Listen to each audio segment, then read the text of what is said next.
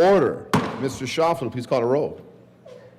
Senators Amabile, Baisley, Ball, Excused. Bridges, Bright,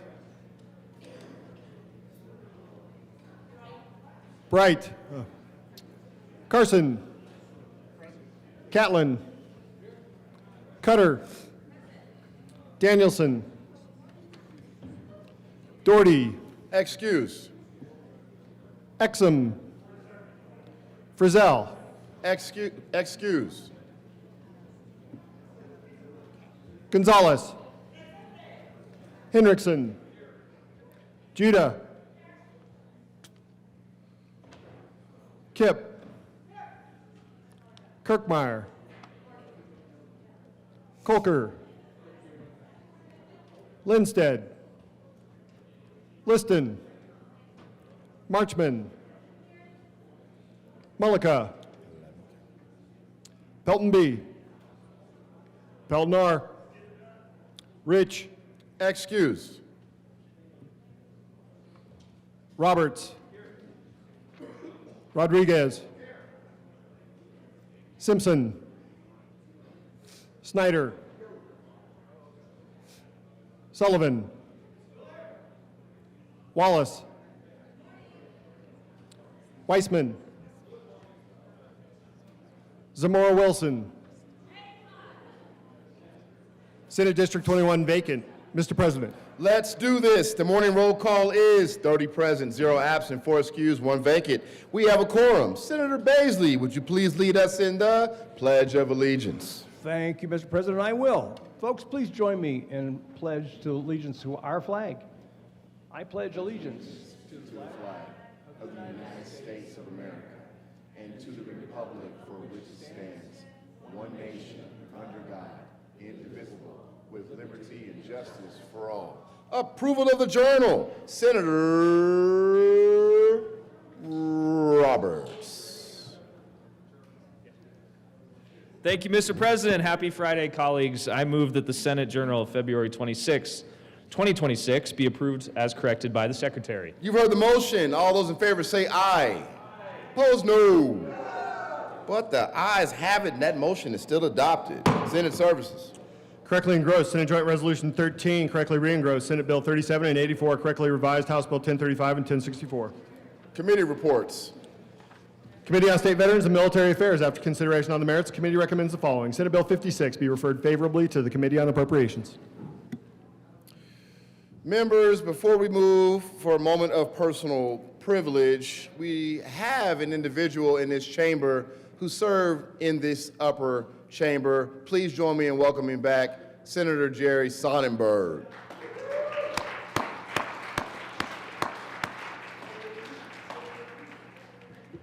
Majority Leader Rodriguez. Thank you, Mr. President. I move the Senate proceed out of order for moments of personal privilege. You heard the motion. All those in favor say aye. Aye. Opposed, no. The ayes have it, and we will proceed out of order for a moment of personal privilege. Senator Pelton R. Thank you, Mr. President. The good senator from Sterling was recognized a little bit ago, but he's here because the Colorado Agriculture Leadership Program is in the building. They held a mock hearing this morning over in LSB. These people are going to be really good leaders for our state in the agricultural realm. This is a great program for them to go through. It's a one-year program, and I would like for them to stand to be recognized.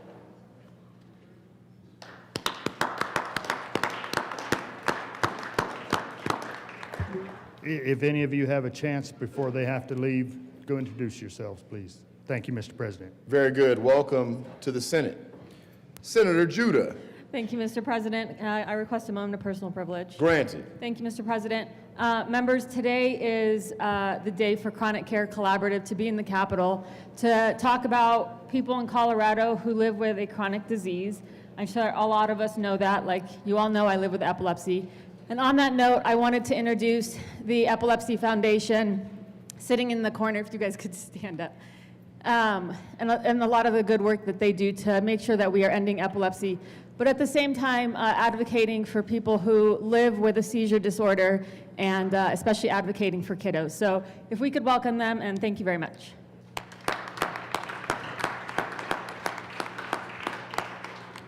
Welcome to the Senate. Committee reports. Mr. President, the Committee on Agriculture and Natural Resources had under consideration, has had a hearing on the following appointments and recommends that the appointments be placed in the consent calendar and confirmed. Members of the Colorado Tourism Board, Office Board of Directors for a term expiring June 1st, 2026. Liz Agostin of Tabernash, Colorado, to serve as an at-large member from tourism-based industries occasioned by the resignation of Alexander Boyne of Erie, Colorado, appointed for a term expiring June 1st, 2027. Carolyn Glover of Denver, Colorado, to serve as a representative of the food and beverage and restaurant industry occasioned by the resignation of Dana Rodriguez of Westminster, Colorado, appointed for terms expiring June 1st, 2029. Megan Leatham of Colorado Springs, Colorado, to serve as a representative of a cultural event and facilities group, appointed. George Karianakis of Denver, Colorado, to serve as an at-large member from a tourism-based industries, appointed. Lisa Boyer of Denver, Colorado, to serve as a representative of private travel attractions and casinos, appointed. Committee on Agriculture and Natural Resources, after consideration on the merits, the committee recommends the following. Senate Bill 65 be postponed indefinitely.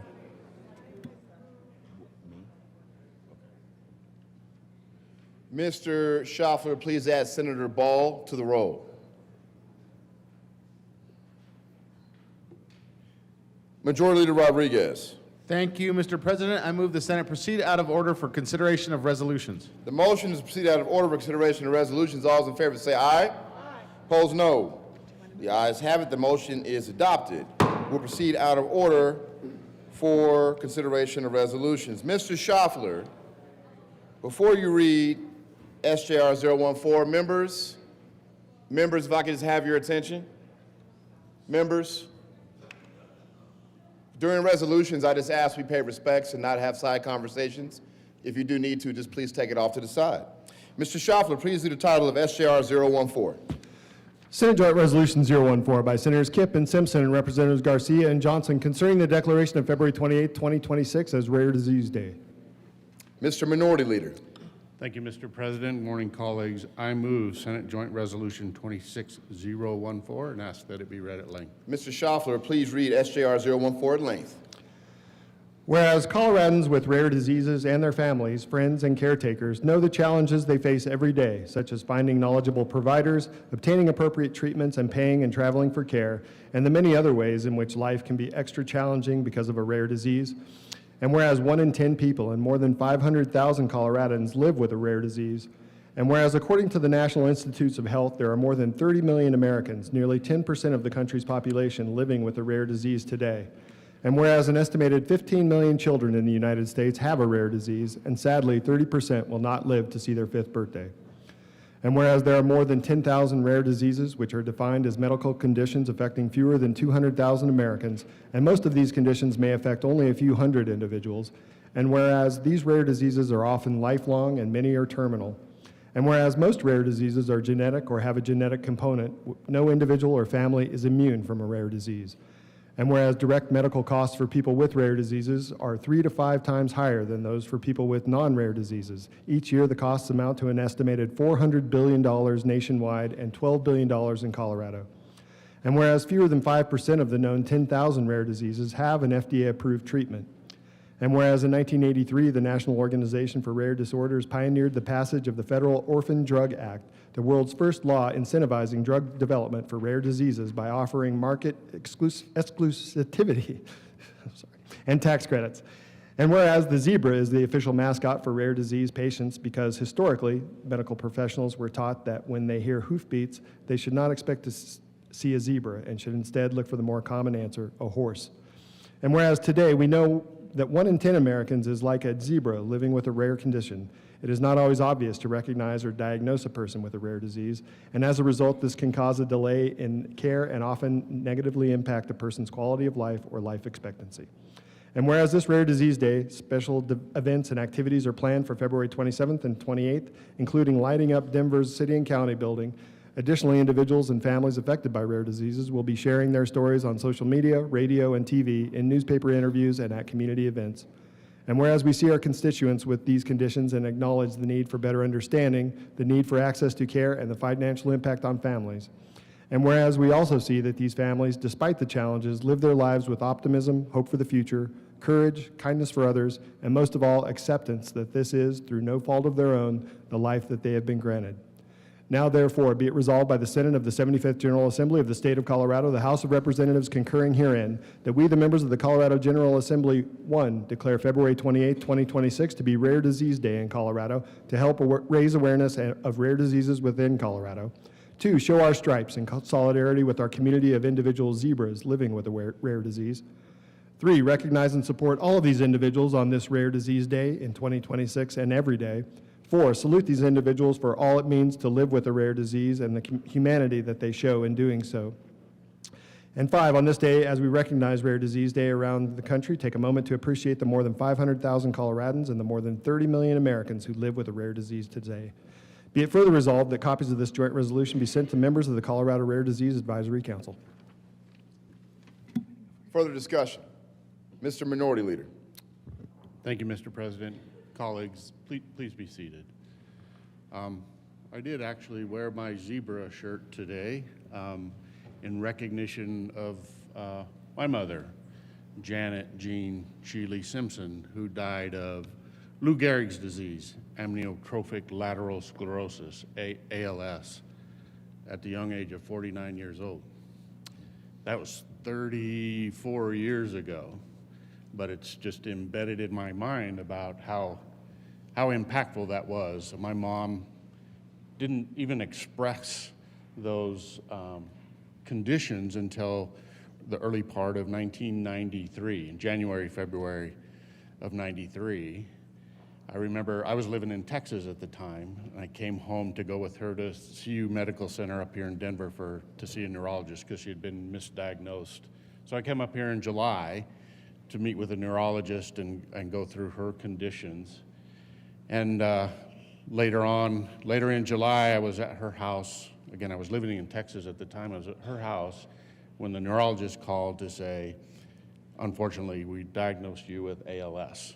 And under those circumstances, you could expect to live 1 to maybe 5 years under that diagnosis. That was in July. My mom died in September.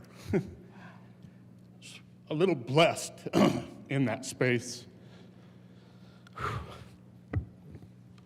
as well, but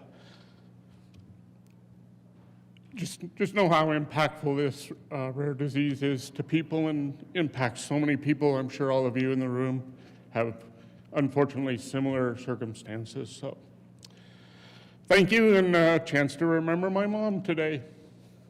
Thank you. Very good. Senator Kipp. Thank you. Wow, that's a heck of a story. Thank you for sharing it with us, Mr. Minority Leader. So I hope you all will take some time to visit with the people here today. I'm wearing purple today because I went and looked up on my phone this morning what colors are associated with Rare Disease Day, and purple was one of those colors, so I put it on. I tend to own a lot of purple. But we do have our chronic care awareness day, people who are suffering from chronic diseases, and a lot of those are also rare diseases. And I just do want to mention our recently departed colleague, Faith Winter. One of the days that I was sitting next to her in the chamber and we were having some of our conversations about drugs last year. We had a lot of conversations about drugs last year in the context of legislation. And she told me that she was only able to get the medicine she needed from one pharmacy in the United States that carried it. It was in San Francisco. And you're like, how does that even work, right? How is it that there is only one place in like the country that you can get the medicine that you need? That is one of the challenges that people with rare diseases encounter. So to all of you who have people in your lives who may suffer from a rare disease, or not, just, take a moment and remember these folks today. And thank you again, Mr. Minority Leader. Thank you. Further discussion. Seeing no further discussion, the motion is the adoption of SJR 014. Are there any no votes? With a vote of 31 ayes, 0 noes, 0 absent, 3 excused, and 1 vacant, SJR 26014 is adopted. Co-sponsors, Senator Kipp. Thank you, Mr. President. I move that the current roll call be added as co-sponsors to this resolution. Seeing no objection, the current roll call will be added as co-sponsors.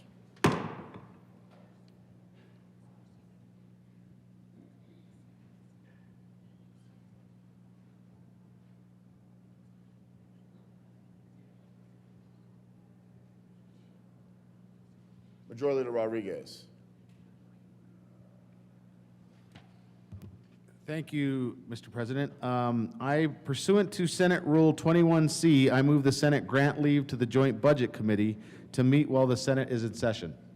The motion is to grant leave for the Joint Budget Committee to meet while the Senate is in session. All those in favor say aye. Aye. Opposed, no. I like that. It's diversity of votes. But the ayes have it, and JBC will be released to to meet while we are in session. Purgatory. There you go. Mr. Majority Leader. Thank you, Mr. President. I move the Senate proceed out of order for to take up General Order second reading of bills. The motion is to proceed out of order to take up General Order second reading of bills. All those in favor say aye. Opposed, no. The ayes have it, and that motion is adopted. We'll proceed out of order. General Orders, second reading of bills. Senator Roberts. Thank you, Mr. President. I move that the Senate resolve itself into the Committee of the Whole for the consideration of General Orders second reading of bills. You've heard the motion. All those in favor say aye. Aye. Opposed, no. The ayes have it. The motion is adopted. The Senate resolves itself Committee of the Whole for consideration of General Orders. Second reading of bills, and Senator Roberts will take the chair. Good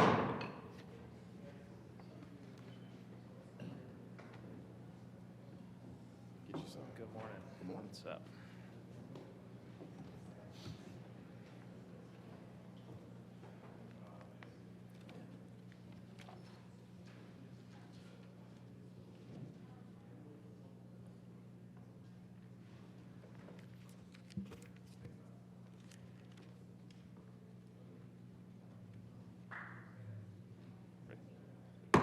The committee will come to order, and the coat rule is relaxed for everyone in the chamber.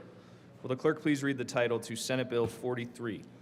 Senate Bill 43 by Senator Sullivan and Representatives Froelich and Brown concerning the regulation of firearm barrel transfers and in connection therewith creating a criminal penalty for the unlawful sale of a firearm barrel. Senator Sullivan. Thank you, Mr. Chair. I move Senate Bill 26043. To the bill. Morning.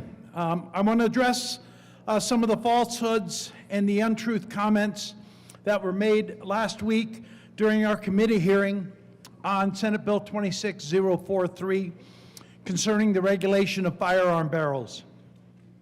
This legislation would only apply to items marked as a firearm barrel and is sold to the public. It does not ban the sale, but it does regulate that sale must be done in person with an FFL. It sets a minimum age for purchase and that a 5-year record of the transaction must be maintained. There are more places to legally purchase a firearm in the United States than there are Starbucks and McDonald's combined.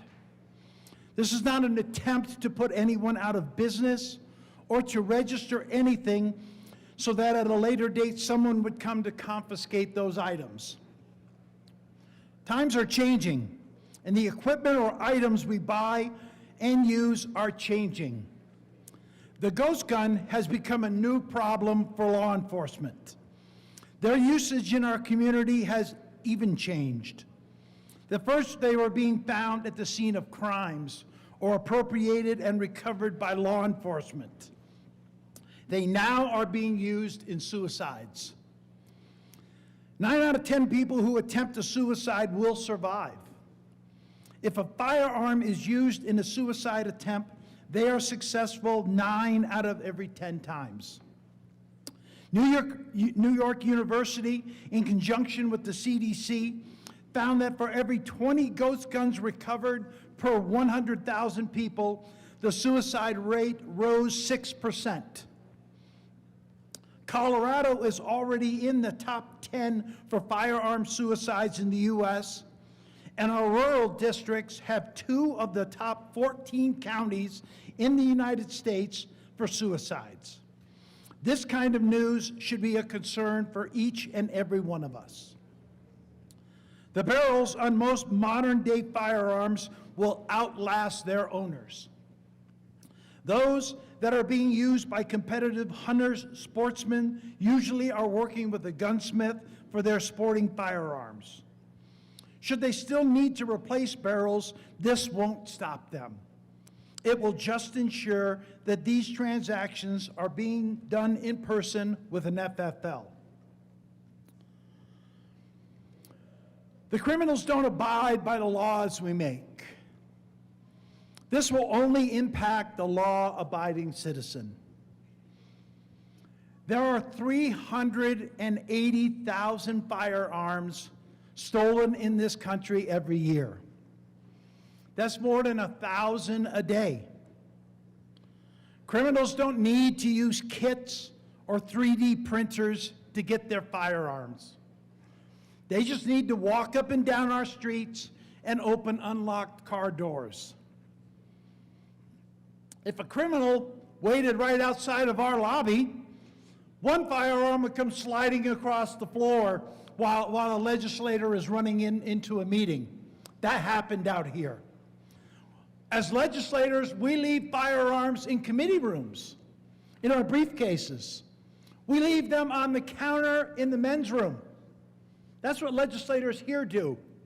And if you really want the really lethal stuff, we will drive an AK-47 into this parking lot with 2 other firearms, have them completely loaded, and leave the car door open. With all the security we have, with all of the cameras we have, no one has ever located that firearm. In 24 to 36 months, that firearm will show up at the scene of a crime, and we'll know where it is then. I'm confident there's firearms out in those cars right now. The people of our state have asked us to take action on the public health crisis that is gun violence. In a statewide ballot election, we were given a mandate that an excise tax should be collected on all firearm purchases, and that money collected to be used to help domestic violence survivors and veterans. The strong Democratic majorities in both the House and the Senate are testament to what the voters have asked us to do. I'm pleased to see institutions of higher education like the Anschutz Firearm Injury Prevention Initiative and Johns Hopkins Center for Gun Violence Solutions weigh in, follow along, and support our work here in Colorado. We have become change makers on gun violence prevention policy, and we will be leading on policy that impacts our country on ghost guns, barrel regulation, and 3D printing. The cry that this is unconstitutional continues to be heard. Acolytes of the gun industry feel that anything that they disagree with must be unconstitutional, and they threaten court battles. The Colorado Supreme Court already established a crucial legal standard in the 2020 case of the RMGO versus Polis that said designated to be readily converted applies to the original intent of the manufacturer. It's not just some piece of tubing that someone has in their workshop. And we heard this during our committee. There were people who said that they were planning to use just that type of materials, and they were even going to market it to the rest of the acolyte community. Readily completed is the language that we use in this bill. And in 2025, the Supreme Court upheld that term in Bondi versus Van Dirkster The functional part must be able to be completed in a short time using common tools. These are already Supreme Court cases that have been adjudicated on legislation like this. That won't stop them from coming up here in a parade and telling me how this is unconstitutional. It's already been established. This policy is what's needed during these difficult times, and Colorado will lead the country with results that will save lives. A barrel is not a gun, and it can't be made into a gun unless it's paired with a lower receiver. This bill is intended to be a barrier to the one part that can't be effectively made by 3D printers. This will not be the end of all of our concern on 3D printed firearms and ghost gun kits. It is a meaningful step. With passage of Senate Bill 26043, Colorado will once again prove that we are prepared to lead on this policy and continue to address the public health crisis that is gun violence. Thank you, Senator Sullivan. Further discussion on the bill. Minority Leader Simpson. Thank you, Mr. Chair. Good morning, colleagues. So there will be an abundance of opportunity this morning and probably into the afternoon to talk about Senate Bill 26043. But I did want to lead it off with what I thought was a really interesting email from, and I'm like everybody's inboxes I know are exploding with comments about Senate Bill 26043, but I did want to just read this one. I won't say who it's from, but dear Senator, I'm writing to urge a no vote on Senate Bill 26043, the gun barrel registration bill. Senate Bill 26043, a proposed law requiring citizens to purchase firearm barrels through a registered federal firearms license, FFL holder, is a misguided approach that would create significant costs and regulatory burdens while delivering little, if any, public safety benefit. At its core, the proposal misunderstands what a gun barrel is and what it is not. A barrel, the sponsor referenced this, a barrel is a component, not a firearm.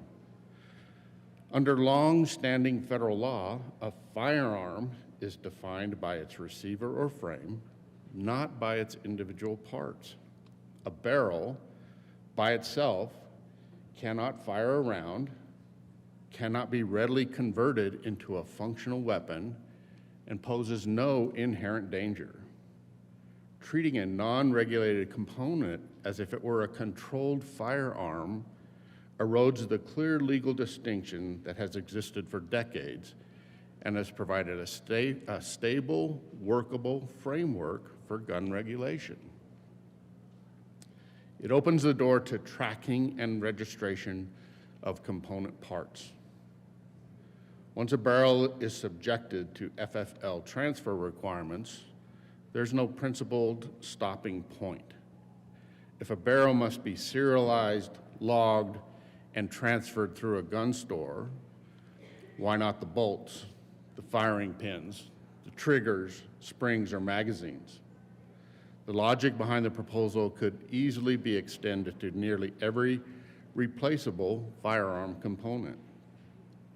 This incremental expansion of regulatory creep, risks turning routine maintenance and lawful ownership into a bureaucratic maze.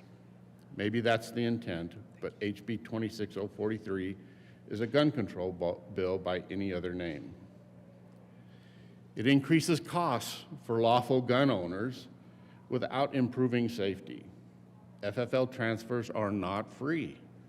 They typically involve transfer fees, record-keeping costs, compliance overhead, and delays.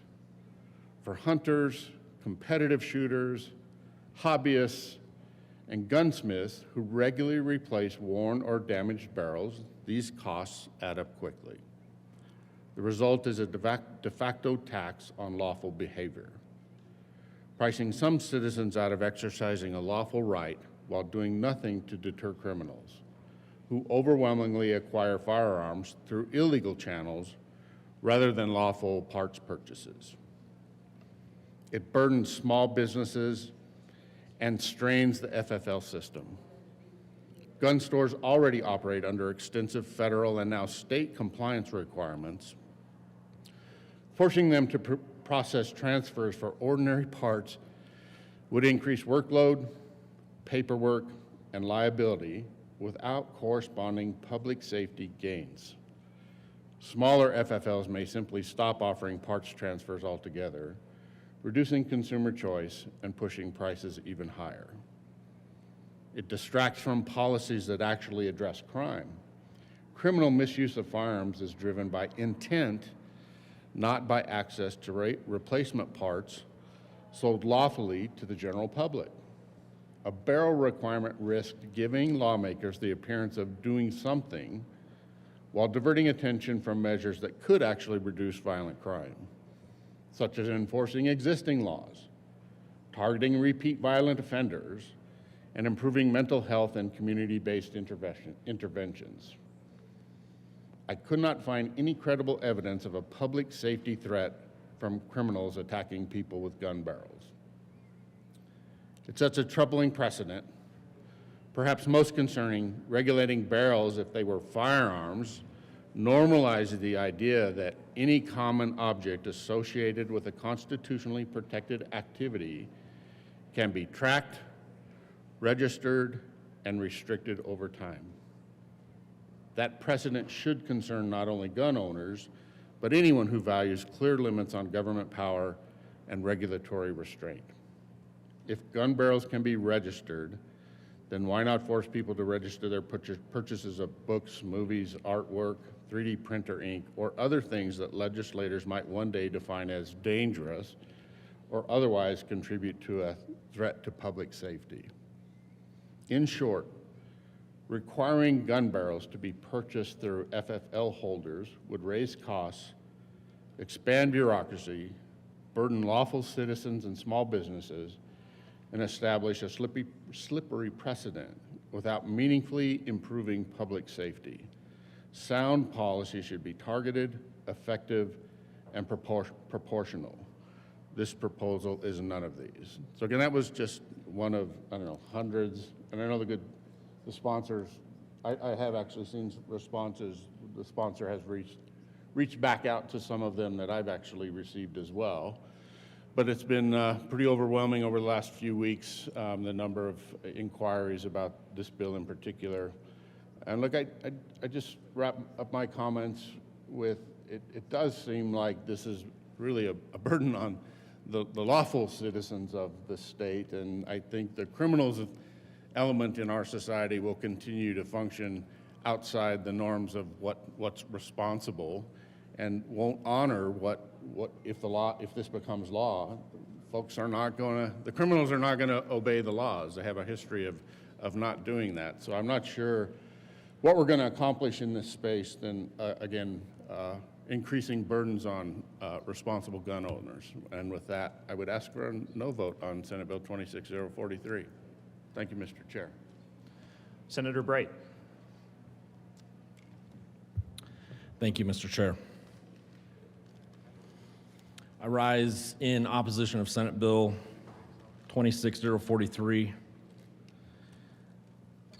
Year over year, we anxiously await legislative proposals in this chamber that will have a real effect on violence in our communities. We wait and we wait. We continue to see this issue addressed in ways that are not effective. I would love to see some legislation proposed here that actually addresses the real root cause of violence in our communities. We continue to chase after things that don't make a difference. I would also say that I take personal offense to the insinuation that I walk around here with a gun that could be slid across the floor, that I leave a weapon like that in a bathroom, that I carry something in my car to defend myself from attacks in a town that has violence. I was going to wait to make some comments to try to talk about this in a more tactical way, but yeah, the opening comments by the bill sponsor were personally offensive. We have hundreds of thousands of parts produced in the state of Colorado, sold in the state of Colorado, that could be combined with other parts available that could be lethal. Are we gonna pass hundreds of thousands of laws in the state of Colorado to address all of those?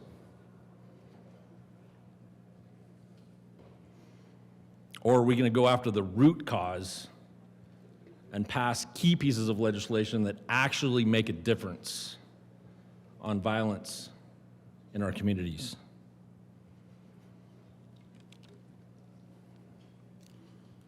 I'll have more to say as we go through this morning, this afternoon. I'm going to jot some more notes down and address what I'm hearing.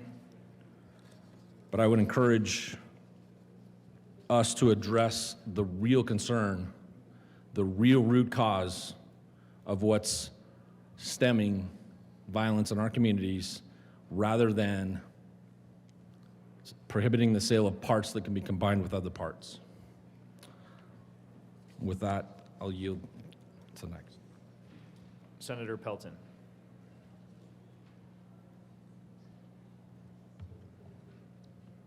Thank you, Mr. Chair. I sit on the committee that heard this bill. We heard overwhelming testimony about how this bill was unenforceable. It's going to put a huge strain on FFLs. I have a FFL in my hometown that already has not renewed his license. The burden is just getting too great for our small businesses to stay in business. And this is one more layer. I liken gun legislation in this state to the same as the oil and gas regulations. They're going to regulate it out. They're not going to just all out and out ban it. They're going to take away the FFLs, make it to where they can't do business in this state anymore, or if they do, it's going to be so expensive they can't afford to do it, and thus eliminating the industry for the law-abiding citizen, not for the criminal. There's already enough guns out there now to arm any criminal that wants a gun. They don't care about FFLs. And so I'm going to read email I got.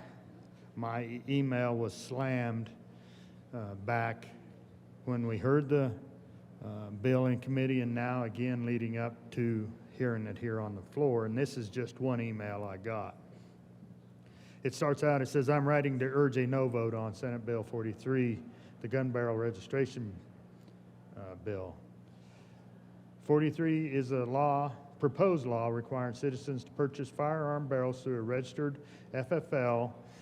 Is a misguided approach that would create significant costs and regulatory burdens while delivering little, if any, public safety benefits. At its core, the proposal misunderstands what a gun barrel is and what it is not. It opens the door to tracking and registration of common parts. Once a barrel is subjected to FFL transfer requirements, there is no principled stopping point. If a barrel must be serialized, logged, and transferred through a gun store, why not bolts, firing pins, triggers, springs, or magazines? That's coming. They're going to do this one piece at a time. The logic behind the proposal could easily be extended to nearly every replaceable firearm component. This incremental expansion of regulation Regulatory creep risks turning routine maintenance and lawful ownership into bureaucratic maze. Maybe that's the intent. But 043 is a gun control bill by any other name. It increases costs for lawful gun owners without improving safety. FFL transfers are not free. They typically involve transfer fees, record-keeping costs, compliance overhead, and delays. For hunters, competitive shooters, hobbyists, and gunsmiths who regularly replace worn or damaged barrels, these costs add up quickly. The result is a de facto tax on lawful behavior, pricing some citizens out of exercising a lawful right while doing nothing to deter criminals, who overwhelmingly acquire firearms through illegal channels rather than lawful parts purchases. It burdens small businesses and strains the FFL system. Gun stores already operate under extensive federal and state compliance requirements. Forcing them to process transfers for ordinary parts would increase workload, paperwork, and liability without corresponding public safety gains. Smaller FFLs may simply stop offering parts transfers altogether, reducing consumer choice, pushing prices even higher. It distracts from policies that actually address crime. Criminal misuse of firearms is driven by intent, not by access to replacement parts sold lawfully to the general public. A barrel requirement risks giving lawmakers the appearance of doing something while diverting attention from measures that could actually reduce violent crime, such as enforcing existing laws, targeting repeat violent offenders, and improving mental health and community-based interventions. We had the good senator from Platteville in his opening remarks kind of talk around this. We have issues that are causing this problem, and it's not the guns, it's not the parts, it's the mental health, it's the people. We have people that are the problem, not the gun. He goes on to say, I could not find any credible evidence of public safety threat from criminals attacking people with gun barrels. It sets a troubling precedent. Perhaps most concerning, regulating barrels as if they were firearms normalizes the idea that any common object associated with a constitutionally protected activity can be tracked, registered, and restricted over time. That precedent should concern not only gun owners, but anyone who values clear limits on government power and regulatory restraint. If gun barrels can be registered, then why not force people to register their purchases of books, movies, artwork, 3D printer ink? There's a 3D printer bill going through the House right now that's very troubling. Or other things that legislators might one day define as dangerous or otherwise contribute to a threat to public safety. In short, requiring gun barrels to be purchased through FFL holders would raise costs, expand bureaucracy, burden lawful citizens and small businesses, and establish a slippery precedent without meaningfully improving public safety. Sound policies should be targeted, effective, and proportional. This proposal is none of these. And again, this is one of the thousands of emails I've received. There was one day back before this bill was heard in committee, I got 1,500 emails in one day, and overwhelmingly against this bill. So I would encourage a no vote on this bill when it comes that time. I do have an amendment I will run later, and I will talk some more about this bill at that time. Thank you, Mr. Chair. Senator Sullivan. Thank you, Mr. Chair. Just to be clear, and I've already heard two people say, in the bill, we do not ask, or is it demanded, that the barrels be serialized. That's not in the bill. I know that's part of your talking points. Maybe you could scratch that part out. I'll have to keep coming up here and letting people of the state of Colorado and the rest of my colleagues know there is nothing in the bill that serializes gun barrels. The receivers are serialized. That's legislation that we've already passed. And a gun barrel, when matched with a receiver, becomes a deadly weapon. A screw or a spring does not become a deadly weapon. Senator Zamora Wilson. Thank you, Mr. Chair.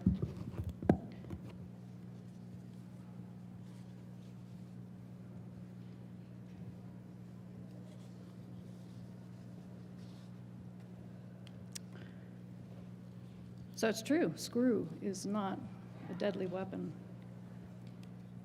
Neither is I guess, a pipe, barrel. Same argument can be made. This bill is another egregious infringement on our Second Amendment rights. A barrel is not a firearm. It's not regulated under federal law. It's not a completed weapon. It is a component, like a screw, like a spring. And yet this bill layers significant regulatory barriers onto the transfer of that component. Barriers that implicate not just commerce, not just convenience, but constitutional rights. The people of the United States did not put us in office to trample their constitutional rights. The purpose of government in the first place is to secure the rights of the people.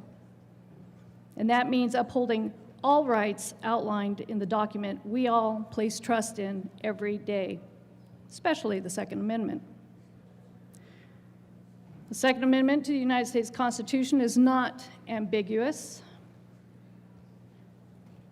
It protects the right of the people to keep and bear arms. The United States Supreme Court made that clear in decisions like District of Columbia versus Heller and New York State Rifle and Pistol Association versus Bruin, that this right extends to arms in common lawful use, and that modern regulations must be consistent with the historical tradition of firearm regulation in this country. We must ask ourselves, where in our historical tradition do we see regulation of non-serialized component parts requiring in-person government-supervised transfers? Can you imagine if we did that with the First Amendment? What if there were people who deemed, I don't know, Christians were a threat to public, and that we must regulate components to Christianity, say, the Bible? We're going to track that and regulate. It's pretty absurd, but the argument can be made.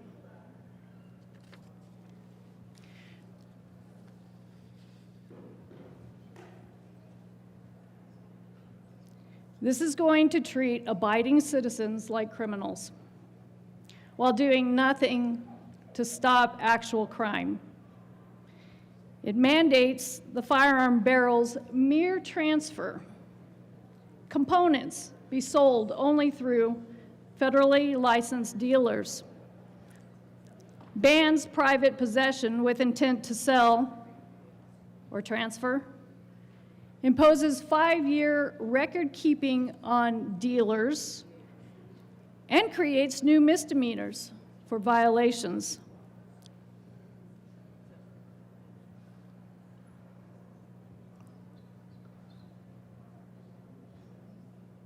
More misdemeanors, more arrests. I know there's many in this chamber that would prefer to empty jails, but here we're creating more misdemeanors. It empowers the Colorado Bureau of Investigation to create forms for tracking these sales and edging us closer to a de facto gun registry. Now, the fiscal note claims there's minimal impacts with $0 in new revenue or expenditures starting in fiscal year 26-27. But this absolutely ignores inevitable enforcement creep and workload for CBI to create forms, increase in judicial processing of new misdemeanors, and potential future budget hikes amid Colorado's $850 million to $100 billion shortfall. Taxpayers are going to foot the bill for this nanny state overreach, diverting funds from real priorities like our roads and our schools. The non-monetary costs to the taxpayer, we're going to have an erosion of fiscal accountability as government expands control over private property without proven public safety benefits. The unintended consequences, well, wasted dollars on ineffective laws that fuel bigger government, potentially leading to higher taxes, or, if we ever get an opportunity, cut elsewhere to cover hidden compliance costs. As far as the cost to the avid gun hobbyist, the monetary costs is going to be in the hundreds per barrel for FFL transfer fees, plus travel and time costs as online or private sales are banned, hiking the price of customizing or repairing firearms. Non-monetary costs to the gun hobbyists, we have a loss of freedom to innovate. Mandatory dealer involvement invades privacy through records that can be abused, misused. And looking at the unintended consequences, it reduces participation that enthusiasts have. They'll avoid hassles, stifling a community that promotes responsible gun culture, and some may turn to out-of-state purchases, risking legal pitfalls. As we look at the costs for the gun shops, the FFL dealers, we have monetary costs, no direct state funding, but increased administrative expenses for 5-year record keeping, form compliance, and potential liability, offset somewhat by transfer fees, but overall a net burden to a regulated market. Non-monetary costs for the gun shops, more red tape and CBI oversight, turning small businesses into unwilling government agents, time spent on paperwork that detracts from serving customers. Unintended consequences, slower sales due to customer deterrence, or a shift to the black market alternatives that undercut legitimate shops. This could force some rural dealers out of business amid low-volume barrel transactions. And again, tying into what was stated previously, you have producers that exit the market, that decreases supply, causes scarcity, increases prices, who will that impact? Those low-income people, those of minorities, fixed-income citizens. That is infringing on their Second Amendment right. For the gun owners, what are the costs? You have monetary costs similar to the hobbyists, added fees, costs, barrel replacements, as I just had stated, especially for the hunters or the sport shooters needing quick fixes. Buyers must be 18 or older and firearm eligible, adding verification hurdles. Non-monetary costs, of course, we get the chilled exercise of the Second Amendment rights through fear of tracking. And it treats owners as suspects for owning basic parts. Basic parts. Unintended consequences for the gun owners, Owners may delay maintenance, leading to unsafe firearms. Criminals ignore the law, while compliant owners face disproportionate scrutiny, fostering distrust in the government. And what are the costs to those who support the Second Amendment? The monetary costs, again, indirect hits through donations to fight this in court or lobby against it, broader economic drag on gun industry jobs and revenue in Colorado. The non-monetary cost, assault on core liberties. The Second Amendment protects against tyranny, yet this bill piecemeals and erodes it by regulating components, setting precedents for more bans. It is not going to stop here. Unintended consequences, as I stated again, and I'll keep saying it, it alienates minorities and low-income families who rely on affordable self-defense options. These are barriers, and they are increasing, and it drives people out of state or underground, weakening Colorado's pro-Second Amendment voice while emboldening those who are against guns. This bill exemplifies overreach. This isn't about safety. This is not about safety. This is about control. This is at the expense of our freedoms, all the while criminals laugh and bypass this. We must reject this tyranny to preserve our constitutional republic. I will be speaking more on this, but this is a bad bill. We need to vote no on this. Thank you.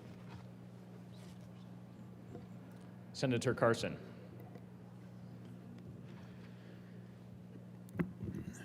Thank you, Mr. Chairman. I would like to make a few comments as well in opposition to Senate Bill 43. And I think my colleague from the Air Force Academy has made an excellent outline of many of the arguments against this bill. Of course, she is and has been a member of the military and is quite familiar with the position, I think, of a lot of folks in the military and a lot of lawful gun owners, a lot of folks in law enforcement, about the continual bill after bill that is coming through this legislature impacting on the Second Amendment. This bill is, I guess, being marketed as one to close a loophole. And to me, that really answers an important question we ask in this state of Colorado quite a bit in recent years. When is it going to end? And I think we have the answer to that question with a bill like this. It's not going to end. I mean, we're going to have bill after bill after bill trying to regulate lawful citizens and their ownership of firearms, to regulate lawful businesses, gun dealers throughout this state. I mean, the regulatory burdens that this bill places upon folks running lawful businesses in this state, there's no longer any question in my mind that the goal of a lot of folks may well be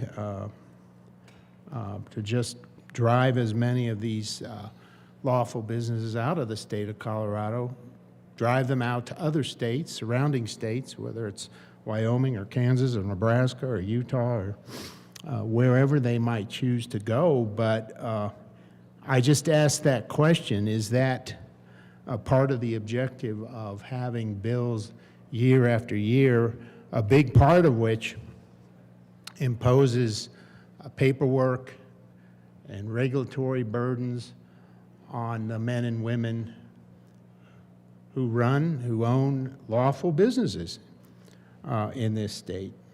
And so that's just one aspect of this bill that concerns me.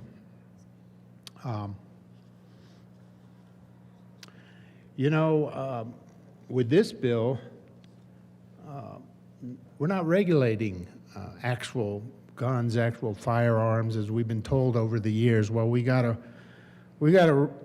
crack down on all the firearms out there, all the firearms being sold, and potentially going into the hands of people who will engage in wrongdoing and horrible things in our society. But now we're going to regulate parts of guns. And there's going to be a couple of bills along those lines this year, introduced in the Senate and the House, that we're going to start regulating parts of guns. So again, I get back to that point of closing a loophole. When is it going to end? When are we going to stop another bill? What's the next chapter that people are going to be asking? Because the cumulative effect, ultimately, I don't think you can deny, is to infringe upon the Second Amendment rights of the citizens, lawful gun owners in this state. We know what the Second Amendment says. A well-regulated militia being necessary to the security of a free state, the right of the people to keep and bear arms shall not be infringed. So how are we going to define infringement? I mean, would the founders and the folks who've come before them ever dream that we're now going to have laws in this state, in this country, that not only, it started with background checks, which may well be very reasonable, and we were told at that time, that's what we need to do. We need to do background checks on people to make sure that folks who, are getting firearms don't have a felony or criminal record. But as was predicted in those times, we knew it wasn't going to end with that. It was going to go on and on and on, bill after bill. Last year we had a bill which still hasn't gone into law. It's going to go into law this summer. And I think a lot of people out in the public have probably forgotten about what's coming, but you're going to be required, in order to purchase a firearm in this state now, to undergo hours and hours of training. And you're going to have to be approved ultimately to purchase those firearms. Again, more paperwork, more burdens. And the irony, of course, on that bill, I've always felt over the last year with the delay, the tremendous delay in implementing the bill, is it certainly increased the purchase of firearms, because the natural reaction of folks is going to be, well, I don't want to deal with all of that additional burden. I know enough about owning a firearm, and I've engaged in hunting or recreation, or I've been in the military, I've been in law enforcement. I know how to keep a firearm safe and operate a firearm, and so I'm going to go purchase the additional firearms I want now before this new law goes into effect. But again, you got to get back to this whole cumulative effect of all these bills and laws and regulations time after time, and ask yourself, have we now reached the point where we are infringing on people's rights to own a firearm lawfully in this state? And of course, beyond the Second Amendment, let's not forget that we have the Ninth Amendment as well, and I'll just read that as well, because I think it's important to remember the Ninth Amendment whenever we're talking about different rights in the Constitution. The enumeration in the Constitution of certain rights shall not be construed to deny or disparage others retained by the people. So I always ask the question, well, you know, when the founders were laying out the Bill of Rights, I think it's pretty clear from the history of the Constitutional Convention and what followed with adopting the Bill of Rights was that the intent there was not to limit rights. The belief was going back to the common law of the English-speaking peoples, if you will, the Western civilization concept that people have natural rights. They have rights that they have as human beings. And the Second Amendment and other amendments in the Bill of Rights are not designed to say, these are all the rights that you have.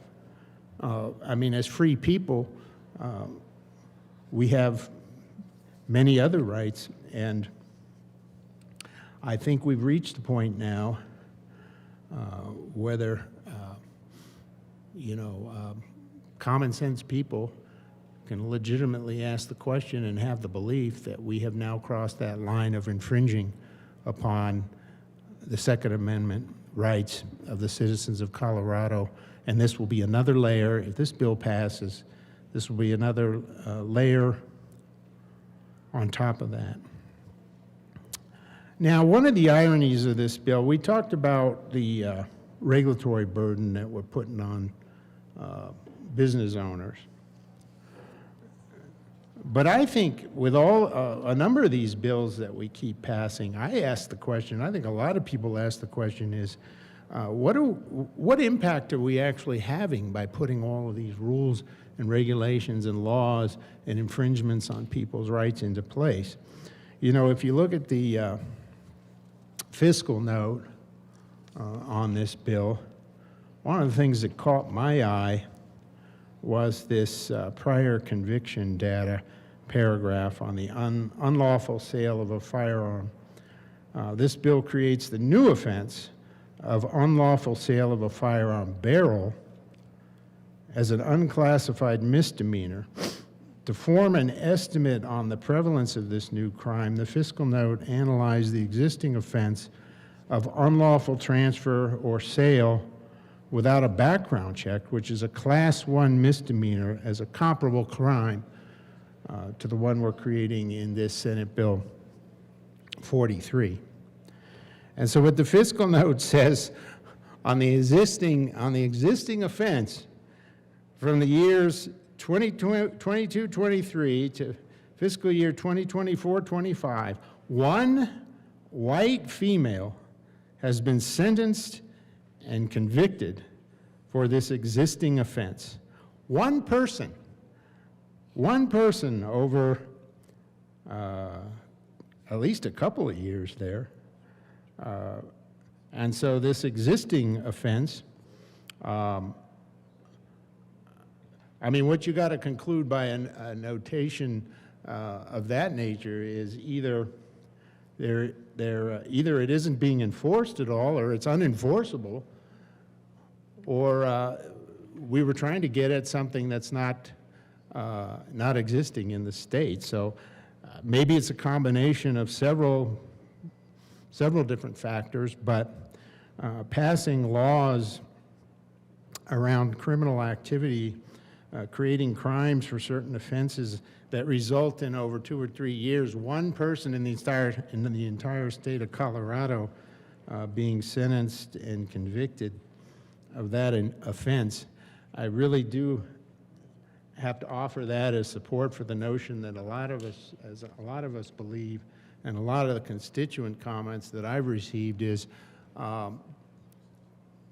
what are we trying to deter here, and how much of an offense is actually occurring in the state of Colorado? And all of the resources we're going to expend, that we're going to put on small business people, that we're going to put on individual citizens, that we're going to put on law enforcement, and our legal system, all of that may well result in one person or several people being convicted or pursued of different offenses. So I think we should probably focus, as my colleague from Platteville noted earlier, maybe in this state we ought to get back to actually seriously punishing criminal activity in a meaningful way and sending a message.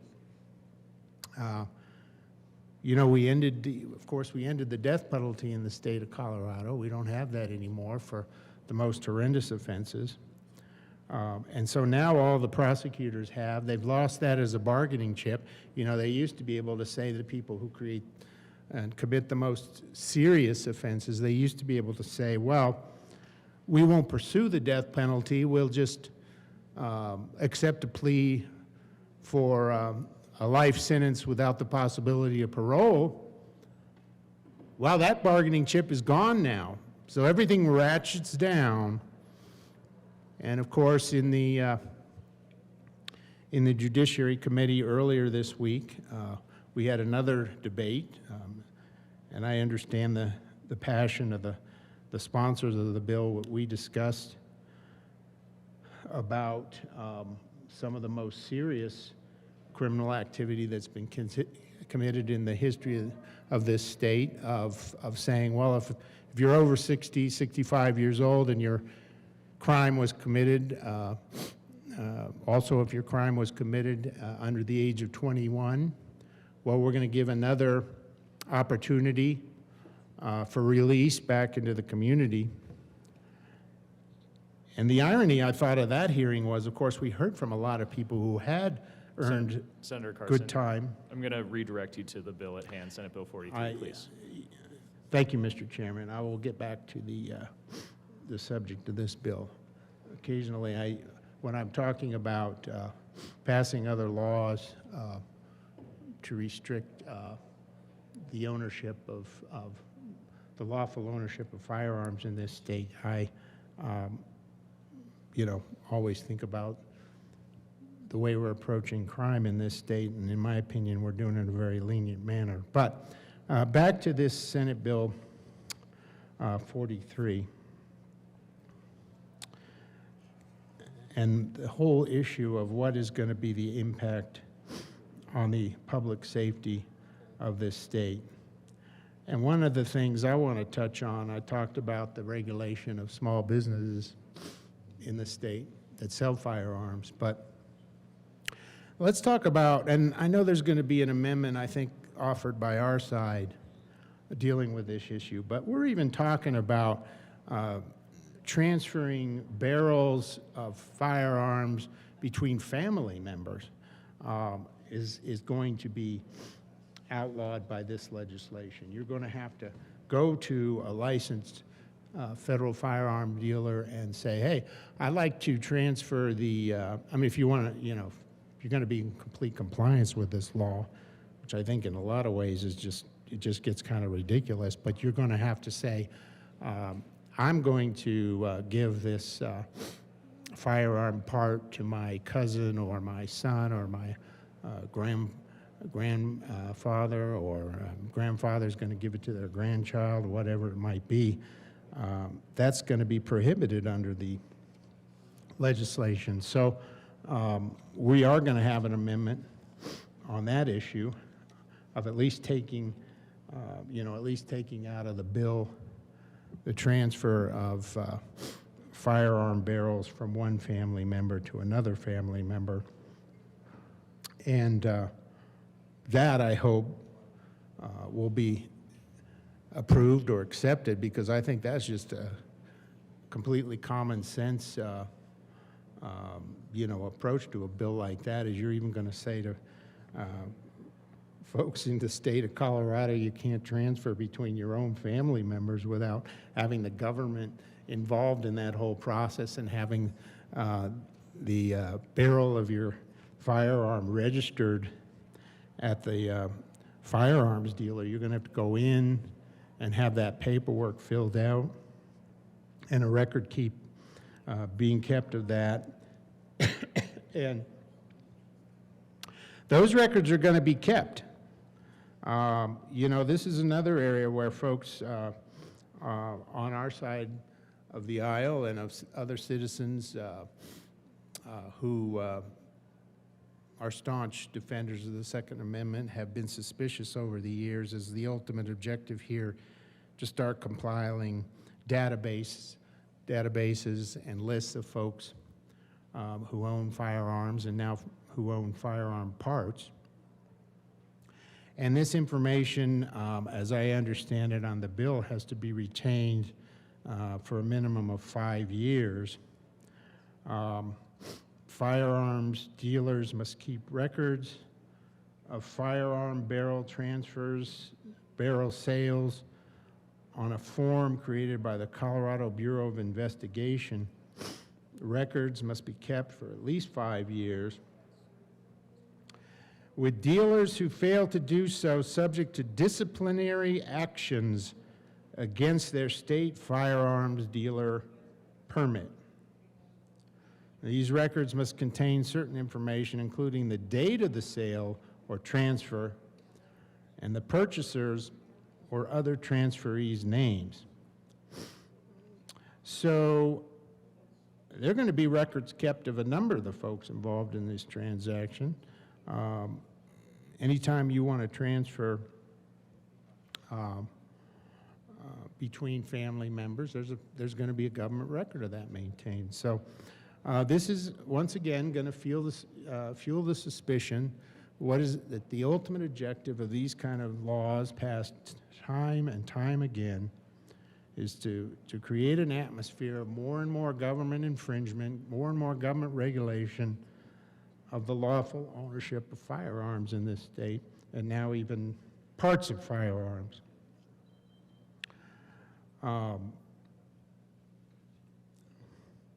So there are some exceptions to that. The bill provides exceptions for certain sales or transfers, including those to law enforcement agencies and firearms buyback programs, transfers or sales during voluntary firearm buyback programs. But ultimately, if you want to transfer a part of a firearm to a member of your family, you're going to have to go to one of the licensed dealers. You're going to have to fill out the paperwork. You're going to have to provide a good deal of information. And then that's going to be kept as a record for a minimum of 5 years.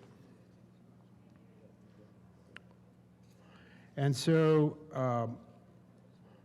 what I think folks that are writing to us, and this is, you know, this is a very clear divide in our state. You know, I get a lot of emails and from folks who oppose this bill and similar bills, and I talk to folks who oppose it, and I have to tell them, you know, I felt like those would have a big impact on the legislators, but the reality is with the current makeup of the legislature, both the House and the Senate, these bills may well pass. They may well continue to pass until the voters decide they've had enough and make a change. But it's very clear that the majority parties generally supports these type of restrictions. And those of us who are in the minority oppose them. And that's generally been the breakdown, with a few rare exceptions when these bills to further regulate the Second Amendment, the lawful ownership of firearms, come before the legislature. The breakdown, the votes are pretty clear. And so I would just say to the people of Colorado, if you believe in the Second Amendment, if you believe that restriction after restriction is an infringement on the Bill of Rights for people in this state, then take note. Take note of of how the votes are breaking down, because we're going to have votes ultimately today. We're on second reading of this bill, so we largely debate the bill, but there will ultimately be votes on these bills as they continue to come before the legislature. And I've heard of at least 2 others that are coming through that are pretty similar in nature. They're sort of regulating different parts of firearms, or they're regulating, I would say, duplicative regulating on the area of ghost guns, because, you know, ghost guns are not permitted under federal law. That was upheld by the U.S. Supreme Court even a couple of years ago. Is that the regulation of those, certainly at the federal level, was permissible. So that goes on, and yet we seem to feel like we need to keep passing additional bills around ghost guns, or around parts of firearms, or around you know, printing of parts of firearms. And so I'll just wrap up at this stage by saying I think people should take a very careful look at this bill. And, you know, when you're looking at just one piece of legislation, you can say, well, that's not so bad. But the cumulative effect of bill after bill, of bills that are presented to close loopholes, I think the citizens of this state have a good reason to ask what we've been asking for many years now. When is it going to end? Are we just going to keep passing more laws? And what are we accomplishing with all of this? Are we actually getting at the lawbreakers? You know, I have a hard time thinking that, unfortunately, the criminal element, if you want to call them that I presume this bill is targeted at, preventing people from engaging in parts of the sale or transfer of parts of firearms.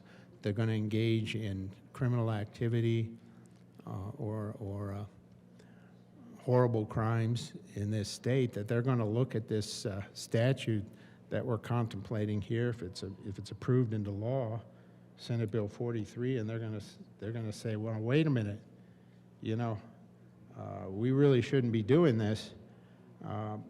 You know, this violates another law that the Colorado legislature has put into effect, and by golly, we're not going to do that.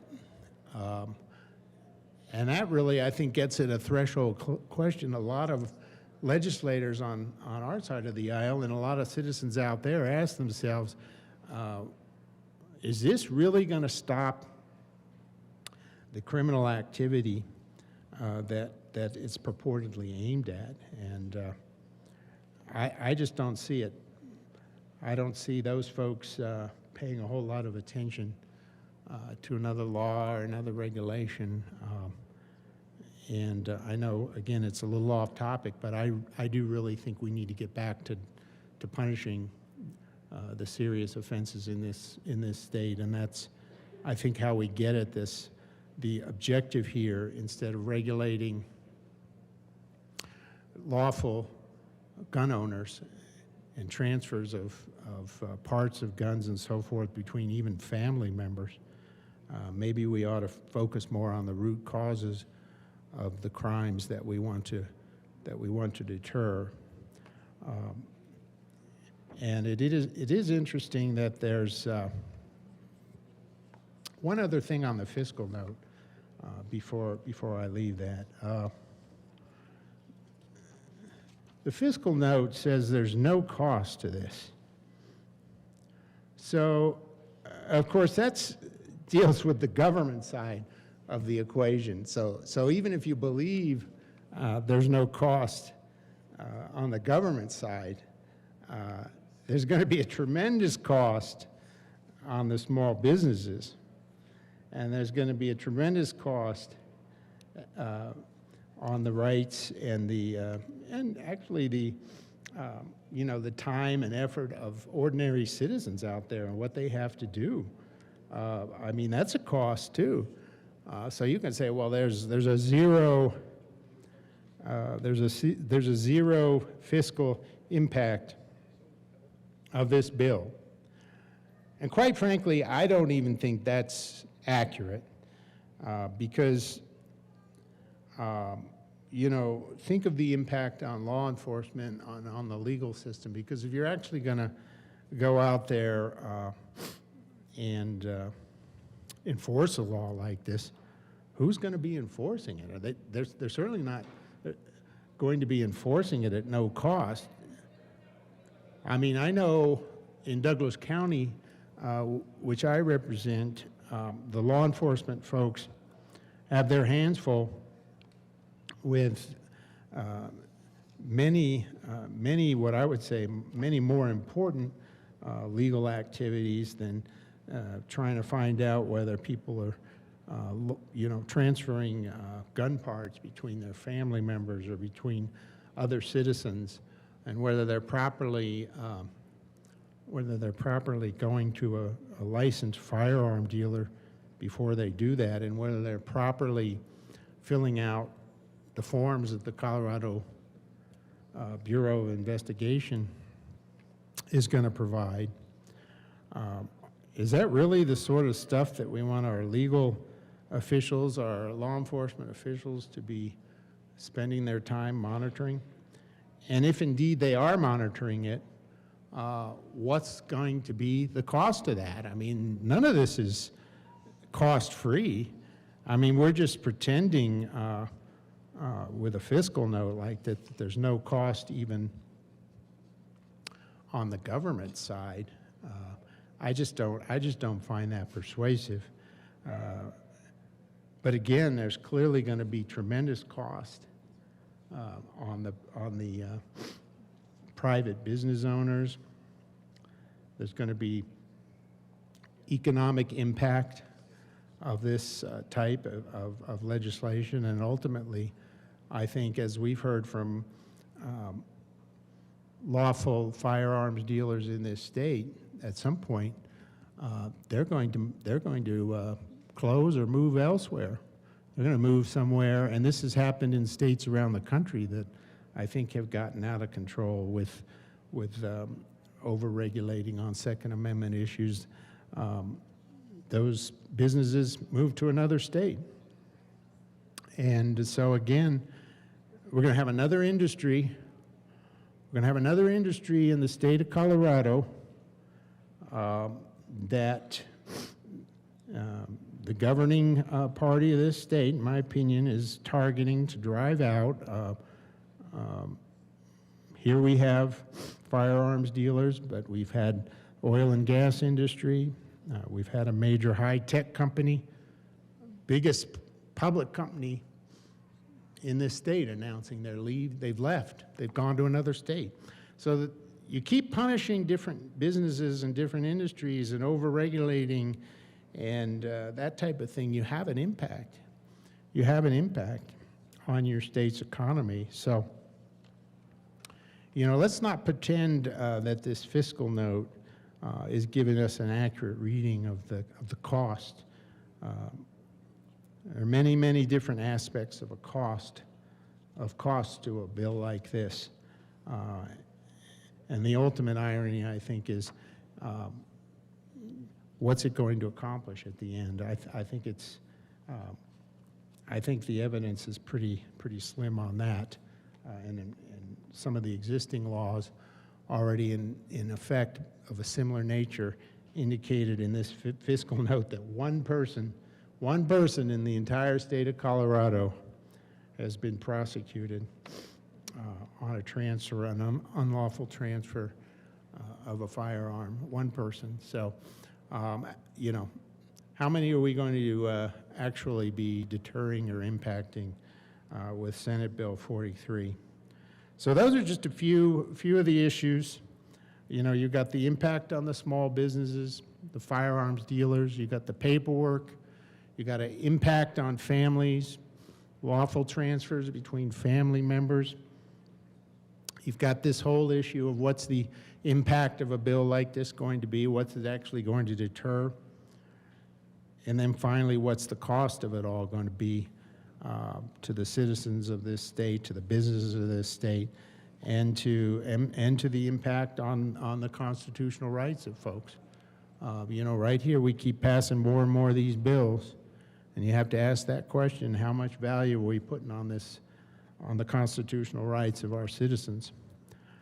So I strongly oppose this legislation and would urge my colleagues to vote against it and look forward to, as we offer amendments on it and so forth. And with that, Mr. Chairman, I will turn it over to my colleague from Woodland Park. Senator Baisley. Thank you, Mr. Chairman. You know, when I entered the legislative body 7 years and 2 months ago, and we see the gun control ideas come through every year, multiple times. But it was long ago, it was years ago, that we left what could be considered common sense, reasonable care for regulation on firearms. Now we're down to a barrel, one where a bill that recommends that the Colorado Bureau of Investigation create a form for federally licensed firearms dealer to record a sale or transfer of a firearm barrel, and that the only way to purchase that firearm barrel would be in person through a federally licensed firearm dealer. Just the barrel. You know, every time I see an idea come across for regulating firearms, I always look for and typically find that the restrictions will be on the people of the state of Colorado and not on the government of the state of Colorado. So very specifically, that happens with this bill, as typically happens. It says this section does not apply to the sale or transfer of a firearm barrel to a federal, state, or local law enforcement agency, or the sale or transfer of a firearm barrel to the United States military, or the sale or other transfer of ownership of a firearm barrel if the sale or other transfer of ownership is to an authorized representative of a city and county, a county, state, or federal government. So the restriction is on we the people and not on any government entity. That's important to understand. Now, there's a lot of talk, even in the introduction by the sponsor of this bill, of why this is not an infringement on the people's right to bear arms. I want to read an article from The Hill, and it's relevant. This was written first day of April of 2021 because it was prompted by a shooting here in Colorado. It says following the recent tragic shooting at the grocery store in Boulder, Colorado, President Biden joined a chorus of congressional Democrats demanding strict gun control legislation, including a ban on guns, commonly referred to as assault weapons. And we can ban assault weapons and high-capacity magazines in this country once again, Biden said. I got that done when I was a senator, and we should do it again. Putting aside whether restricting gun ownership or for lawful citizens is effective public policy, it isn't. Questions remain about the extent of the power of the government to impose gun laws in light of the Second Amendment. The Constitution guarantees that, quote, a well-regulated militia being necessary to the security of a free state, the right of the people to keep and bear arms shall not be infringed. A plain reading of the Second Amendment ought to be enough to stop nearly all federal gun laws. Read that again. A plain reading of the Second Amendment ought to be enough to stop nearly all federal gun laws. And I would say all state gun laws as well. But over the past century, courts and scholars have watered down the Bill of Rights with convoluted arguments that contradict the overwhelming historical evidence that's still available to us. The truth is, the intentions of those who debated, wrote, and passed the Second Amendment are clear. The purpose of the amendment is to protect individual liberty by, in part, stopping the government from instituting gun restrictions of any kind, because America's founders wanted to ensure citizens had the ability to defend themselves against a tyrannical national government and other domestic threats, as well as from foreign invaders. I'll remind that I just read directly out of the bill that the Second Amendment is intended to give people the liberty, the individuals, we the people, the liberty to own weapons that would stop the government from instituting any kind of tyranny. And yet, here in the bill, it says only the people will be restricted and not the government. Evidence of this view can be found in the Second Amendment itself. First, there are no except clauses in the text. It simply says that the right to bear arms shall not be infringed.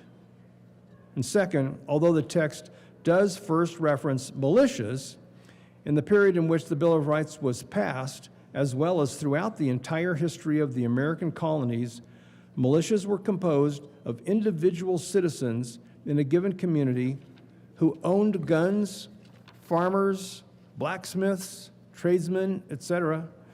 And in 18th century America, militias could not have existed without individual gun rights. The two concepts were inextricably tied together. And the argument that the Second Amendment's writers intended to restrict individual gun ownership, but not gun ownership by militias, makes no sense in the historical context. Additionally, note that the justification for the Second Amendment included in the text is that it is necessary for the security of a free state. Preserving the free state is at the heart of the Second Amendment, not hunting or self-defense. And one of the biggest perceived threats to freedom in the founding era was a powerful government. And that's why James Madison, the father of the Constitution, wrote in the Federalist Papers that being armed is an advantage that the Americans possess over the people of almost every other nation.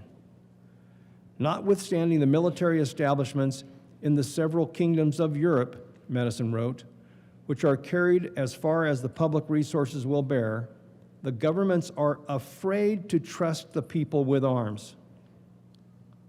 I'll read that one again, it's so important. Notwithstanding the military establishments in the several kingdoms of Europe, Madison wrote, which are carried as far as the public resources will bear, the governments are afraid to trust the people with arms.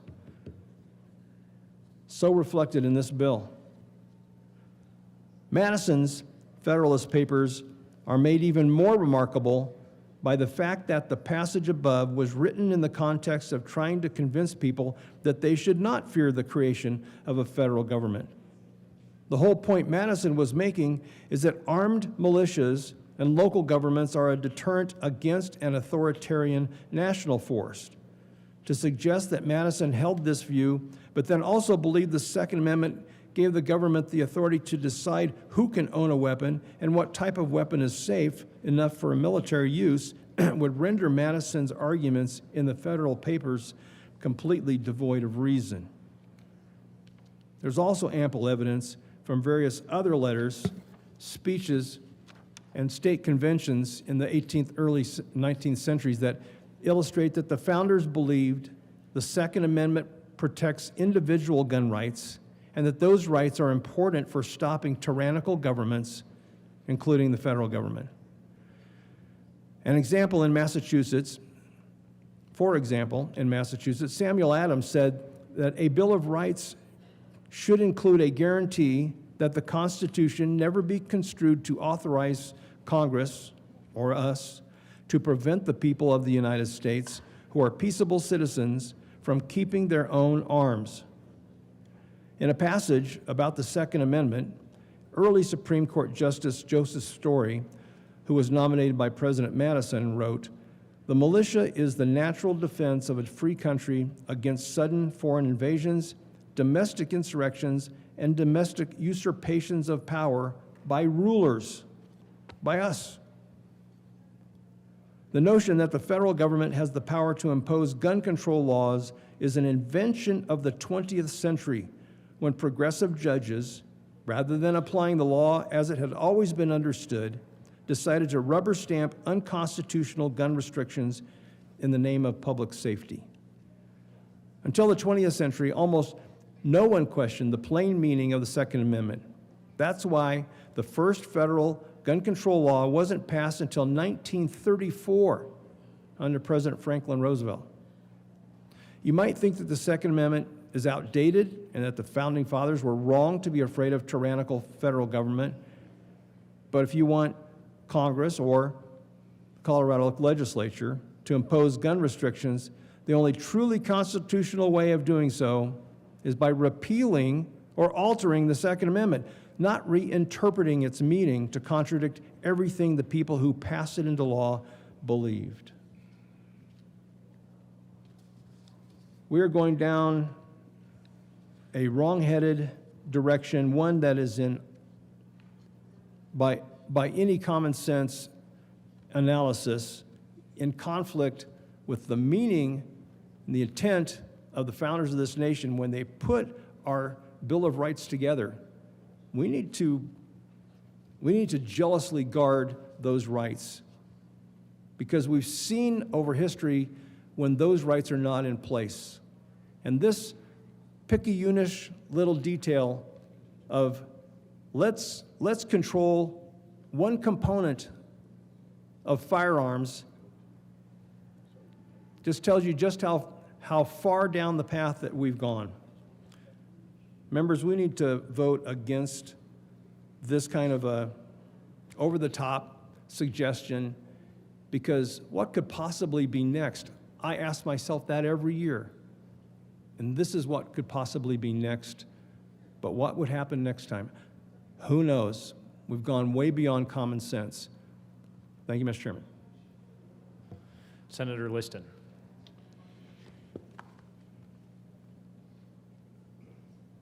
Thank you, Mr. Chairman, members.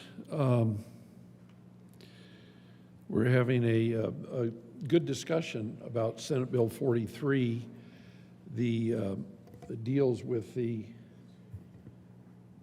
the title for those who are watching in, concerning the regulation of firearm barrel transfers, and in connection therewith,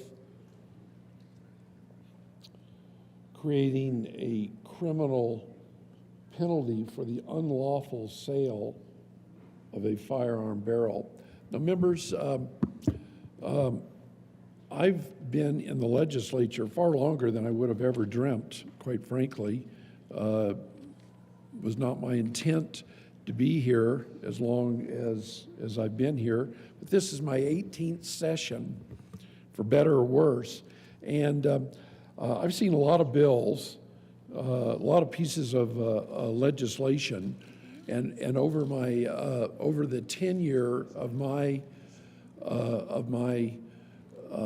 legislative career, and I'm not making this up, of all of the bills and pieces of legislation that people have come to me. We all get emails, we have town hall meetings that people bring ideas to us, or they bring their concerns to us, and so forth, and rightfully so, about, good traditional issues, be it roads and bridges and funding for schools, agricultural issues, financial issues, business issues, labor issues. The list goes on and on and on, and even firearms issues. You know, there's has been well documented here. People are rightfully concerned about protecting their Second Amendment rights that are, quite frankly, being chipped away all the time by the legislature. But in all of my years, I have never, and even as recently as this session, but I've never, ever, ever had somebody come to me, one of my constituents, and said, Senator Liston or Representative Liston, you need to do something about the transfer of a firearm barrel. A citizen goes in there, you need to make that a criminal offense, because I feel so threatened that my neighbor has transferred, or wants to, I've heard that my neighbor got a new barrel on his firearm. He had owned a rifle for 20 or 30 or 40 years, and he decided that, upon good advice, that he needed a new barrel.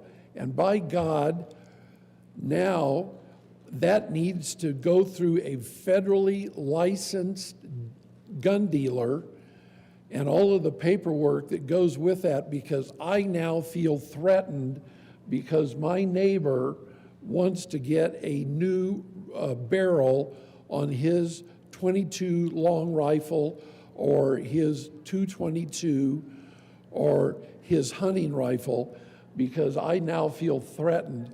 We need to pass a law that will criminalize somebody going and getting a new barrel. I can't make this up, colleagues. Never has any of my constituents, and probably I'm looking here in the audience, I won't say names, but the good senator here, the good senator there, the good senator over there, if you've had anybody that has called you up or sent you a letter or an email that has said, we need to criminalize the transfer of a barrel, would you please raise your hand? I don't see anybody so far.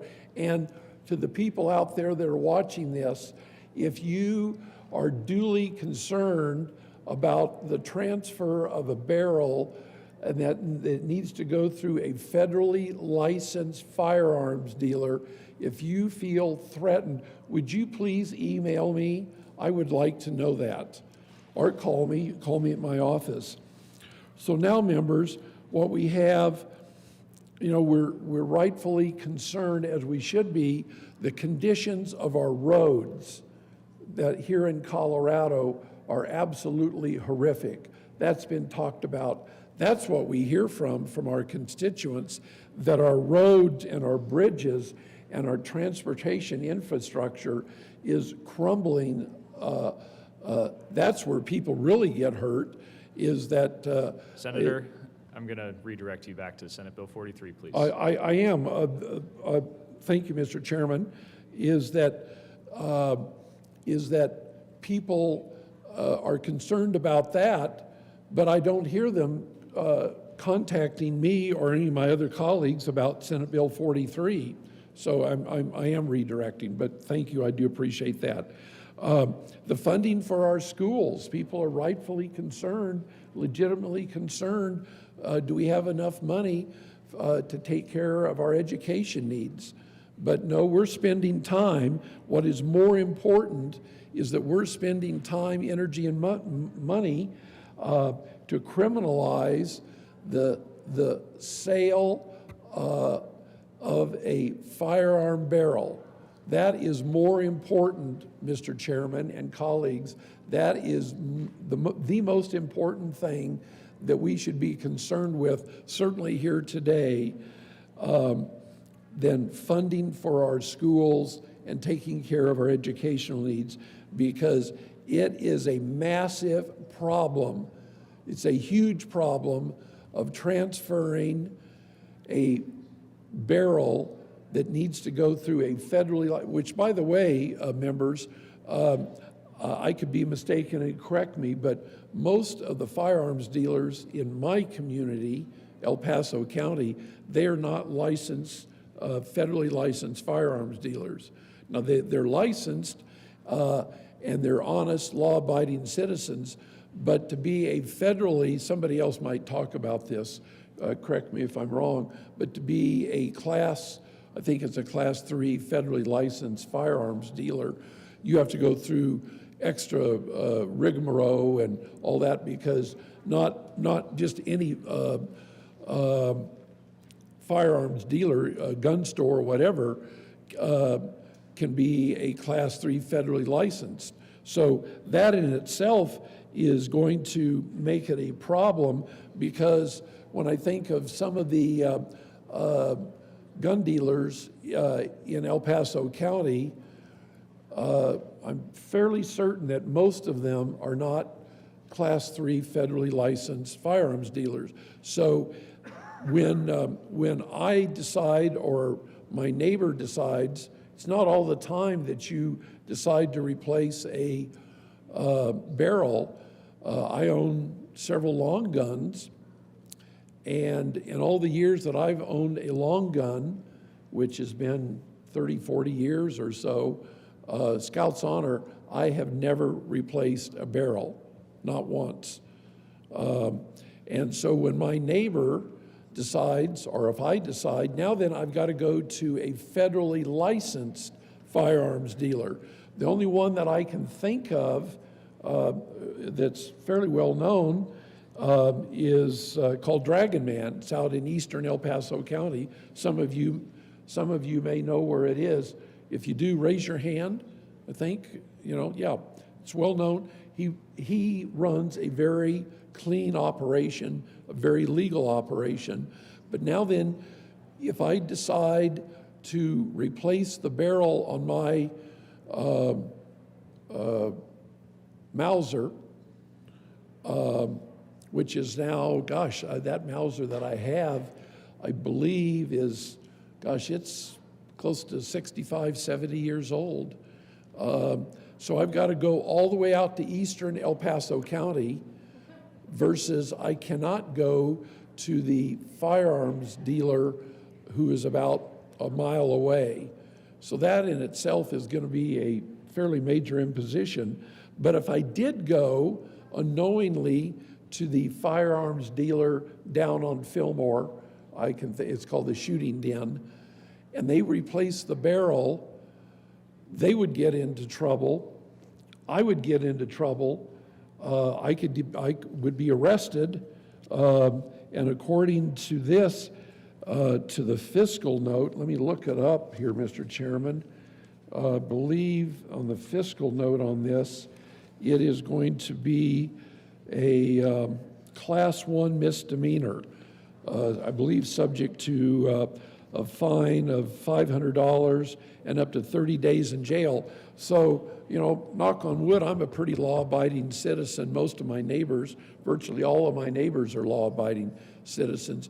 I can just imagine is that I've taken my rifle in to have the barrel replaced, and unknowingly the firearms dealer is not a federally licensed, but they've been doing this type of thing for years, because this store that I mentioned has been in business for probably 30, 40 years.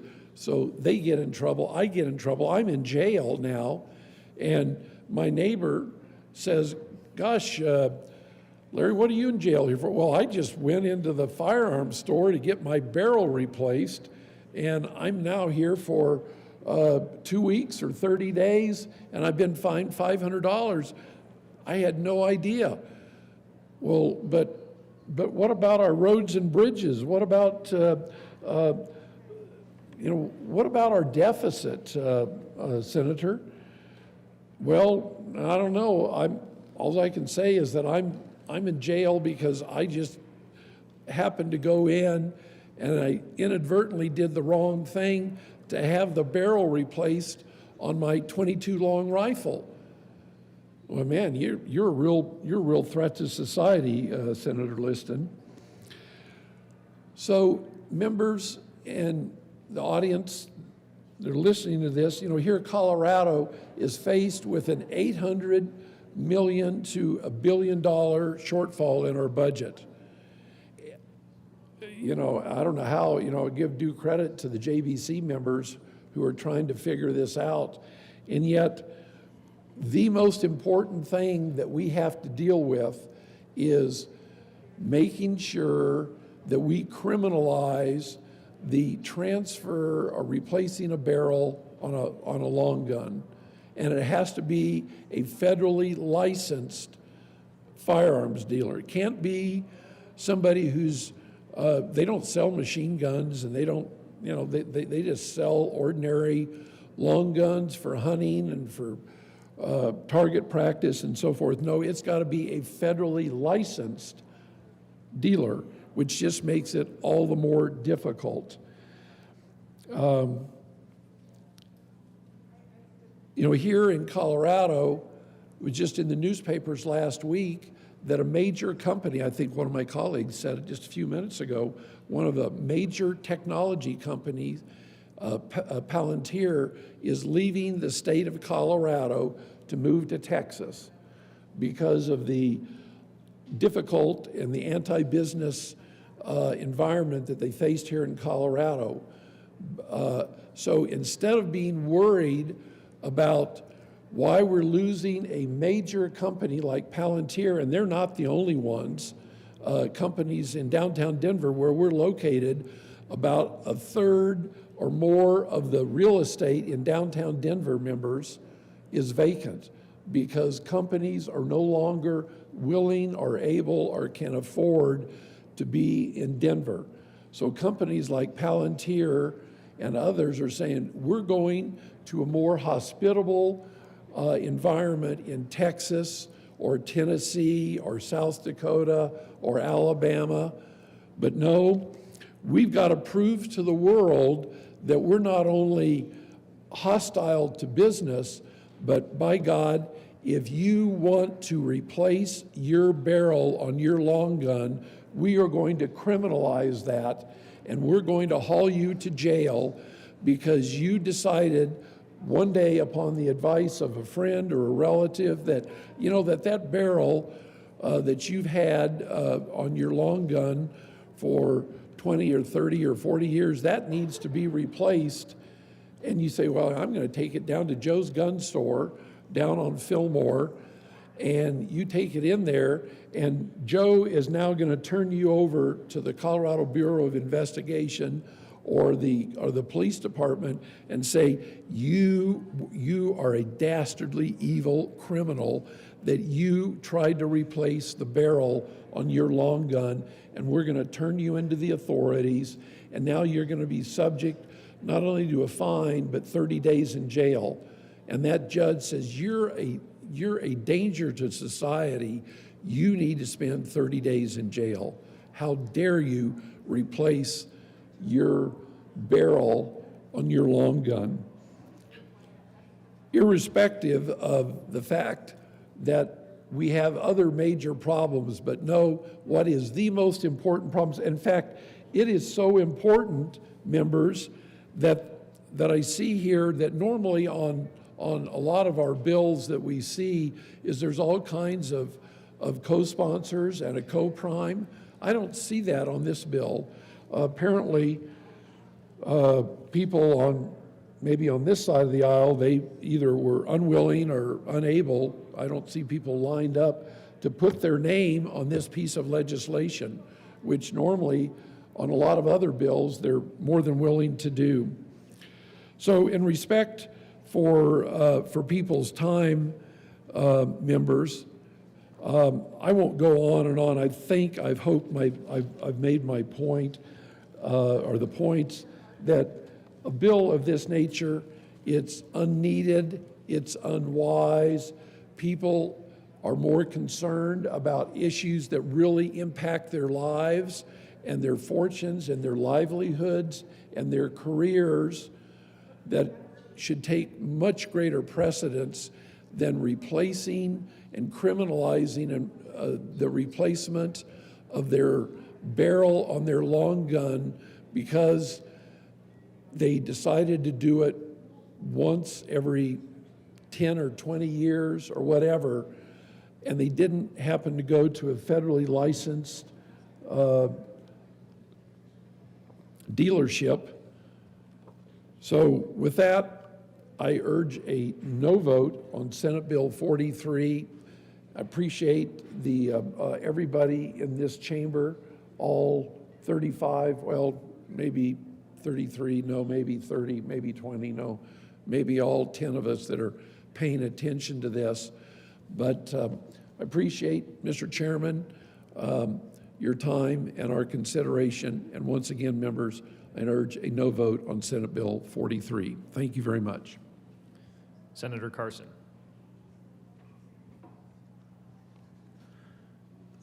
Thank you, Mr. Chairman.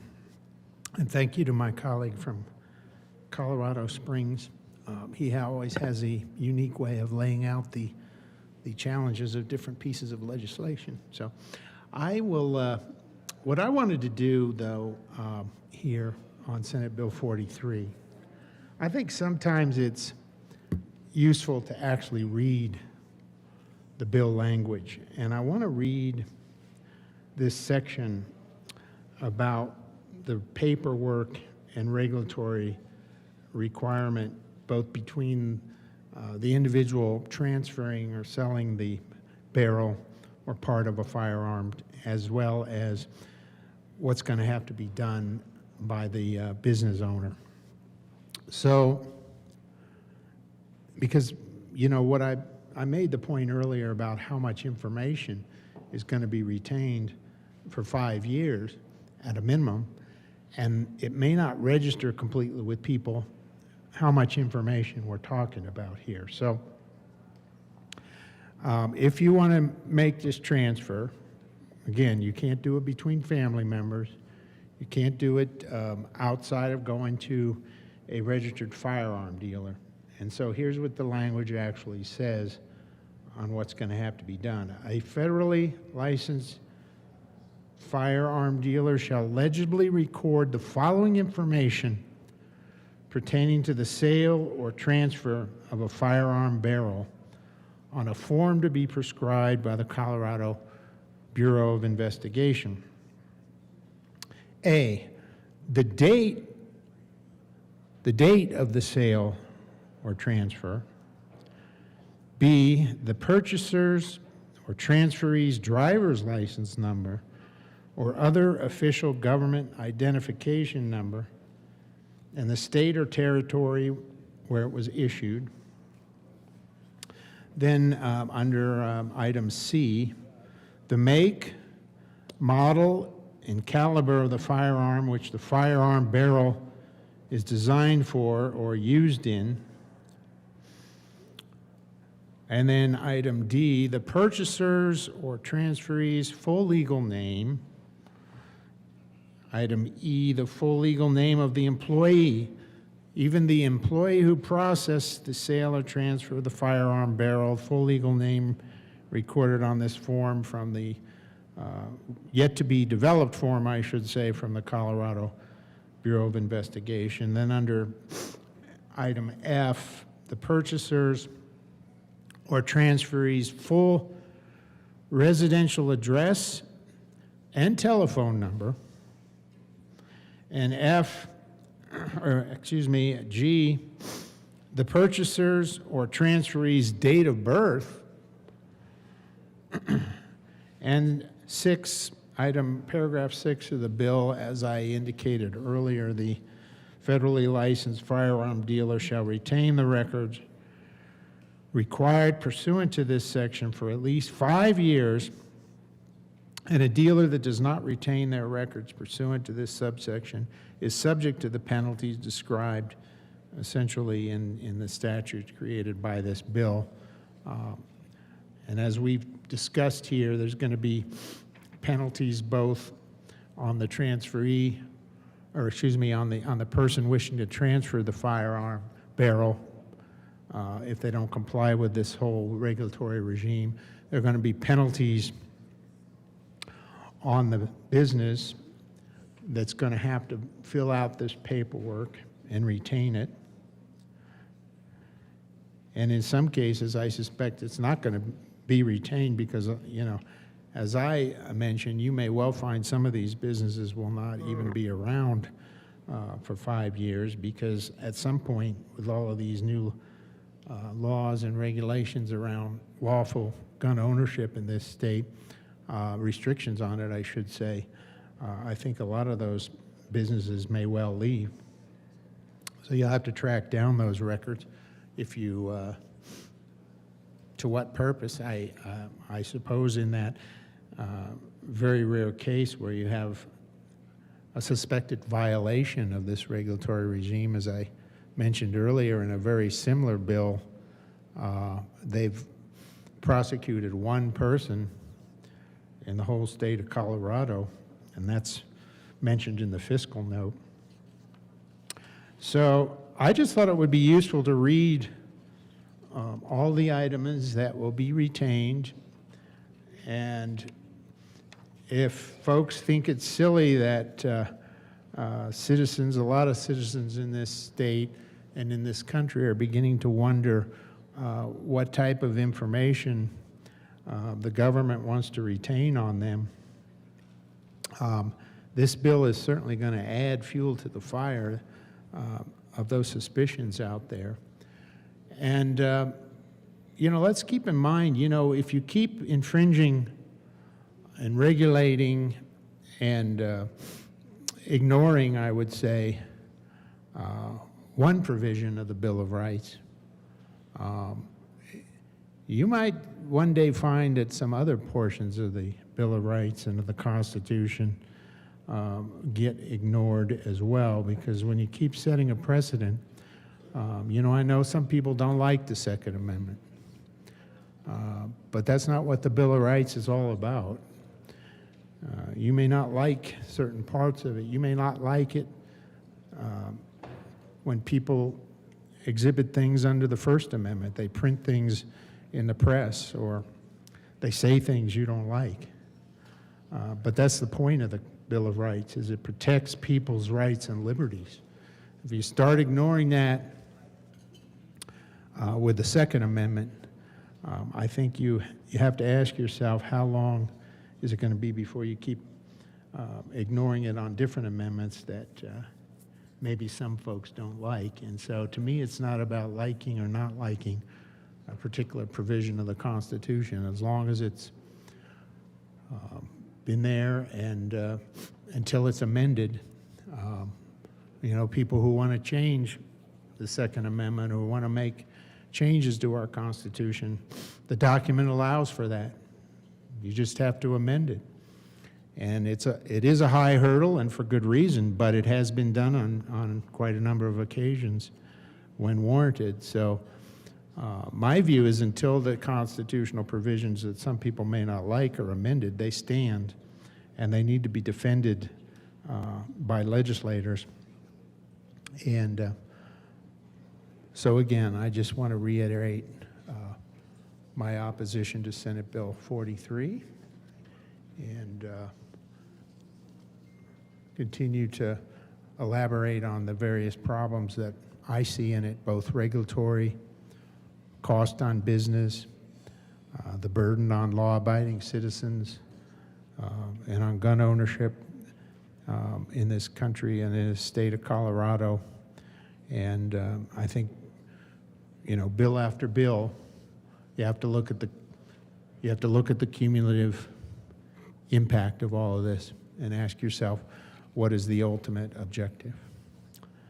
And so I will wrap up my comments with that. And there's a good senator from Sterling. Senator Pelton. Thank you, Mr. Chairman, for allowing me to speak on the many reasons to oppose Senate Bill 43. Senator Pelton. Thank you, Mr. Chair.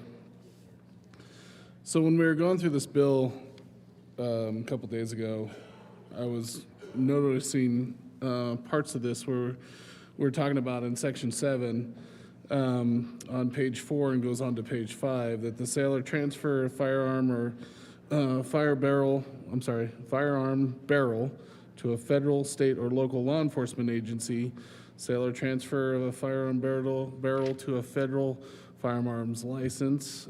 C, the sale or transfer of a firearm barrel to United States military, the sale or transfer of a firearm barrel to a person who in the same transaction is separately purchasing firearm and undergoing a federal and state firearm background check.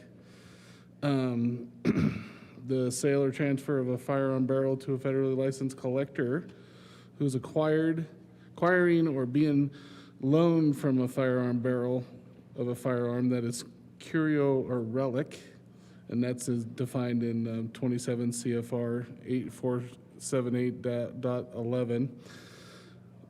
So I want to go all the way down here to G, where it says the sale or transfer of ownership of a firearm barrel if the sale or other transfer of ownership is in an authorized representative of a city and county, state, or federal government, an entity is acquiring the firearm barrel as part of an authorized voluntary program in which the entity is buying or receiving weapons from a private individual. I have an amendment on that one that will actually include active or former members of the United States military. There is an amendment at the desk. Will the clerk please read L001? Amendment L001. Senator Pelton. Thank you, Mr. Chair. I move L001 to Senate Bill 43. To the amendment. Thank you, Mr. Chair. What it does is it just on line 26 on page 5, we're talking about just substituting individual and then adding H right after G, the sale or transfer of a firearm barrel to active or former members of the military, state, armed forces. Basically, what we're saying is that we're going to allow veterans and active duty to be exempt and make sure that they're allowed to have these in this whole section here, and that's all we're asking to do is just making sure that we're taking care of our veterans. Our veterans have extensive experience with firearms. I know when I was in the military, I was qualified on several different firearms, and I just want to make sure that if I'm going to change the barrel out on my 9mm that I was issued, I want to make sure that I'm able to do that without having to go through this whole thing. So that's what I'm just asking for an aye vote on L001. Senator Sullivan. Thank you, Mr. Chair. As we've noted in the beginning part of that section there, the reason that barrels are allowed is because that is instruments that those individuals have to use in their line of work. These are military members who are going out into the field. That's why they're allowed. In this certain case, we need to be cognizant of the fact that as I explained earlier, ghost guns are now being found at the site of suicides. 22 veterans take their lives every single day in the United States, 13 of them with firearms. I've had veterans in my office come to talk about what can we do to help protect our veterans from themselves, and telling me about the times that they went over to their friend's house who they hadn't heard from in a couple of days to find them in their bedrooms with a shotgun underneath of their chins, and they've blown their heads off. Veterans need help, and we need to do more of that. Not once did that individual say, you know what we need is more guns. Veterans aren't asking for more guns. And so for reasons like that, I would ask for a no on this. Senator Pelton. Thank you, Mr. Chair. I completely agree with the fact that veterans need more help, and that is to the detriment of the VA. The VA has really not done a good job on supporting veterans at all. in the United States. I mean, once you leave the military, yeah, I mean, when I was in, they gave you a 2-week class to try to, what they called was deprogramming, or to get back into civilian life. And that's not a lot of time that you have, especially when you've gone through all this training. I mean, individuals who have received rigorous firearm training throughout their professional careers should be exempted from this bill. But the VA should really be talking about mental health and CNS and that sort of thing, and not taking away the chance to replace a barrel on the firearm that you were given by the military that you get to take home.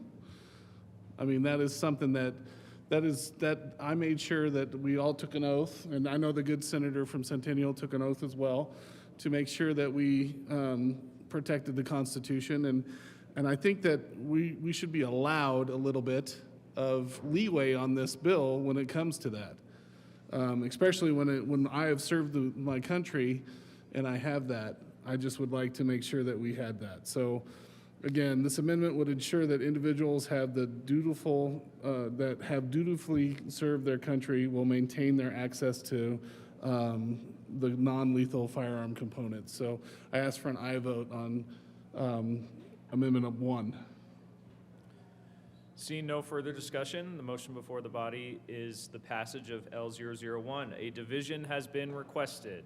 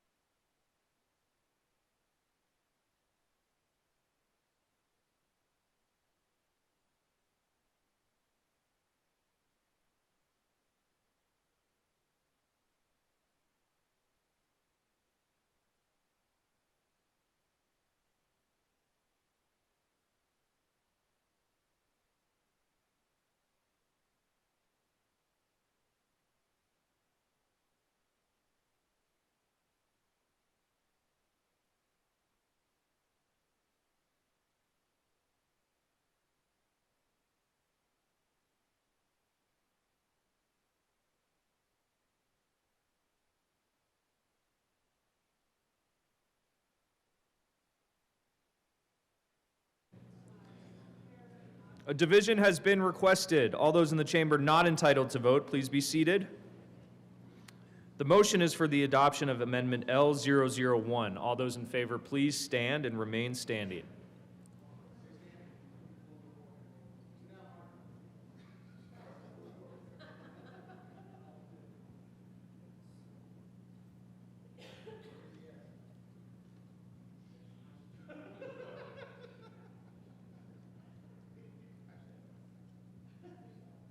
Please be seated. All those opposed, please stand and remain standing. The chair is not in doubt. Amendment L001 is lost. Back to the bill. Senator Pelton. Thank you, Mr. Chair. I appreciate everybody's time for that amendment. I thought it was a good one to make sure to allow veterans to keep their own barrels and make them exempt. I do really appreciate the time on that one, so I will be back talking about the bill in just a minute. Senator Catlin. Thank you, Mr. Chair. Members, I'm here to speak in opposition of Senate Bill 43. You know, I guess I'm not very well acquainted with how guns work and all that, other than the ones that I do have. They seem to work whenever I need them. But I was not aware that guns changed barrels, so this bill has helped educate me. But one of the things that I have noticed is that this bill has gotten, an inordinate amount of emails to my office in opposition. There was nobody that sent me an email asking me to vote for this bill. I mean, I got dozens on top of dozens on top of dozens of emails asking me to vote no, and a lot of different emails that gave out compelling stories as to why not. But you know, when I started here today, I started by telling you that I wasn't aware that guns changed barrels and, you know, those kind of things. So I went and talked to some of the people in my district.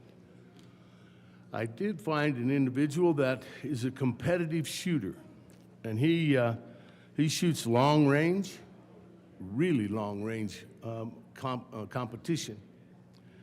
And he told me that, you know, depending on how many times the gun was fired or where it was fired and some of those kind of things, that he did have to change barrels on his competition rifles, maybe as often as 6 months, which was a surprise to me, but I guess as many rounds as that he might shoot downrange, I can see where that might happen, particularly where they have to be so very, very precise with how it's slided in and with the points that they can score in regards to long-range shooting. I did talk to a couple of guys that shoot competitive shotguns. They mentioned the same thing, that on some of their weapons, they change the barrel maybe once a year, depending on how many competitions they've been in. So what I'm trying to get at is this is probably not going to affect really a large number of people in the state of Colorado. Maybe some people that their hobby is in shooting, but I wouldn't expect many hunters that hunt once a year, or they sight their rifle in, they go hunting, if they get a chance to shoot or not. You know, a lot of times hunting for me was hiking with a gun. But the point I'm trying to make is that we're passing legislation that impacts us all, when I'm not sure why we are aiming at a specific number of people, a very small number of people, with the idea that we're going to make a big change in our communities here in Colorado. I don't think this is the bill that will do that. That's one of the reasons that I'm concerned, and I ask a number of times, and my caucus will do the same thing. I noticed in the bill that the effective date is that this bill will go into law on July 1, 2026. and applies to offenses committed on or after that date. Makes me wonder why we are hurrying to do this bill, but we haven't hurried in some of the gun control bills that we have passed. We still are not going to be able to get classes in order to get approval to buy a weapon with a long magazine. The other question that I have, and this is something that is not, I'm not being the smart aleck about this one, but the safety clause is enacted on this one because it declares that this act is necessary for the immediate preservation of public peace, health, and safety, or for appropriations for the support and maintenance of the departments of the state and state institutions. It doesn't seem to me that this is about the health and safety of the state of Colorado. This would have been a great opportunity for us to put the petition clause and allow the people of Colorado to decide after they've seen it whether or not they want this kind of a bill to become law in their state. I think that's, we are here for the people. And that gives the people an opportunity to review what we've done and whether or not they think that's the type of legislation that we should be passing in the state of Colorado. I agree with them. So I just wonder why we're using the safety clause on a bill that is not going to impact very many people that I can tell. And are we at risk here in the state of Colorado because of barrels? I can't draw the coalition between the two, so this is one I wish there would have been a petition clause. Thank you, Mr. Chair. Thank you. Senator Zamora-Wilson. Thank you, Mr. Chair.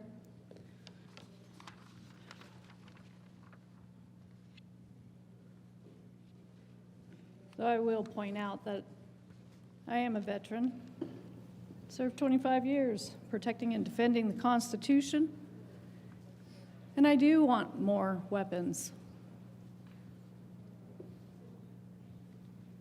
Colleagues, fellow Coloradans who cherish the freedoms upon which our great nation was founded, I rise today and vehemently oppose Senate Bill 26043.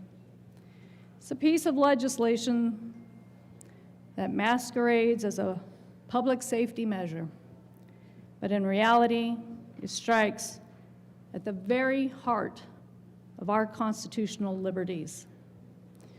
This bill, which mandates firearm barrels, simple components, mere tubes of metal, to be sold exclusively through federally licensed dealers who need special licensing, training, which increase costs. It bans private possession with intent to sell or transfer them, imposes burdensome 5-year record-keeping requirements. Again, increasing regulations on those dealers. And remember, we're the 6th most regulated state. What is the goal here? To get to number 1? This creates new misdemeanor offenses for violations. My colleagues on the other side are trying to decrease the number in their jails, and this is going to increase. Increase the number in jails, increase law enforcement manpower, increase the burden on our judicial staff. This is nothing short of an assault on the Second Amendment, our rights of law-abiding Coloradans. It empowers the Colorado Bureau of Investigation to devise forms for tracking these transactions, inching us perilously closer to a de facto gun registry that our founding fathers would have decried as tyrannical overreach. And before I go into the specifics of this bill's egregious flaws, its monetary costs, non-monetary burdens, and unintended consequences on the taxpayers, avid gun hobbyists, gun shops, gun owners, and all who support the Second Amendment. Allow me to take a moment to remind us all of why the Second Amendment exists in the first place. Our founding fathers, those incredible visionary patriots who risked everything to birth a nation free from the shackles of monarchy and arbitrary rule, inscribed this right not as a mere suggestion, but as a fundamental bulwark against oppression. Going back to the late 18th century, to the gun-smoked rooms of Philadelphia where the Constitution was forged, and to ratify the conventions where the Bill of Rights was demanded and secured. The Second Amendment states plainly, a well-regulated militia being necessary to the security of a free state, the right of the people to keep and bear arms shall not be infringed. Why did men like George Washington, Thomas Jefferson, James Madison, and Alexander Hamilton deem this so essential? It was born from the bitter lessons of the Revolutionary War, where colonial militiamen, ordinary farmers, blacksmiths, and merchants stood against the might of the British Empire because they had the arms to do so. Washington himself, in his address to the Congress in 1790, emphasized that a free people ought not only to be armed, but disciplined. He understood that an armed citizenry is the ultimate check on government excess, a deterrent to would-be tyrants who might seek to disarm the populace, as King George III attempted through his infamous gunpowder seizures. Gunpowder seizures, a component, and other arms embargoes. Jefferson, in a letter to William Smith in 1787, warned that the tree of liberty must be refreshed from time to time with the blood of patriots and tyrants.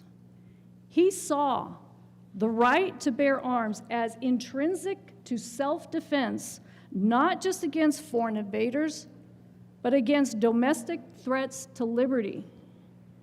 Madison, the architect of the Bill of Rights, argued in Federalist Paper number 46 that the advantage of being armed, which Americans possess over the people of almost every other nation, forms a barrier against the enterprises of ambition. And Hamilton echoed this in Federalist number 28, noting that if the government were to overstep, the people could take up arms in defense of their rights. These men had witnessed the Stamp Act, the intolerable acts, and the quartering of troops in private homes. They knew that disarmament precedes subjugation. History has a plethora of examples, from ancient Rome's disarmament of conquered peoples to the British attempts in the colonies. The Second Amendment was crafted to ensure that no government, federal or state, could strip away this natural right.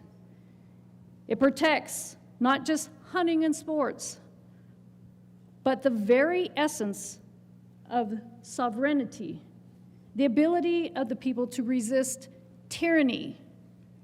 As Patrick Henry thundered during the Virginia Ratifying Convention, guard this with jealous attention, the public liberty. Suspect everyone who approaches that jewel. This bill, Senate Bill 26043, does exactly that. It approaches that jewel with a chisel and hammer, chipping away at our freedoms under the guise of safety. And now let us turn to the cold, hard facts of this bill and why it must be rejected. Proponents may claim it's a minor regulations, it's reasonable, and we've seen these reasonable notions continuing to chip away at our right. Regulations aimed at curbing crime, but the fiscal note itself admits minimal stated impacts with zero new revenue or expenditures starting from fiscal year 26 through 27, and yet this ignores the creeping cost of enforcement, the workload for the CBI to create and manage new forms, the judicial resources tied up in prosecuting these new misdemeanors, and the potential for budget overruns in a state already grappling with an $850 million to $1 billion shortfall. Colorado taxpayers, you and I included, will bear these monetary costs, our hard-earned dollars, meant for fixing potholes on I-70 and funding our schools or bolstering wildfire response, will instead fuel this nanny state expansion. It's a diversion of resources from real priorities to a law that offers no proven safety benefit. Criminals do not shop at licensed dealers. They operate in the shadows, and this bill will not eliminate that. But the costs are not just financial. We have non-monetarily eroded fiscal accountability as government balloons its control over private property without justification. And unintended consequences? Wasted tax dollars breeds cynicism, paving the way for higher taxes or cuts in essential services to cover the hidden compliance burdens. Imagine a family in rural Colorado already stretched thin with their finances and seeing their property taxes rise indirectly because lawmakers are prioritizing symbolic gestures over substantive solutions. This bill doesn't stop crime. It punishes the innocent and burdens the taxpayer. Or how about the avid gun hobbyists among us? Those innovators who embody the American spirit of self-reliance. For them, the monetary costs are stark. Several hundred here and there per barrel in transfer fees from the FFL, plus the time and the travel to comply as private or online sales are outlawed. Customizing a rifle for better accuracy or repairing a family heirloom just got more expensive.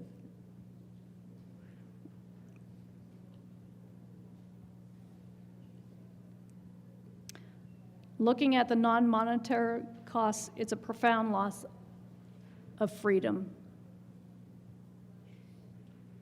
That has a huge magnitude to it.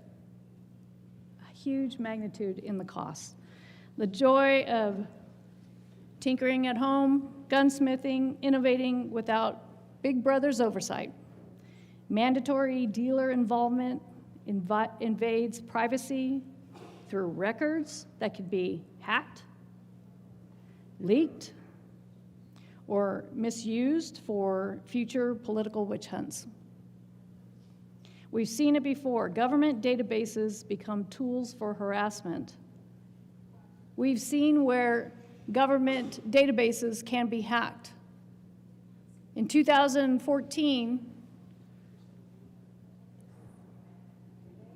the military has a database that was hacked by China. This is a database that had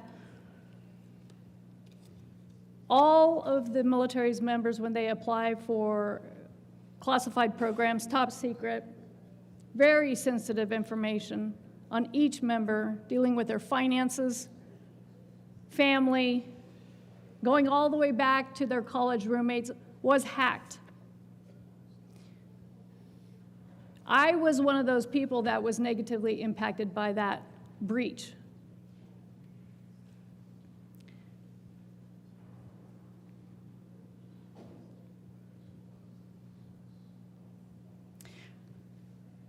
Unintended consequences ripple out. It'll cause fewer hobbyists, mean a diminished community that promotes responsible gun culture. This is attacking the people that you don't want to attack, gun owners who are responsible, law-abiding, and practice safety. And so, some may skirt the law by buying out of state, risking felonies, or simply quit, leaving a void where mentorship and safety training once thrived. This bill stifles the very ingenuity that our founders celebrated. Men like Benjamin Franklin, who tinkered with inventions to advance liberty. Gun shops, those small businesses run by FFL dealers who are the backbone of our outdoor economy, face their own onslaught.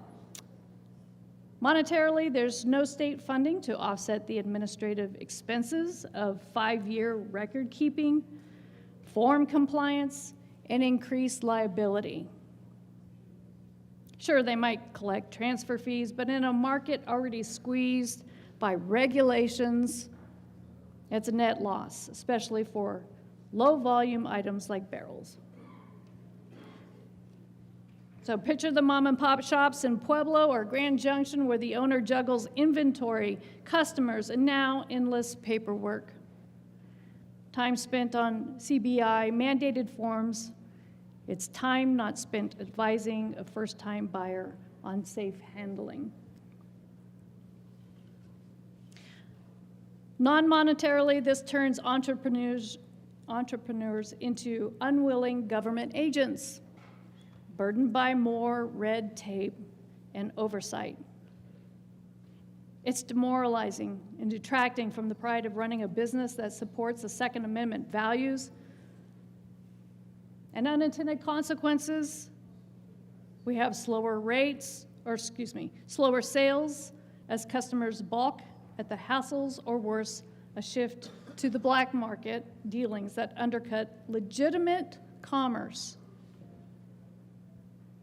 Rural dealers are already on thin margins. They might pause and leave the community without local access to lawful firearms and fostering economic deserts. This isn't progress. It's regression, echoing the over-regulation that our founders fled in England, where guilds and royal charters stifled free enterprise. For everyday gun owners, hunters, sport shooters, and those who keep a firearm for home defense, the hits keep coming. Monetarily, it's the added fees and costs for barrel replacements, with buyers now required to be 18 and firearm eligible, introducing verification delays that could strand a hunter in mid-season. A barrel wears out after thousands of rounds. Replacing it shouldn't require a pilgrimage to an FFL and a wallet draining fee. And non-monetarily, this chills the exercise of the Second Amendment rights through fear of tracking. It treats owners as presumptive criminals for possessing basic parts, fostering an atmosphere of suspicion. Unintended consequences are dire. Owners might delay maintenance, leading to unsafe firearms and accidents. Criminals, of course, just ignore the law, sourcing barrels from illicit channels while law-abiders face scrutiny. And this breeds distrust in government, much like the colonists' resentment towards British searches and seizures. As John Adams defended the Boston Massacre soldiers, he reminded us that arbitrary laws erode the social compact. And for all those who support the Second Amendment, patriots from all walks of life, including minorities and low-income families who rely on affordable self-defense, the costs are existential. They have a huge magnitude of impact. Monetarily, it's indirect donations to legal fights against this bill, or the economic drag on Colorado's gun industry, which supports jobs and revenue. And non-monetarily, it's an assault on core liberties. The Second Amendment safeguards against tyranny, yet this bill erodes it piecemeal by regulating components, setting precedents for broader bans on magazines, triggers, stocks. It's death by 1,000 cuts. And looking at those unintended consequences, it alienates those who need protection most. Like me. Look at me. What do I weigh? 110 pounds, little me. And my daughter, who is 24 and weighs 85 pounds.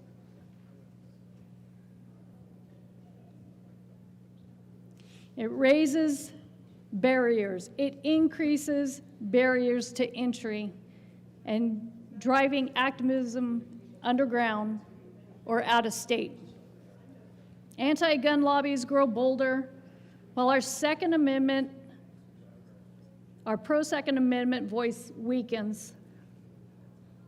Think of the woman in urban Denver learning to shoot for empowerment, or the rancher in the Eastern Plains defending livestock. These voices are silenced by bureaucracy. As Madison warned, encroachments on rights must be resisted at the onset. In expounding on these points, I cannot help but draw parallels to history. The Founding Fathers created the Second Amendment amid fears of a standing army, and today we face a standing bureaucracy. Jefferson's Declaration lists grievances, including quartering large bodies of armed troops among us, and now it's quartering regulators on our gun safes.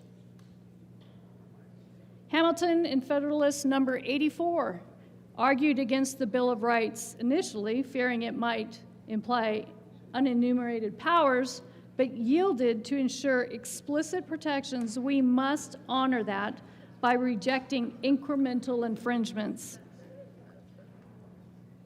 And consider the broader implications. If barrels today, what tomorrow? Ammunition? Springs? This bill exemplifies overreach. No safety gains at freedom's expense, while criminals simply bypass it. And you know that's true.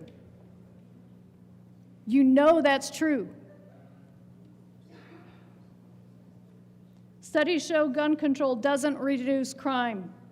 Chicago's strict laws haven't curbed violence, and yet here we are, layering more restrictions on the law-abiding. I know families who have handed down arms that their relatives had used generations prior, antiques, part of history, part of our American legacy, heirlooms.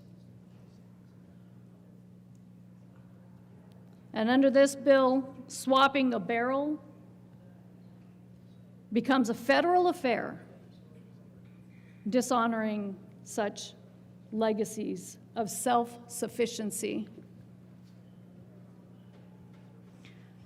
Once again, another bad bill that infringes our rights. And I look around and I see youthful faces, the next generation.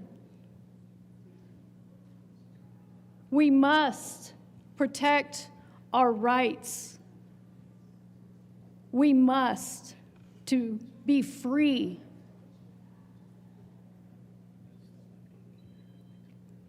We need, we the people, to engage on this and voice to protect it at all costs. In conclusion, SB 26043 is unconstitutional. I keep hearing that it's not. It is unconstitutional, unnecessary, and un-American. It burdens taxpayers with costs, hobbyists with fees, and loss of freedom. Shops burdened with red tape, owners with scrutiny, and supporters with eroded rights. Reject this to preserve the republic of our founders and what they envisioned, a land where liberty, not regulations or legislation, reigns supreme. Thank you. Minority Leader Simpson. Thank you, Mr. Chair. Welcome to some of the guests in the gallery up there, too. So again, Minority Leader Simpson. I was just waving. There's a $1 fine coming from the side of the chamber. I heard that. Please go ahead and proceed. Thank you, Mr. Chair. Thank you, Mr. Majority Leader. So again, Senate Bill 43. So I thought I'd start at the beginning and try to work through some of the language in the bill. So what we're doing is adding into the revised statute a new section, 1812-118. So Article 18 is the criminal code. 12 is offenses relating to firearms and weapons. So that kind of sets the stage. So this new section says unlawful purchase or sale of a firearm barrel, the penalty and definitions. So as used in this section, unless the context otherwise requires, here's a definition of a firearm barrel.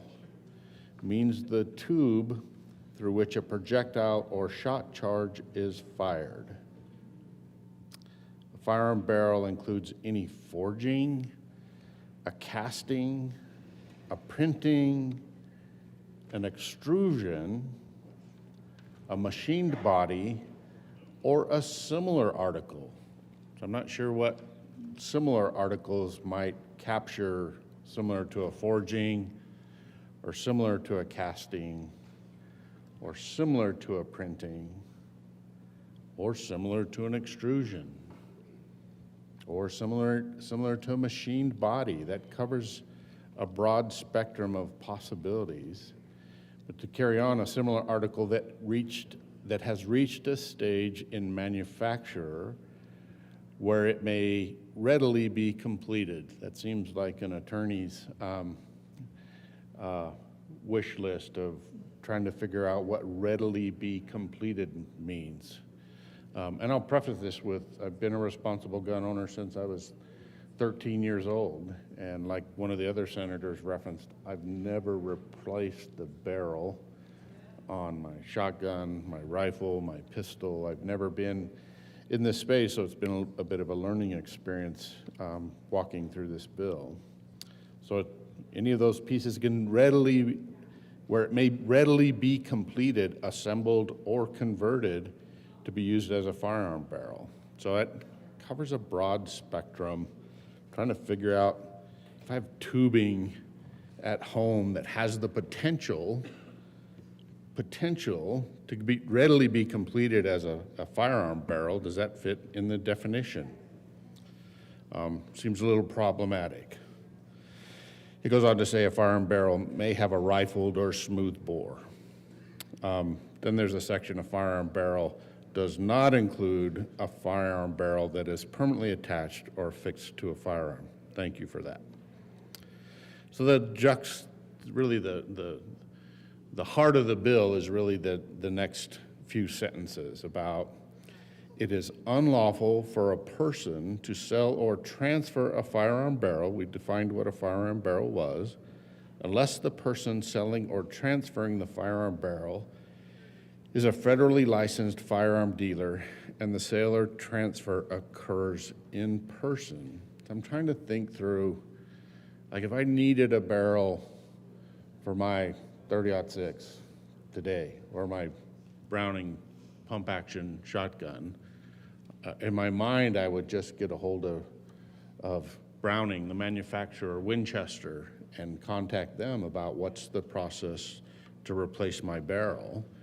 And in theory, I think I would just go to them and purchase the replacement barrel. I'm not sure that's doable, never worked in that space, or it's got to the point you can buy anything you want on Amazon, it seems like, online.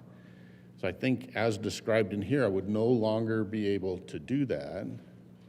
The definition says, no, I actually have to go to a FFL.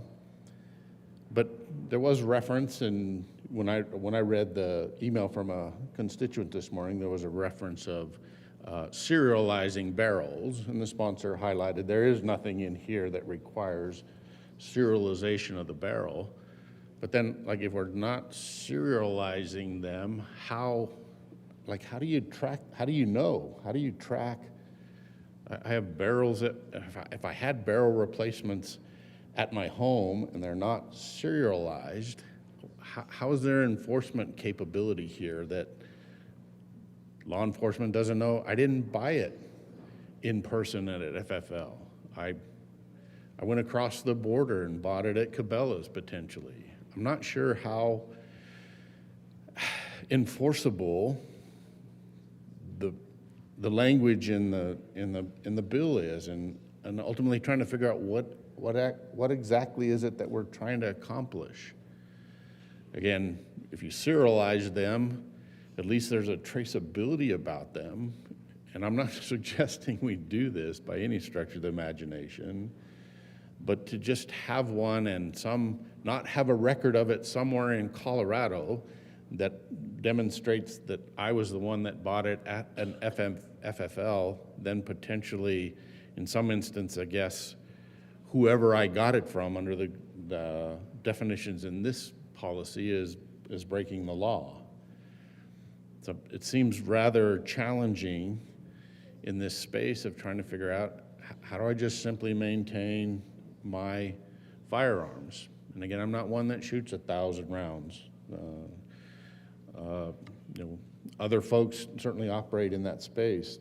So it's trying to think about how it might impact me or others that, that I represent. It just seems cumbersome, and I spoke earlier about it. I think you end up really just targeting law-abiding citizens, and those that wish to break the law and choose not to follow will continue to do so.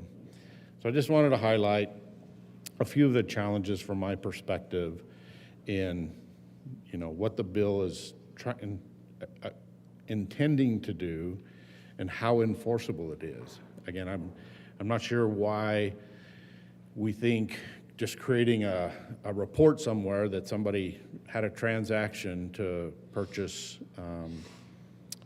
a firearm barrel in the grand scheme of things really helps us in the public safety space. So I still continue to be challenged by the bill and continue to be in opposition to Senate Bill 26043.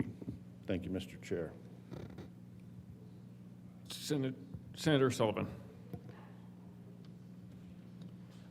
Thank you, Mr. Chair. I can maybe help with some of those questions they're asking that I've heard here. Nobody's coming to your house to take inventory of what you have now and check it with what's going to be legal after the 1st of July. What you have now is what you have now. We have grandfathered in. So you don't have to come and show anybody what it is you're going to do. So that, again, is not a concern for somebody, and there's nowhere in the bill where it says that should be a concern. Also, the private, they said that private and online sales were now going to be prohibited. That's not true. All we're requiring is that online sales, and this was a story that we heard about how far maybe they would have to go to get a specialized barrel. You can go to that one that's only a mile from your house. You order it from the place where you normally get it from. They mail it to the FFL that's a mile from your house. You go there, you pick it up. The added charge, I guess, would be for the mailing. There's no other charge. It's the same that you would pay had you bought it online. Same thing, private. What we're trying to do is to eliminate these parking lot sales.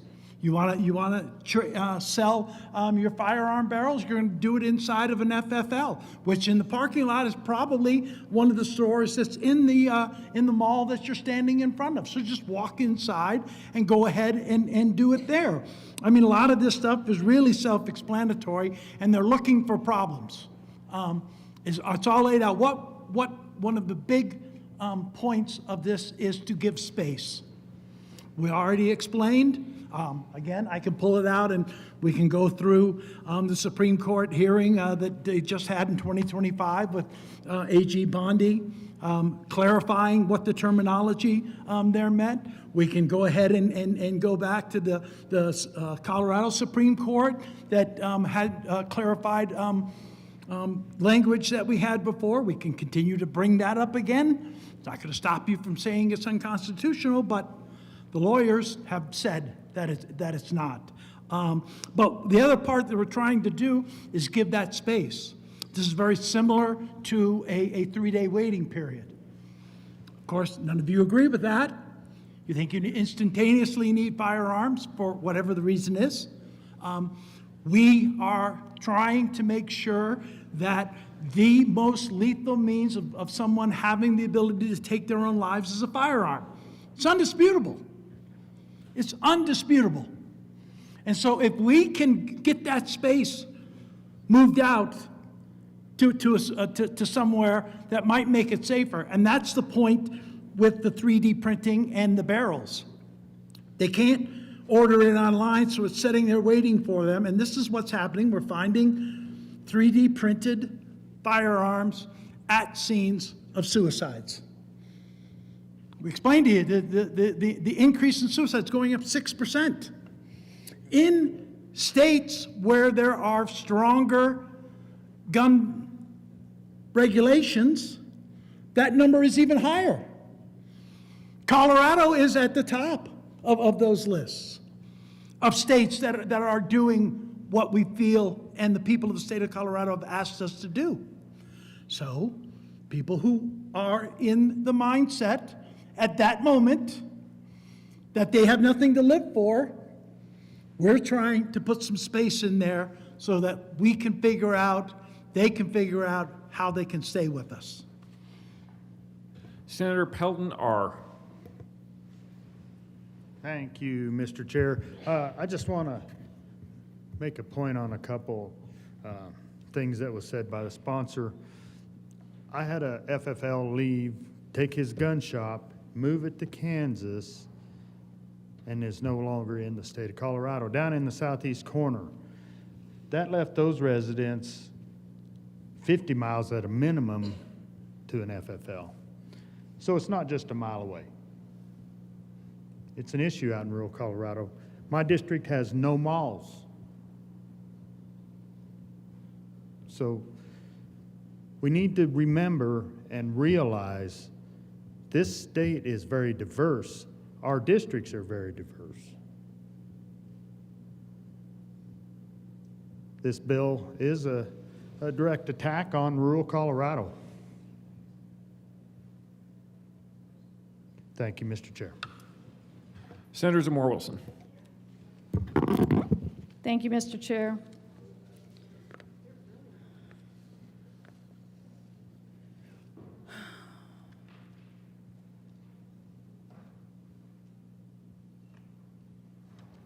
When it comes to the comment about increase in suicides,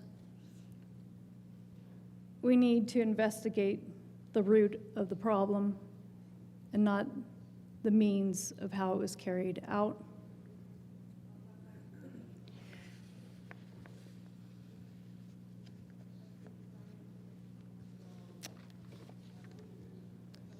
I have an amendment.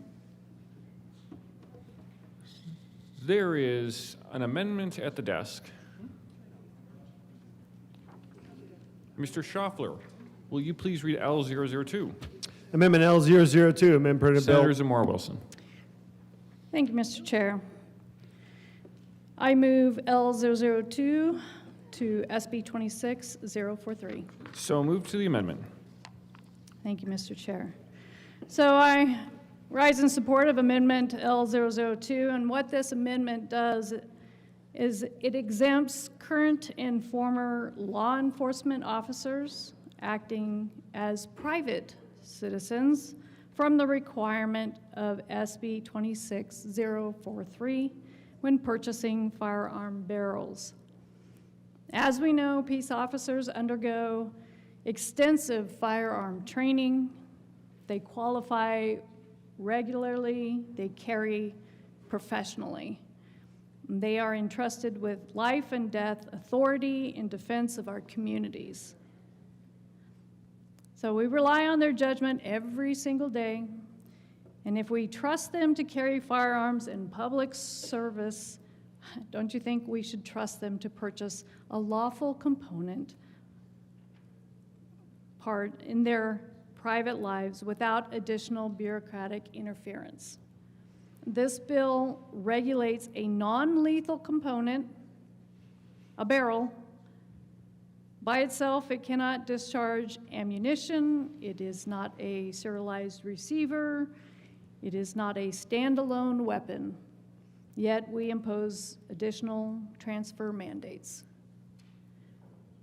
What safety objective is achieved by forcing a retired sheriff's deputy to complete an in-person dealer-supervised transaction to purchase a barrel?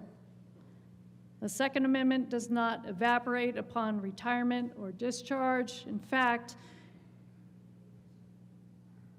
the Second Amendment shouldn't be infringed upon for any, especially our law enforcement.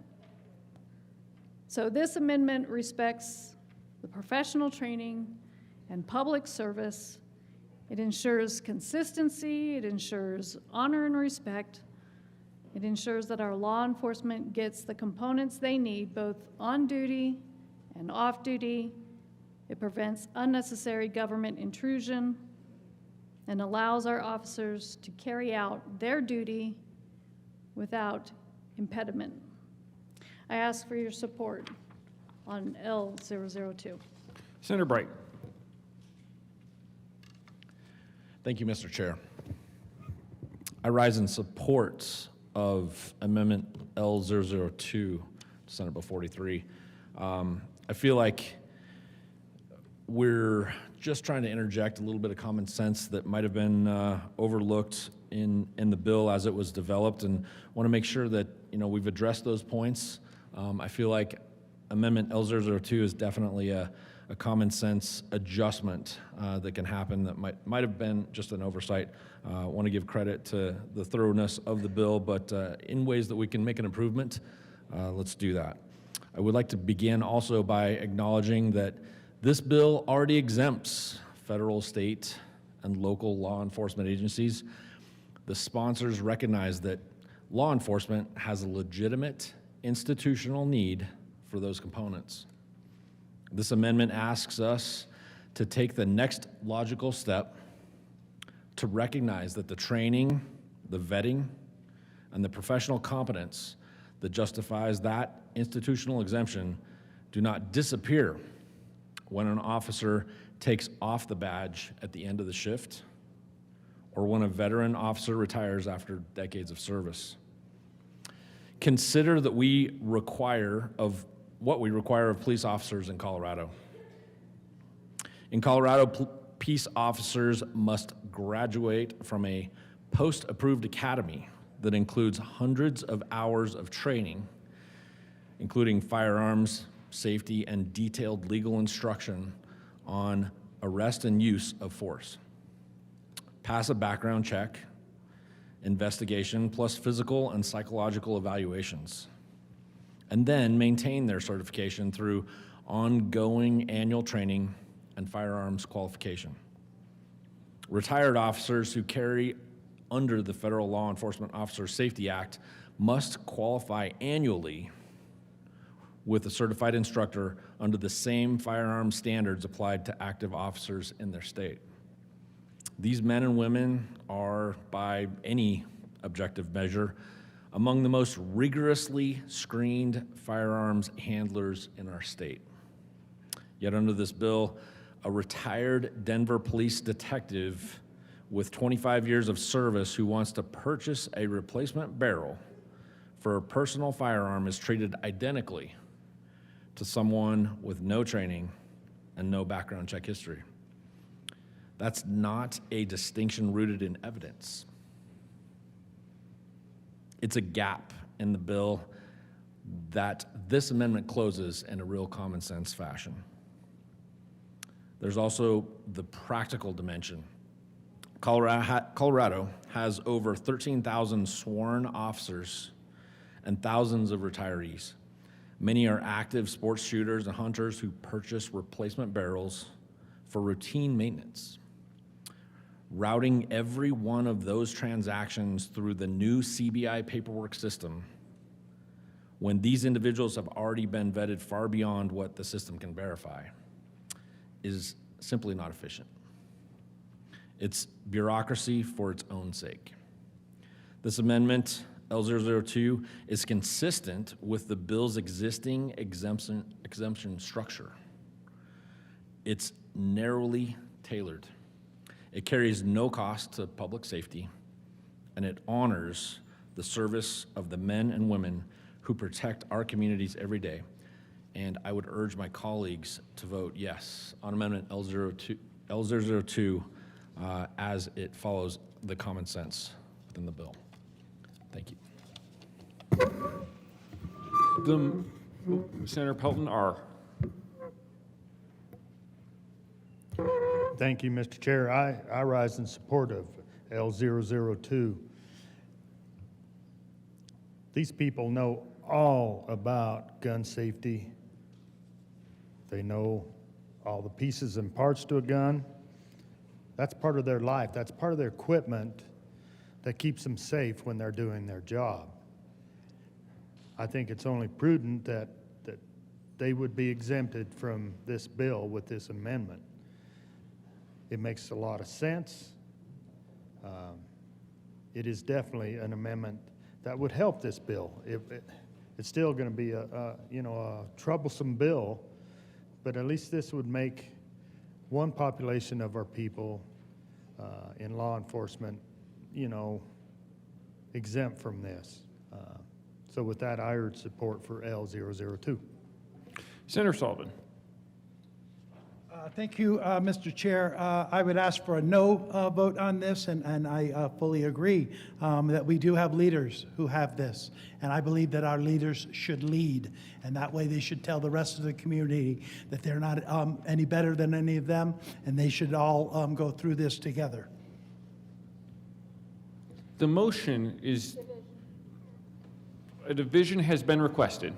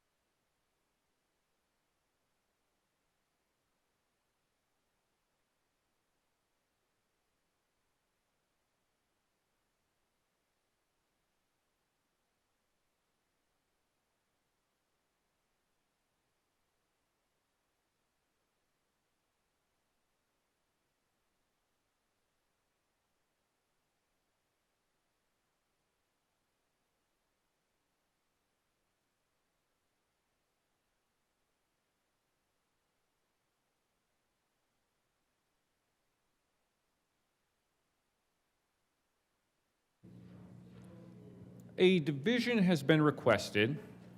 All those in the chamber not entitled to vote, please sit and remain seated. The motion is the adoption of L002 to Senate Bill 43. All those in favor, please stand and remain standing.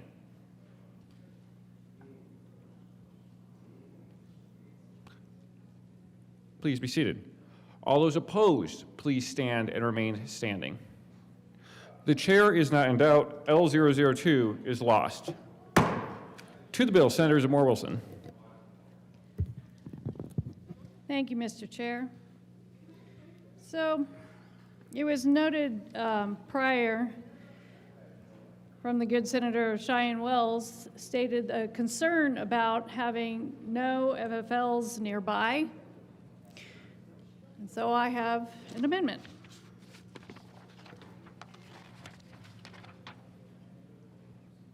There is an amendment at the desk.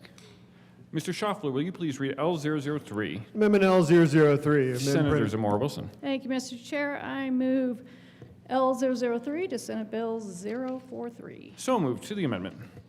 Thank you, Mr. Chair. So, yes, there is an issue about a lack of FFLs near towns, cities. So what this amendment does is it addresses a fundamental issue of brings about geographic fairness. This bill requires in-person transfers through federally licensed firearm dealers, and in urban areas, that may be a short drive, a couple minutes down a city block, you reach a FFL. In rural Colorado, it may be up to a 2-hour trip each way. In some areas like Durango, Sterling, or La Junta, or Reg, you have a long long way to access the components. You may need to keep yourself and your family defended. And some counties have fewer than 5 licensed dealers. And some have extremely limited access. So this amendment exempts those counties because public policy should not disproportionately burden rural residents. The Second Amendment applies equally in every corner of this state. We should not disenfranchise those who don't have nearby access. Rights cannot hinge on population density. They cannot hinge on which areas of this vast state is protected and which are not. When regulation creates structural inequalities, where one citizen can comply easily, especially when we're dealing with our Second Amendment, while another must sacrifice time, fuel, and wages, that is not equal application. It is regulatory favoritism. And so this amendment restores balance and allows rural Coloradans to exercise their rights freely without infringement, I should say additional infringement, by a government sitting hours away and regulating in completely different circumstances. It acknowledges that rural Coloradans deserve equal treatment under the law, and I urge a yes vote on L003. Senator Bright. Thank you, Mr. Chair. I rise in support of Amendment L003. In this theme of applying little bits and pieces of common sense to Senate Bill 43, I believe that Amendment L3 continues in this vein, and we can get some pieces ironed out and have it be much more functional for all Coloradoans. This is not an amendment about whether firearm barrel sales should be regulated. It's an amendment about whether a regulation can actually function in the communities it purports to serve. And in much of rural Colorado, this bill, as written, just simply cannot. Senate Bill 43 requires every firearm barrel to be sold or transferred in person through a federally licensed dealer. In Denver, Colorado Springs, and in the Front Range counties where most of us live, that requirement is manageable. There are dozens of dealers within a short drive, but Colorado has 64 counties. Many are vast in geography and sparse in population. In some, there are only 1 or 2 licensed dealers. In a handful, there may be none at all. Think about what this bill asks of a rancher in Hinsdale County or a family in San Juan County. These people who depend on functional firearms for predator control, livestock protection, and personal safety in areas where law enforcement response times can exceed an hour. When a barrel wears out, replacing it is not a hobby, it's a necessity. And if their nearest licensed dealer is 60 to 100 miles away, that's the distance they must travel to complete what is, in every other context, a routine maintenance purchase. This amendment uses an objective, verifiable threshold, fewer than 5 federally licensed dealers in a county, to identify communities where compliance would impose genuine hardship without a corresponding public safety benefit. It does not exempt these residents from existing firearm laws. It does not permit prohibited persons from acquiring firearm barrels. It simply acknowledges that a regulation designed for urban and suburban retail environments should not be imposed where there is an infrastructure to support it, and that infrastructure doesn't exist in that area. I want to address the equity dimension directly because it should matter to every member of this body. When we pass laws that are easy to comply with on the Front Range and functionally impossible to comply with on the Western Slope or the Eastern Plains, we create a two-tiered system. We tell rural Coloradoans that their time, their fuel, their lost wages matter less than the convenience of the residents who happen to live near a licensed dealer. That's not an equitable regulation. It's a geographic penalty, and it falls hardest on the communities that are older, that have lower median incomes, and that already face a persistent gap in access to services. This amendment is narrowly tailored. It's common sense. It uses a clear, measurable standard. It preserves the bill's regulatory framework in every county where that framework can realistically operate. And it protects rural Coloradoans from bearing a disproportionate burden for a policy they had no hand in creating.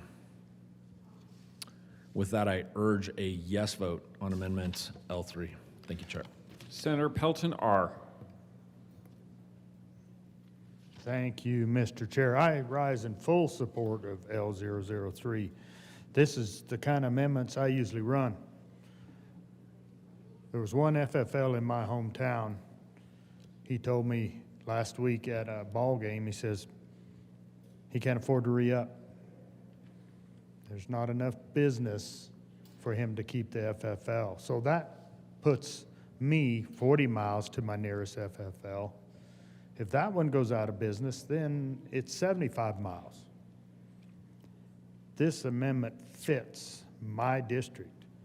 I've got communities down there of 150 to 300 people that are a mile or an hour apart from each other. I don't think most people in this chamber appreciate Frontier, Colorado. That's where I live. That's what I represent. This amendment speaks to that kind of a district.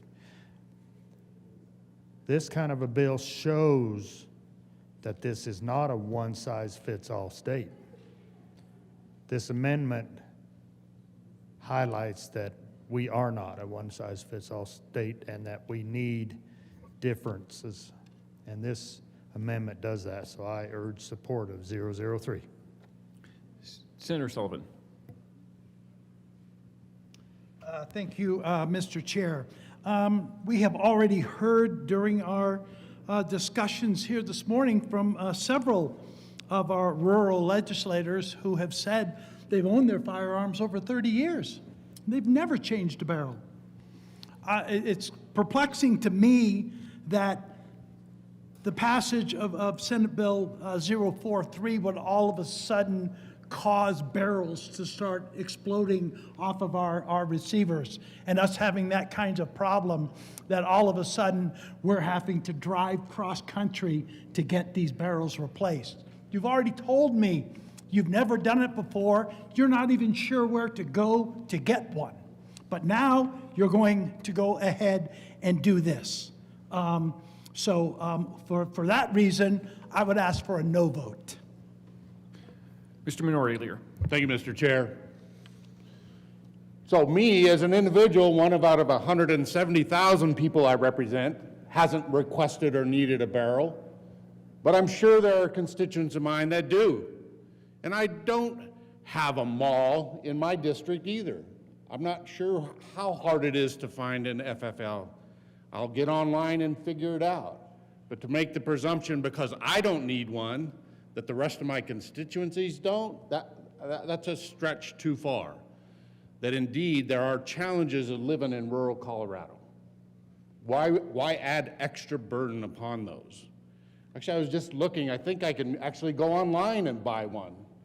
I'm not sure how the bill is going to deal with if I go to an online dealer in Utah and secure a barrel. I think as the law is written, they're in violation of Colorado law. I'm not sure they're going to be prosecuted or tracked. I just struggle in this space, and the reference, because I haven't needed a barrel, all of a sudden that we don't need this is problematic. I rise in support of the bill. The amendment, I'm sorry, the amendment. We know what you meant, Mr. Minority Leader. Senator Pelton B. Thank you, Mr. Chair. I have changed out a barrel on one of my rifles because I bought a 204 Ruger, and if anybody knows what that is in this room, it's what I use to take care of predators on the ranch. And basically what I use it for is it burns really, really hot because you have to have the fast firearm to be able to shoot the coyotes when they are attacking your cattle. So I use that, but when it burns really hot, that ruins that barrel when you send them a lot down there. And when I bought the rifle, it had a small barrel. It had the thin-walled barrel. I got a bull barrel for it. But, I mean, yes, I have changed out one, but that's the only one that I've done. I just didn't think it was appropriate to come down here and say that I have changed one, but I have. So, but that was only because of the way that I use it, and it was pretty easy. I just got with Savage Rifle Company, and they sent me a barrel, and then that was it. It was pretty simple, but I did change out a barrel on one of my rifles. So thank you, and I rise in support of the amendment. The motion is a division has been requested.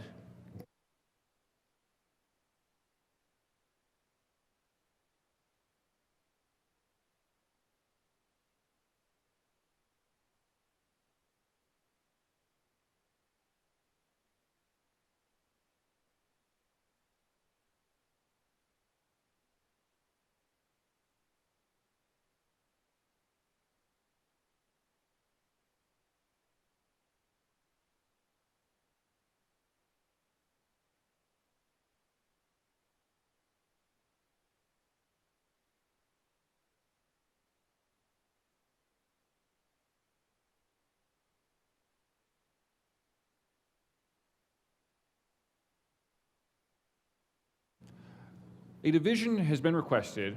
All those in the chamber not entitled to vote, please sit and remain seated. Remain seated. The motion is the adoption of L003 to Senate Bill 43. All those in favor, please stand.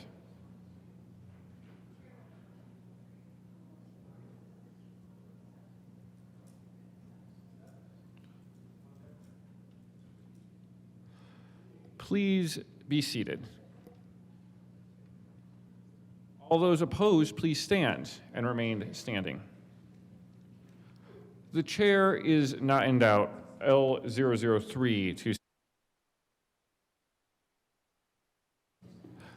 The chair is not in doubt. L003 to Senate Bill 43 is lost. To the bill, Senator Pelton R.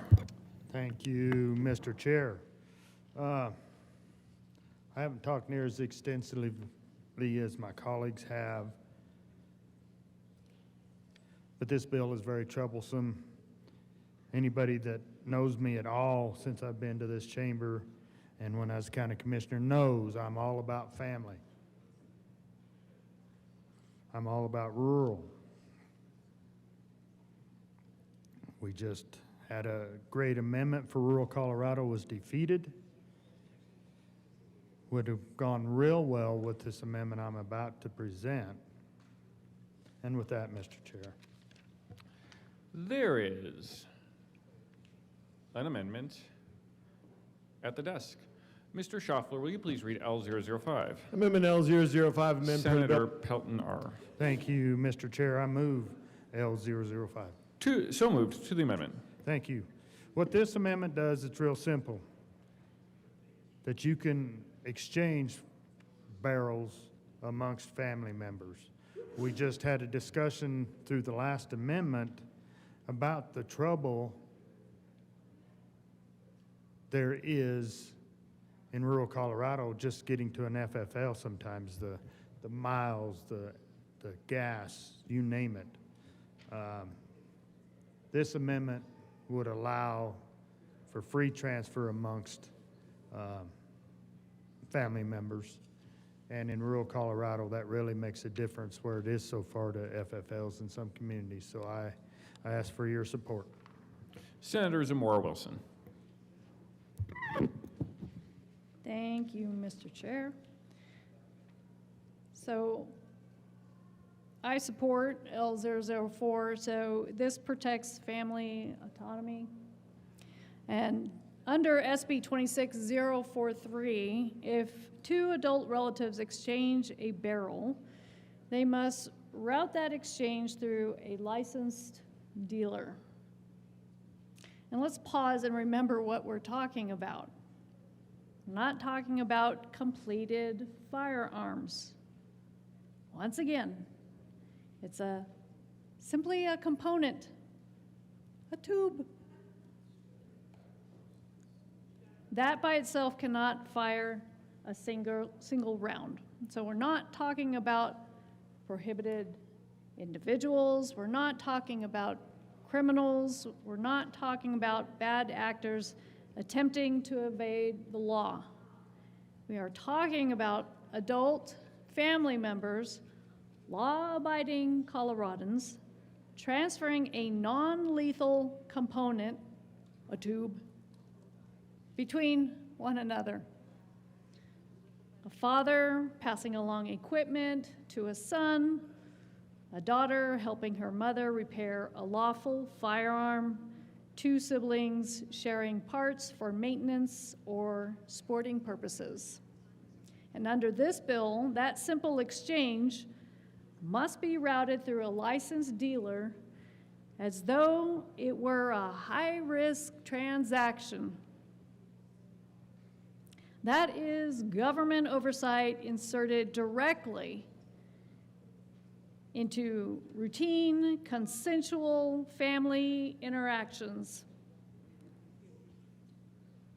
As I stated prior, I know lots of family members in my family. We exchange these tools which have been passed through our families and generations.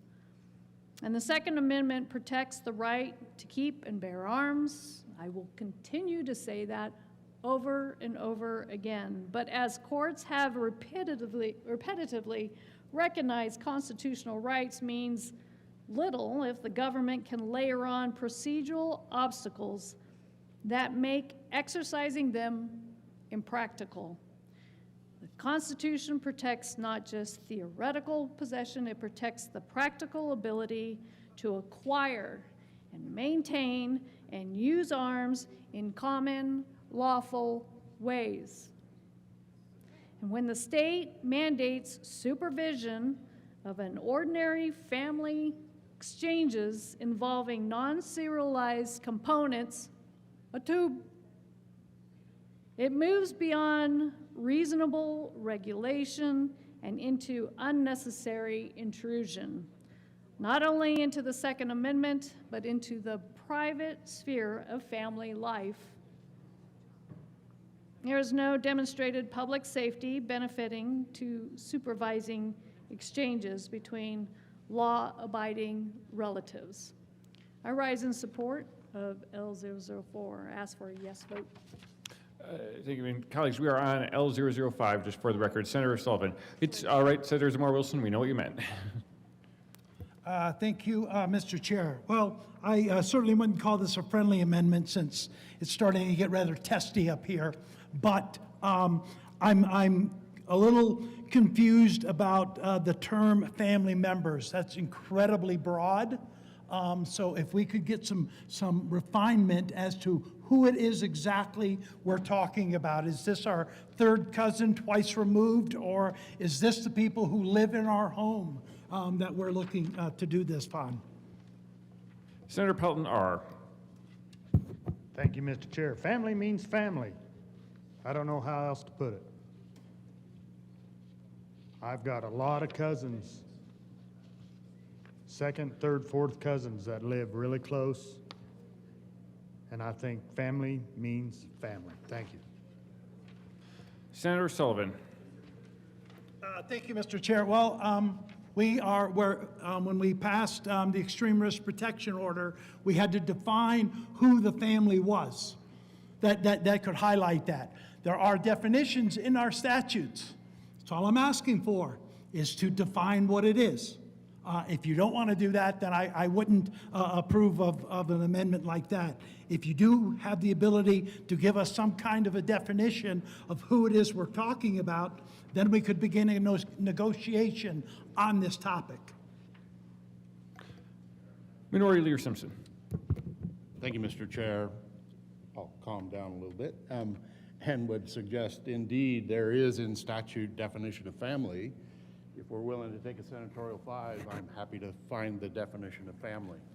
Mr. Minority Leader, is that a request for a senatorial 5? Senatorial 5 has been requested and granted.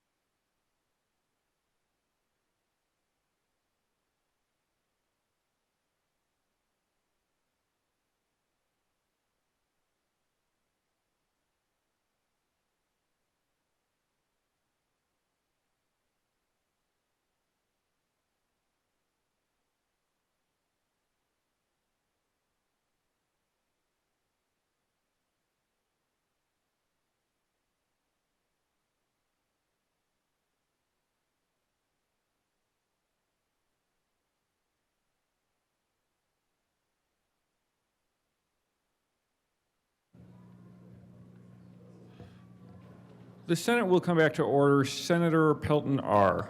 Thank you, Mr. Chair. With the discussion going on, I will rescind my motion on 005. Withdraw. Just to clarify, Senate Bill 5 is withdrawn at the... We know what you mean. Amendment L005 to Senate Bill 43 is withdrawn. Is that the request? Yes, sir, thank you. Senate Bill 43, Amendment L005 is withdrawn. To the bill, Senator Bright. Thank you, Mr. Chair.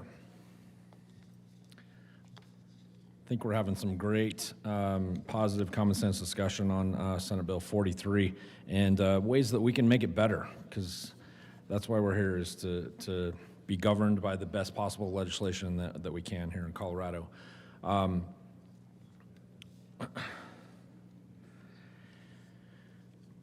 There are a number of situations that we can look at, and I would draw your attention to the bill, page 2, line 19, 2A. It is unlawful for a person to sell or transfer a firearm barrel unless the person selling or transferring the firearm barrel is a federally licensed firearm dealer and the sale or transfer occurs in person. We've noted a little bit today in our discussion around ways to make this the best bill possible, ways in which a good portion of Coloradoans are compromised. And I feel like we can modify just a word or a phrase here and come up with something that might work better for Colorado. There is an amendment at the desk. Mr. Schaffler, will you please read L009? Amendment L009. Senator Bright. Thank you, Mr. Chair. I move L009 to Senate Bill 43. Moved to the amendment. To Amendment L009. This amendment would remove the requirement that firearm barrel sales transfers take place in person for those folks that struggle to be able to make it to an in-person place to conduct that. Let's consider how modern commerce works. Everybody today buys their stuff online. Buy your groceries online. Buy your clothes online. Buy your household goods online. A resident in Pueblo who needs a specific caliber replacement barrel for a hunting rifle may not find it at their local dealer. So they order it online and they have it shipped to their nearest federally licensed firearm dealer for pickup. This is a well-established system that's grounded in federal law, where the dealer verifies the buyer's identity, records the transaction, and ensures compliance with all applicable laws. The bill's in-person requirement is sweeping. The section I noted earlier states it's unlawful for a person to sell or transfer a firearm barrel unless the person selling or transferring the firearm barrel is a federally licensed firearms dealer and the sale or transfer occurs in person. Under this language, it may be interpreted to prohibit even the common arrangements where a buyer orders a barrel online and has it shipped to a local federally licensed dealer for pickup, forcing our friend from Pueblo to find a dealer who both stocks the specific barrel they need and is within driving distance. In practice, making that purchase much harder or even impossible. This is particularly problematic for specialty and less common calibers. Not every dealer carries every barrel. Competitive shooters, hunters pursuing specific game, and collectors maintaining historical firearms frequently need components that are only available from specialized distributors or manufacturers. The in-person requirement effectively eliminates access to those items unless the buyer happens to live near a dealer with the right inventory. For rural Coloradoans, it's not hypothetical, it's a near certainty. The in-person mandate means Colorado dealers cannot sell barrels to in-state customers through their websites, even if the transaction is fully documented and the item ships to another licensed dealer for pickup. Meanwhile, residents of neighboring states face no such restriction. We're putting Colorado dealers at a competitive disadvantage and driving commerce and tax revenue across state lines. The in-person mandate adds no additional verification that the dealer cannot perform when the barrel arrives for pickup. It is a restriction that accomplishes nothing beyond limiting access and penalizing consumers who live in areas with limited retail options. So I feel like the language suggestion in L009 cleans this up and just makes it much more specific about what we're going for here to achieve the best possible laws and regulations in the state of Colorado. And I would urge a yes vote on Amendment L009. Senator Zamora Wilson. Thank you, Mr. Chair. So I rise in support of Amendment L009. This removes the in-person transfer requirement for this bill. And let's talk about the world we actually live in. Modern commerce is digital. Lawful online sales are not an exemption. They are the norm. Coloradans purchase everything from farming equipment to automotive parts to highly regulated goods through secure, traceable online platforms every single day. And yet this bill would force every barrel transaction a tube, even though we are talking about non-lethal, non-serialized component to occur in person.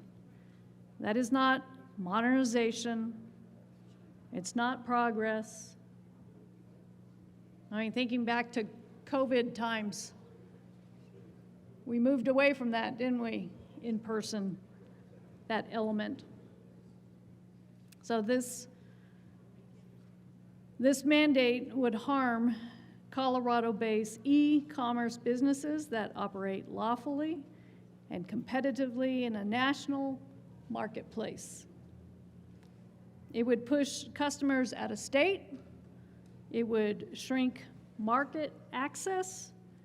It would create artificial barriers where none previously existed. Remember, right now we're the 6th most regulated state.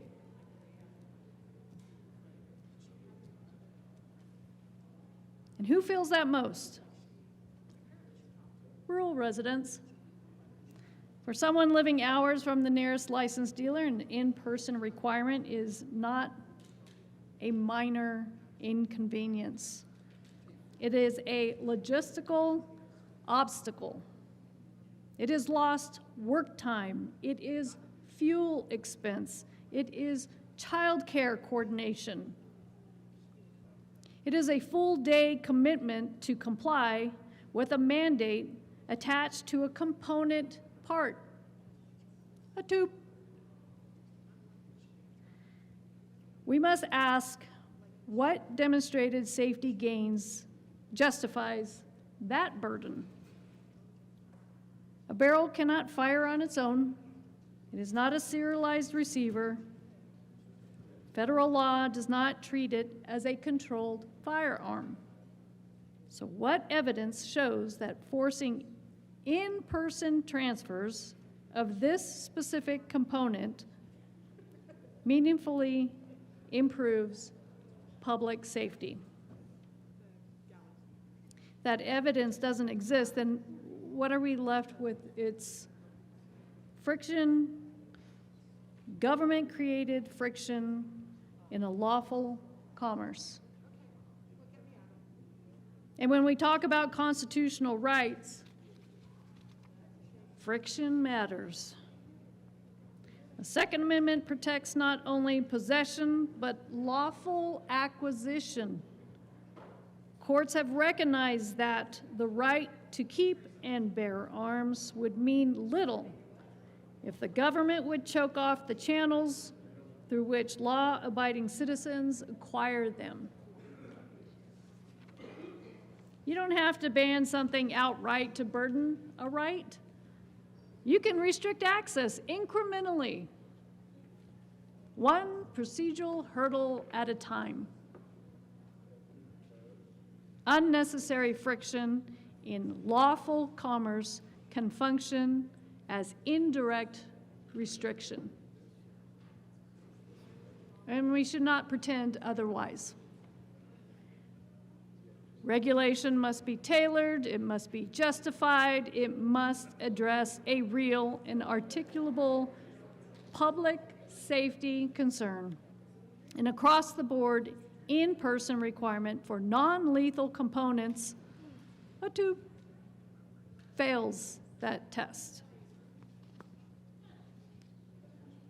We should regulate responsibly, not reflexively. Amendment L009 does not eliminate oversight where it legitimately applies. It simply removes a blanket mandate that disproportionately harms small businesses and rural communities without clear benefit. It modernizes this bill, it reduces unintended economic harm, it respects both commerce and constitutional boundaries. I urge a yes vote on L009. The motion is Senator Sullivan. Thank you, Mr. Chair. I ask for a no vote. The motion is the adoption. A division has been requested.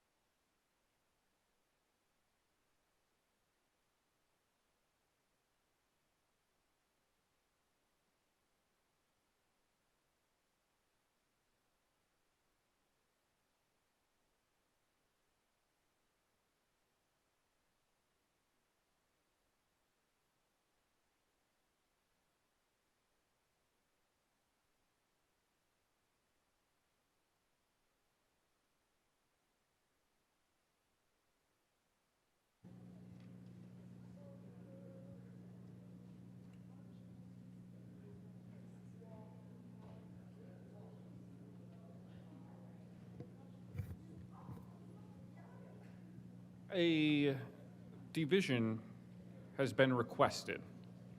All those in the chamber not entitled to vote, please sit and remain seated through the voting. The motion is the adoption of L009 to Senate Bill 43. All those in favor, please stand and remain standing.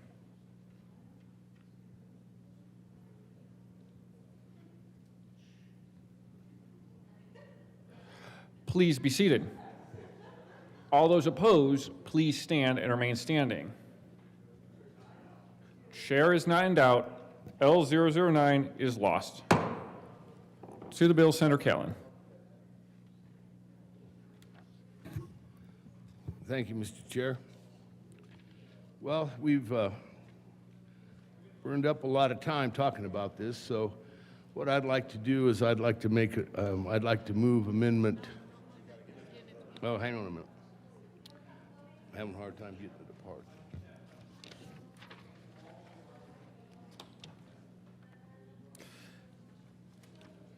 There is an amendment at the desk. Mr. Schaffler, will you please read L004? Amendment L004, amend printed bill page 5. Senator Callan. Senator Callan.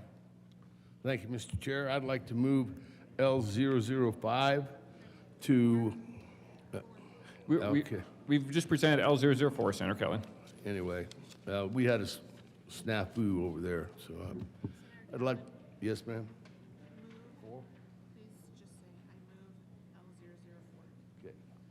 I move L004. So moved. To the amendment. Thank you. This amendment will do something that, probably some of you think we'd forgotten about, but this amendment exempts Colorado counties with less than 50,000 residents from the bill's requirement. I only have one county in my district that has more than 50,000 people. So this bill's in-person federally licensed firearm dealer transfer requirement imposes significant burdens. You've heard about those, particularly on small Colorado communities who may lack access to FLS.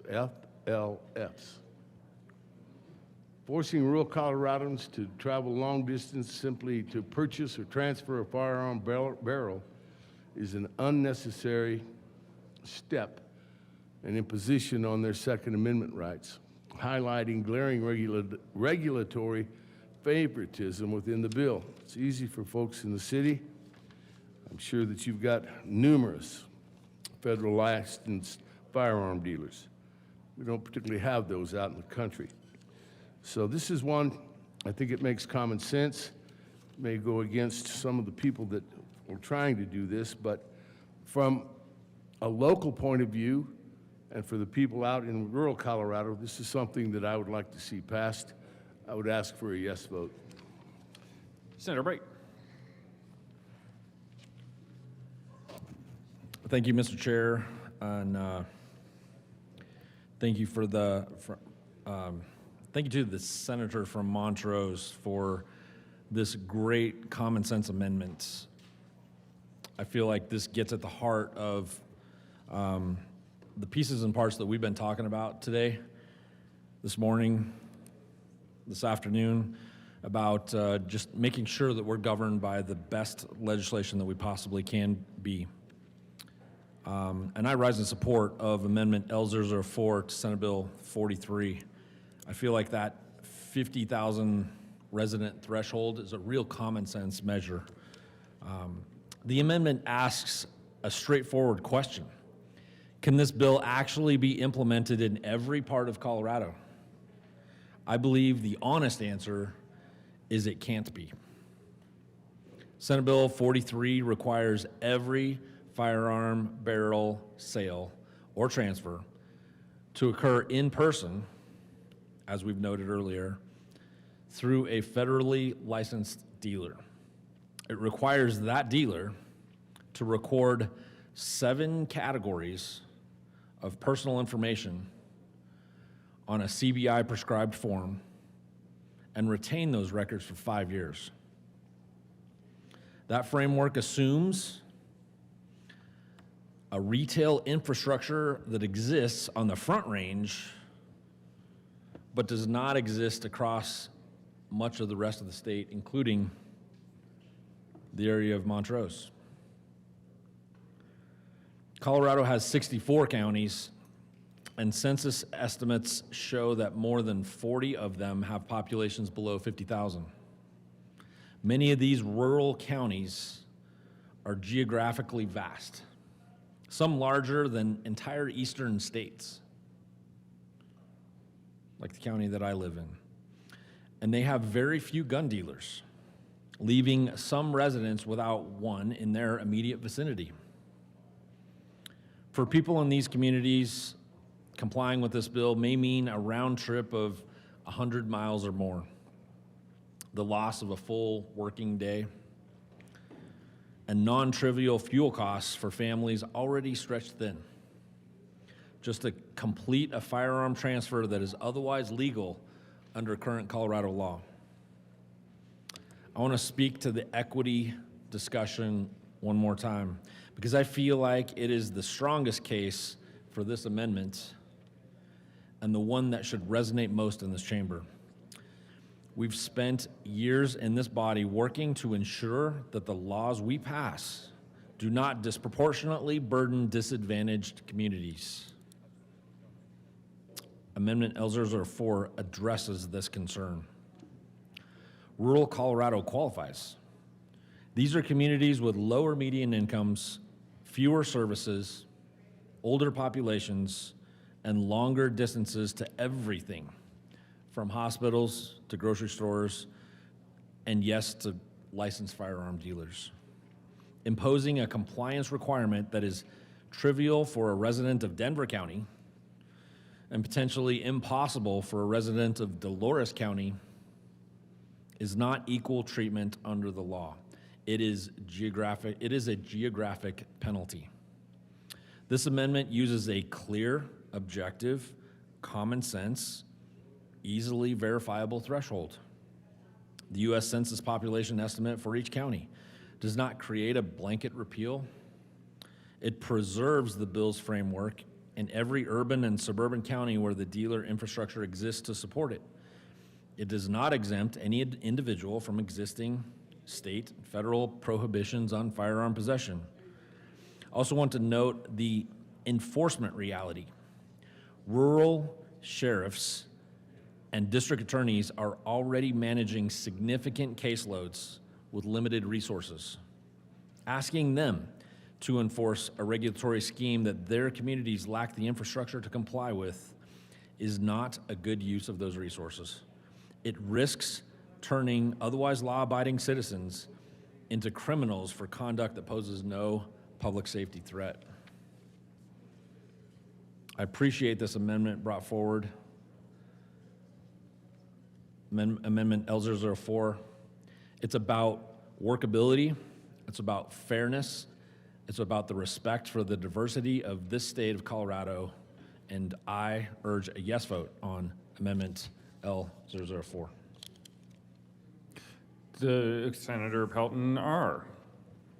Thank you, Mr. Chair. I may sound like a broken record. I've been up here many times protecting my district, speaking out for my district.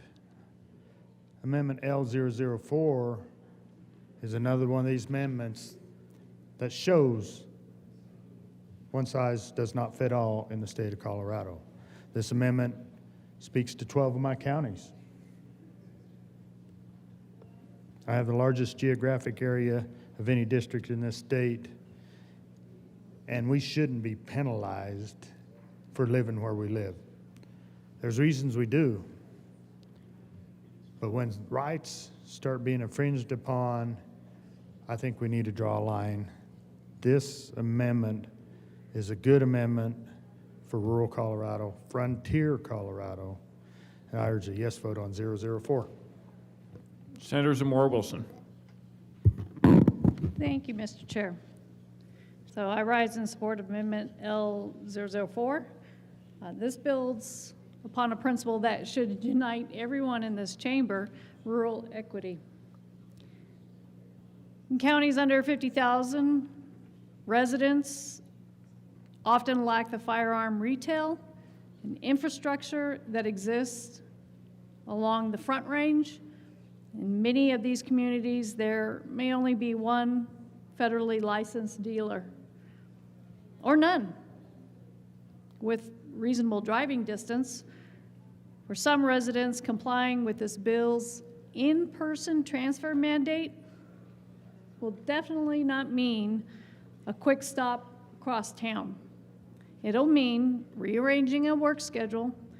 It will mean driving hours each way. And it will mean taking unpaid leave. It will mean fuel costs, childcare arrangements, and loss of productivity. That is not a theoretical inconvenience. That is a real and measurable burden. And let's be clear, this burden would be imposed not because someone did something wrong, not because someone is prohibited, not because someone is dangerous, but simply because of their zip code. That is a financial burden. That is a time burden. Money is time, time is money. That is a structural disadvantage built directly into the statute. And when the exercise of a constitutional right requires disproportionate effort, depending on where you live, we must reconsider the fairness. And frankly, the constitutionality, yep, there's that word again, gonna say it again. the constitutionality of that policy. The Second Amendment does not apply more robustly in Denver than it does in the San Luis Valley. It does not shrink in the eastern plains. It does not fade in the mountain towns. Rights do not fluctuate with population density.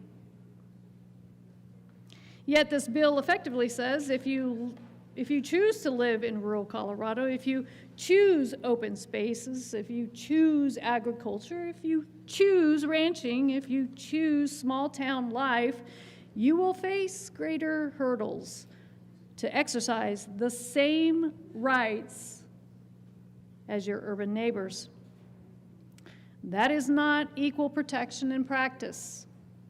That is, once again, regulatory favoritism, and rural Coloradans are quite frankly tired of being told that policies designed for metropolitan areas must simply be absorbed by the communities that look nothing like them. This amendment does not gut the bill. It recognizes reality. It recognizes that infrastructure is not evenly distributed.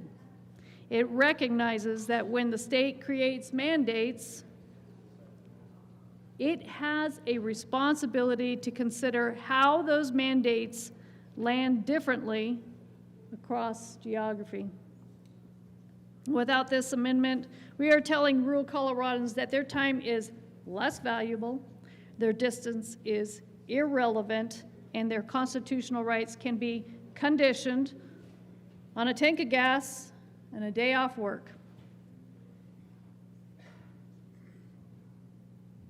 We are diverse, and this is not equity. That is imbalance, and equal rights demand equal access. And if we truly believe the Constitution applies statewide, then our statutes must reflect that. I urge your support for L004, especially to protect rural communities in Colorado. I urge a yes vote. Senator Sullivan. Thank you, Mr. Chair. Gun violence knows no boundaries. Just because you live in a frontier town, it knows no boundaries. It doesn't matter. If you are in the middle of a field and there isn't a living soul for miles around, and you pull the trigger on that gun, it will still kill you. You don't have to be in an apartment complex with 1,200 neighbors making noise all night long. That's not the only place that people die. They die out in the middle of nowhere. Again, that's what we're talking about. That's the separation. That's what we're trying to do. I care about both of those people. I don't want that individual who has nobody else around and hasn't seen anybody for days to take their lives. And I don't want that person who is in an apartment building who is inundated with noise and the pressures of big city life taking their lives either. For those reasons, I ask for a no vote. The motion is the adoption of L004 to Senate Bill 43. All those in favor say aye. Aye. All those opposed, no. No. The noes have it. L004 is lost. To the bill, Senator Pelton B. Thank you, Mr. Chair.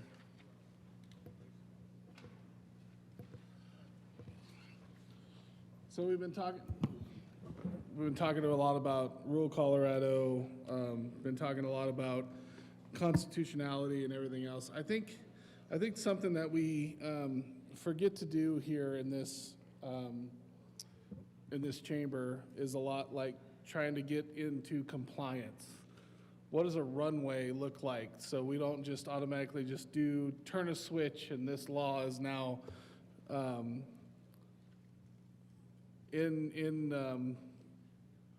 what do you want to call it? Compliance or whatever. You have to do it right now. So I'm going to run an amendment here that's going to give us a little bit of a runway so our small businesses can make sure that they can not only get in compliance, but also the citizens can realize, oh, okay, I need to take this a little bit more seriously.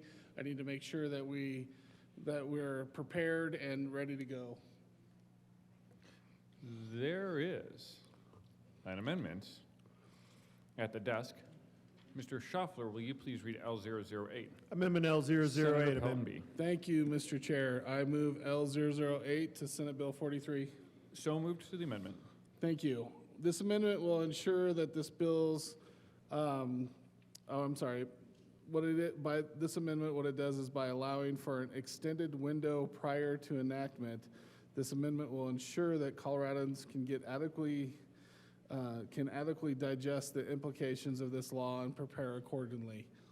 Basically, what I'm saying is that it's kind of like we did last year with, I know that Senate Bill 3, we kind of pushed out a little bit. It's the same way with this one where we can push it out further to make sure that people are compliant. So what we're saying is instead of July 1st of 2026, this will actually come in compliance or go into effect on December 31st, 2029. So just a little bit of runway here. I know I mean, it's 3 years, but it's enough time for people to say, all right, what do I need to do to make sure that I have to be in compliance here? Make sure that our small businesses are prepared. Make sure that we really look into what's going on with this law and how it's being implemented so we don't make any mistakes. Just want to make sure we give a little bit of time and runway to the folks. I ask for an aye vote on L008. Senator Bright. Thank you, Mr. Chair. I rise in support of Amendment L008. I enjoy the conversation and enjoy the common sense bits and pieces that we're trying to put inside of this bill to make it work for all Coloradoans, not just a few. And Amendment L008 goes quite a ways towards making this bill easier to comply with, gives us time to get there. This bill creates obligations that cannot responsibly be met by this summer. And if we are serious about this regulatory framework succeeding, rather than just simply existing on paper, we need to give the people and the institutions responsible for implementing it adequate time to prepare. Start with the Colorado Bureau of Investigation. This bill requires CBI to create a new form for retail record keeping of firearm barrel sales. That sounds simple, but anyone who's worked with state agencies like I have knows that designing, distributing, and training dealers on a new compliance form is not a trivial undertaking. It requires stakeholder input, coordination with licensed dealers across the state, and likely integration with existing record systems. Under the current timeline, CBI would have roughly 4 months to complete this work. It's not a realistic timeline. It's set up for failure, to be honest. Now consider the licensed dealers themselves. Colorado has hundreds of federally licensed firearm dealers, most of them small businesses. This bill imposes new legal obligations on every one of them. A new form, 7 required data fields, a 5-year retention mandate, penalties for noncompliance. Dealers need time to understand these requirements, train their staff, modify their record-keeping systems, and incorporate the new CBI form into their operations.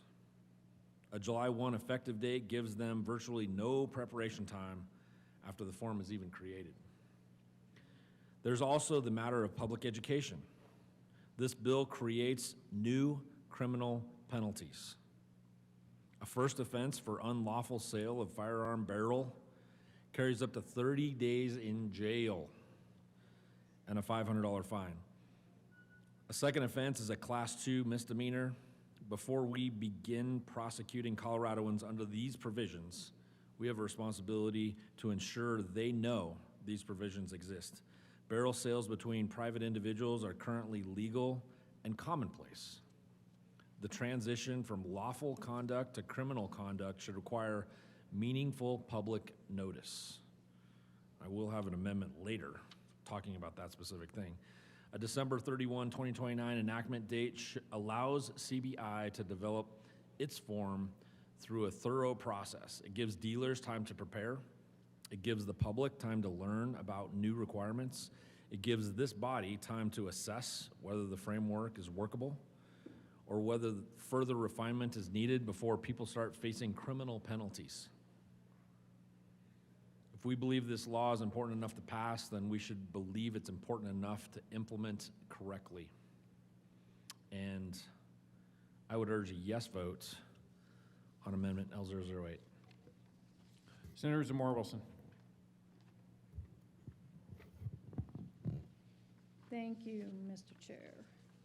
I rise in support of L008.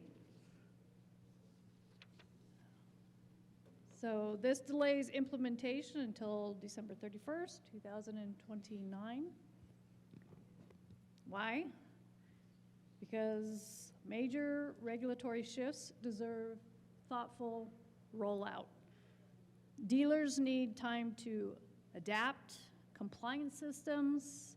If we continue to regulate firearm companies into the ground and erode the Second Amendment from Colorado citizens, well, then maybe we should allow federally licensed firearm dealers actual time to breathe and digest the laws that are being mandated. Consumers deserve clarity, and sellers deserve time. Litigation over the Second Amendment questions is not just possible, it is likely. Whenever this legislature passes a law that touches directly on the right to keep and bear arms, particularly in an area involving acquisition and transfer, it invites constitutional scrutiny. The United States Supreme Court has made it clear in recent years that firearm regulations must align with the historical tradition of this nation. Whether one agrees with that jurisprudence or not, it is the governing standard. If SB 26043 is challenged, and there is every reason to believe it will be, dealers, consumers, and even the state itself could find themselves in legal limbo. Businesses will not know whether to invest in compliance systems that may later be struck down. Citizens will not know which rules ultimately apply. Courts may issue injunctions, and appeals may follow. That uncertainty alone carries economic and administrative costs. Rushed implementation just magnifies that instability. And if we force this bill into effect on an aggressive timeline, we risk confusions among licensed dealers about compliance obligations, supply chain disruption for lawful retailers, financial strain on small businesses forced to adapt quickly, inconsistent enforcement while legal questions are still unsettled. Public policy should not operate on a pass it now, sort it out later model, especially when constitutional rights are implicated. Deliberate governance is responsible governance. When legislation intersects with fundamental rights, prudence is not weakness. Caution is not obstruction. And taking time to ensure clarity, fairness, and constitutional durability is not delayed for delay's sake. It is respect for the rule of law. Amendment L008 does not repeal this bill. It does not block its intent. It simply ensures that if enacted, it is implemented in a manner that is orderly, predictable, and legally sound. We should not rush regulatory expansion only to spend years untangling the consequences in the court. This amendment ensures we proceed carefully, thoughtfully, responsibly, and fairly. I urge a yes vote on L008. Senator Sullivan. Thank you, Mr. Chair. I ask for a no vote on this, same reason why we would have a safety bill, a safety clause in it. We need this yesterday. People are killing themselves, and they're using ghost guns and their access to barrels to do that. So with that, I ask for a no vote. Seeing no further discussion, the question before us is the adoption of Amendment L008. All those in favor say aye. Aye. Those opposed, no. No! The noes have it, and that amendment is lost. Further discussion of the bill. Senator Bright. Thank you, Mr. Chair. What a great lead-in to the next conversation. I do believe that we need to make sure that we're allowing the citizens of Colorado to weigh in on this, and I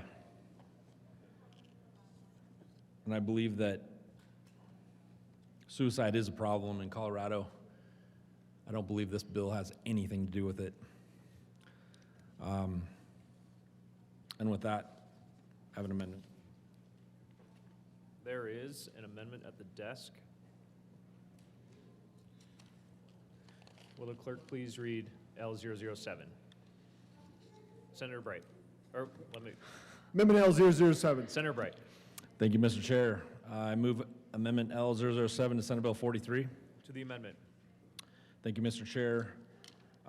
Just as was noted a couple minutes ago, we're going to ask the Colorado citizens to weigh in on this, or at least have the opportunity to, if they have a concern.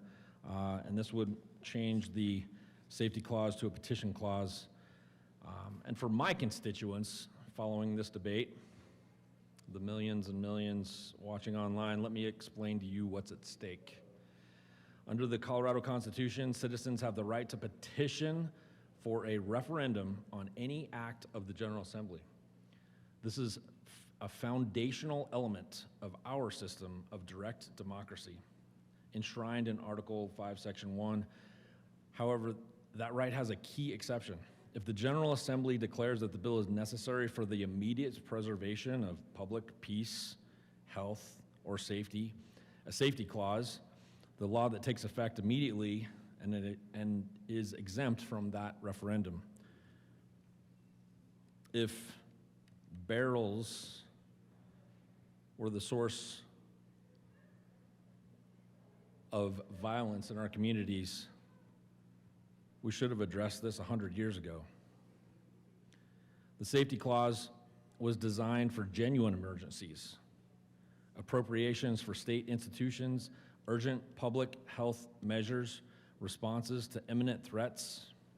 It was not designed to shield routine regulatory legislation from public accountability.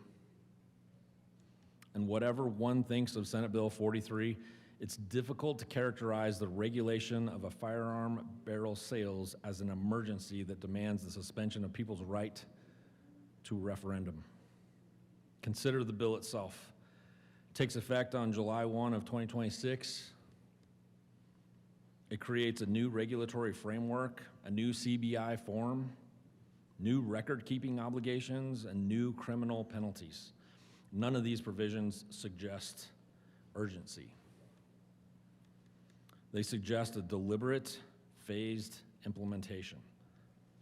But if the General Assembly has the time to phase in implementation, then the people of Colorado have the time to weigh in on whether this law should take effect at all. I want to be direct about why this matters. The safety clause has increasingly been used not as an emergency measure, but as a legislative strategy to insulate bills from public challenge. That trend should concern every member of this body, regardless of party. When we attach a safety clause to legislation that does not involve an immediate emergency, we're not protecting the public. We're protecting ourselves from the public.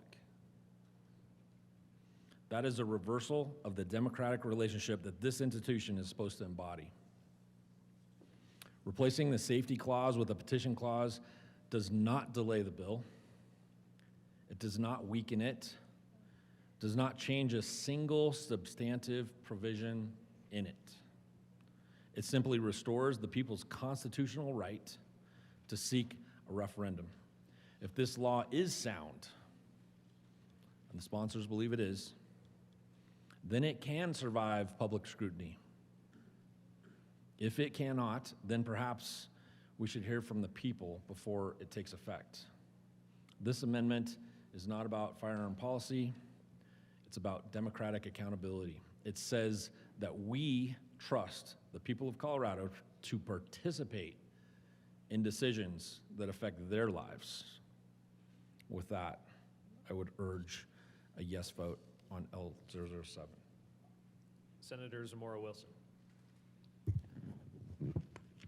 Thank you, Mr. Chair.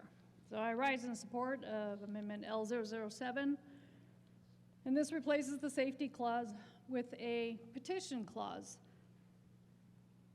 So this bill's regulation of a non-lethal firearm component, a tube, is an alarming attack on the Second Amendment rights of Coloradans. Yes, I'm going to say that again.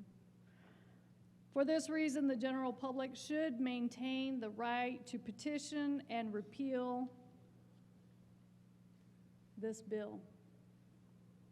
This bill implicates our constitutional rights. You know what? If it's sound policy, then it should withstand the public review. It should be allowed to be protested. A safety clause prevents a referendum. A petition clause preserves the voice of the people, our republic. The people of Colorado deserve the opportunity to weigh in on legislation that touches the Second Amendment, their rights. Transparency strengthens legitimacy. And I say, let the voice of we the people be heard. That is our republic. I urge a yes vote on L007. Any further discussion on the amendment? Senator Sullivan. Thank you, Mr. Chair. In an article published by The Trace on February the 17th of this year, 2026, entitled "Ghost Guns Are Linked to an Increase in Suicide Rates." For years, researchers have been sounding the alarm of the deadly connection between firearms and suicide risks, emphasizing that the danger of suicide is also a matter of access. Now that research is going a step further, linking increases in firearm suicide to ghost guns. Now, you can stand up here and say you don't believe in the research or you have some other data. Please share it. But this is what has just come out. And the reason it has just come out is because this is the first empirical evidence linking ghost gun recovery rates to firearm suicide rates. Colorado will be a part of this data collecting. Passing this bill will allow us to be at the forefront of this.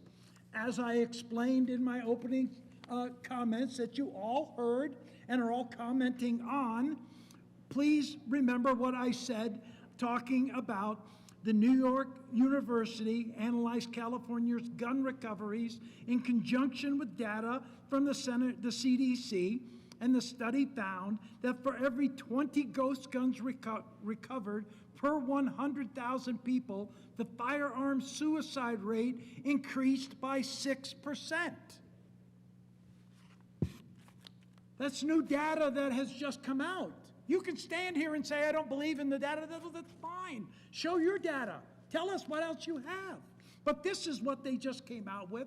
That's why I believe it is so important that we move forward with this, and we move forward with this quickly because we're saving lives. That's the reason that we put a safety clause in there. That's why I'm a no on this amendment. Senator Zamora Wilson. Thank you, Mr. Chair. Again, I stated it before. This is not about safety. This is about control. Suicide. As a veteran, yes, this hits close to home. But this is not going to fix it. We must get to the root of the problem. If suicides are increasing, how about we ask the question why and investigate that?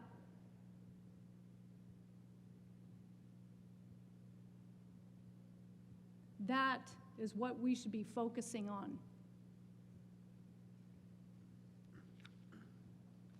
Restricting the mechanism at which the life was taken is not the way. We must find the root of the problem. I urge a yes vote on Amendment 007. Thank you. 007, thank you. Seeing no further discussion, the question before us is the adoption of Amendment L007. All those in favor say aye. Aye. Those opposed, no. No! The noes have it, and that amendment is lost. Senator Zamora Wilson. Thank you, Mr. Chair. All right.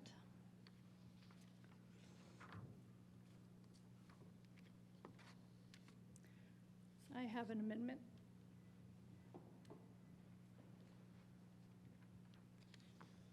There is an amendment at the desk. Will the clerk please read L006? Amendment L006. Amend Senator printed bill. Zamora Wilson. Thank you, Mr. Chair. I move L006 to Senate Bill 43, Senate Bill 43. To the amendment. Thank you, Mr. Chair. So, Amendment L006 removes the 5-year record-keeping requirement imposed on firearm dealers for barrel transactions. So, again, let's be clear, barrels are not serialized under federal law. And yet this bill is requiring extended record retention. And that turns small businesses into administrative arms of the state. It increases compliance costs.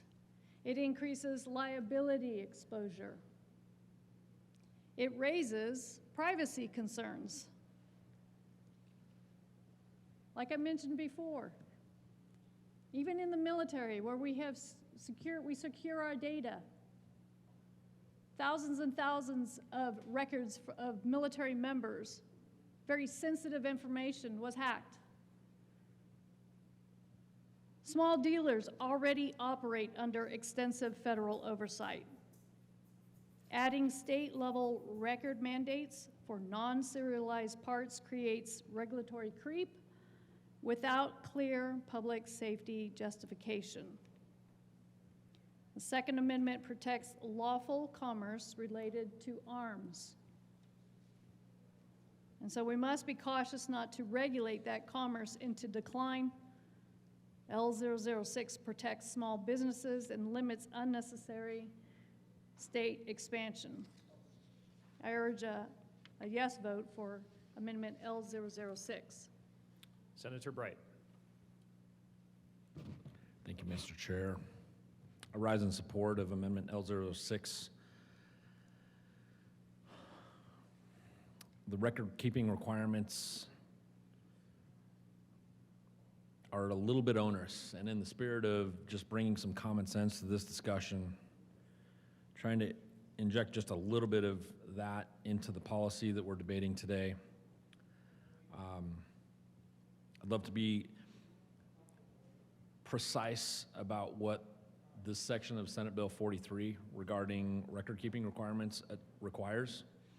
Every time a licensed dealer sells or transfers a firearm barrel, the bill mandates that the dealer record 7 categories of information on a CBI prescribed form, as we've mentioned earlier.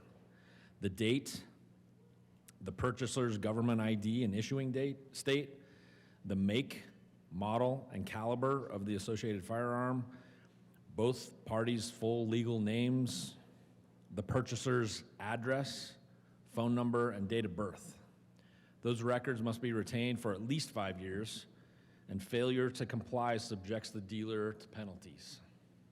Sounds like fun. Under federal law, firearms barrels are not classified as firearms. One more time. Under federal law, firearm barrels are not classified as firearms. The federal framework treats barrels as components, not as controlled items in their own right. This bill departs from that approach at a state level and then goes further by creating a record-keeping burden that, for a single component, closely resembles the documentation required for the sale of a complete firearm. Consider the impact on Colorado's licensed dealers. These are predominantly small businesses. Many are family-owned shops operating on thin margins. They already maintain federal records for every firearm transaction. This bill adds an entirely new paperwork system with a new CBI form for an item that the federal government has determined does not require such oversight. The 5-year retention mandate means dealers must store, organize, and produce these records on demand at their own expense. And what's the return on this investment?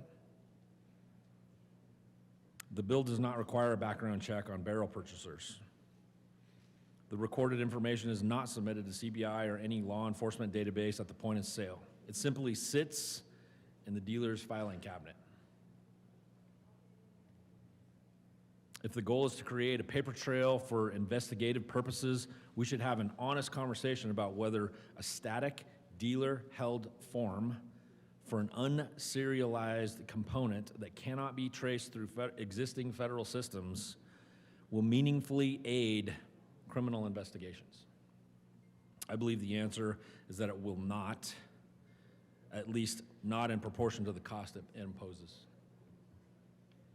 I'm not asking this body to eliminate the bill's core requirement that barrel sales occur through licensed dealers. That framework can stand on its own. What I am asking is that we not bury small businesses under a compliance regime that duplicates information they already collect for firearm sales for a component the federal government does not regulate at this level with no demonstrated investigative benefit. This amendment reduces the burden on small businesses without undermining public safety, and I urge a yes vote on Amendment L006. Senator Sullivan. Thank you, Mr. Chair. This is where we do get into the criminal element where it goes with this. This is to prevent trafficking, so we don't have somebody who is printing up multiple 3D guns and then having to go to an FFL to get the barrels for them and then marketing them that way. Before, all we've been talking about is a singular ghost gun to keep somebody from using it to harm themselves. This is an aspect, and the reason why we need someone to write it down and to keep it on file in front of an FFL is to keep these straw-type purchases, because that would be the next step. They would be making straw purchases on barrels. So with that, I ask for a no vote. Further discussion on Amendment L006? Seeing none, the motion before us is the adoption of Amendment L006. All those in favor say aye. Those opposed, no. No. The noes have it, and that amendment is lost. Senator Pelton. Thank you, Mr. Chair. I move, or There is an amendment at the desk. Will the clerk please read L012? Amendment L012. Senator Member- Pelton. thank you, Mr. Chair. I tried to run an amendment earlier to exclude family members, and with brought to our attention from the sponsor of the bill that was too broad, and maybe it was. Out in rural Colorado, as far apart as we are and stuff, we tend to lump all family into family. So I do appreciate him flagging that. And so what this amendment does, it puts the same definition of family that is used in the extreme risk protection statute. So I would encourage a yes vote on 012. Further discussion on this amendment? Senator Zamora Wilson. Thank you, Mr. Chair. So I rise in support of Amendment L012. Again, this amendment protects family autonomy. And under SB 26043, if two adult relatives exchange a barrel, they must route that exchange through a licensed dealer. And let's pause what we're talking about. We're not talking about completed firearms. Once again, it's simply a component, a tube, a piece of metal, a pipe, if you will, that by itself cannot fire a single round. We're not talking about prohibited persons. We're not talking about criminals. We're not talking about bad actors attempting to evade the law. We're talking about adult family members, law-abiding Coloradans transferring a non-lethal component between one another. A father passing along equipment to a son, a daughter helping her mother repair a lawful firearm, and two siblings sharing parts for maintenance or sporting purposes. And under this bill, that simple exchange must be routed through a licensed dealer as though it was a high-risk transaction. That's government oversight, inserted directly into a routine consensual family interactions. And as I mentioned before, some of these are heirlooms that have been in family for years and years. The Second Amendment protects the right to keep and bear arms, but as courts have repeatedly recognized, the constitutional rights means little if the government can layer on procedural obstacles that makes exercising them impractical. The Constitution protects not just the theoretical possession, it protects the practical ability to acquire,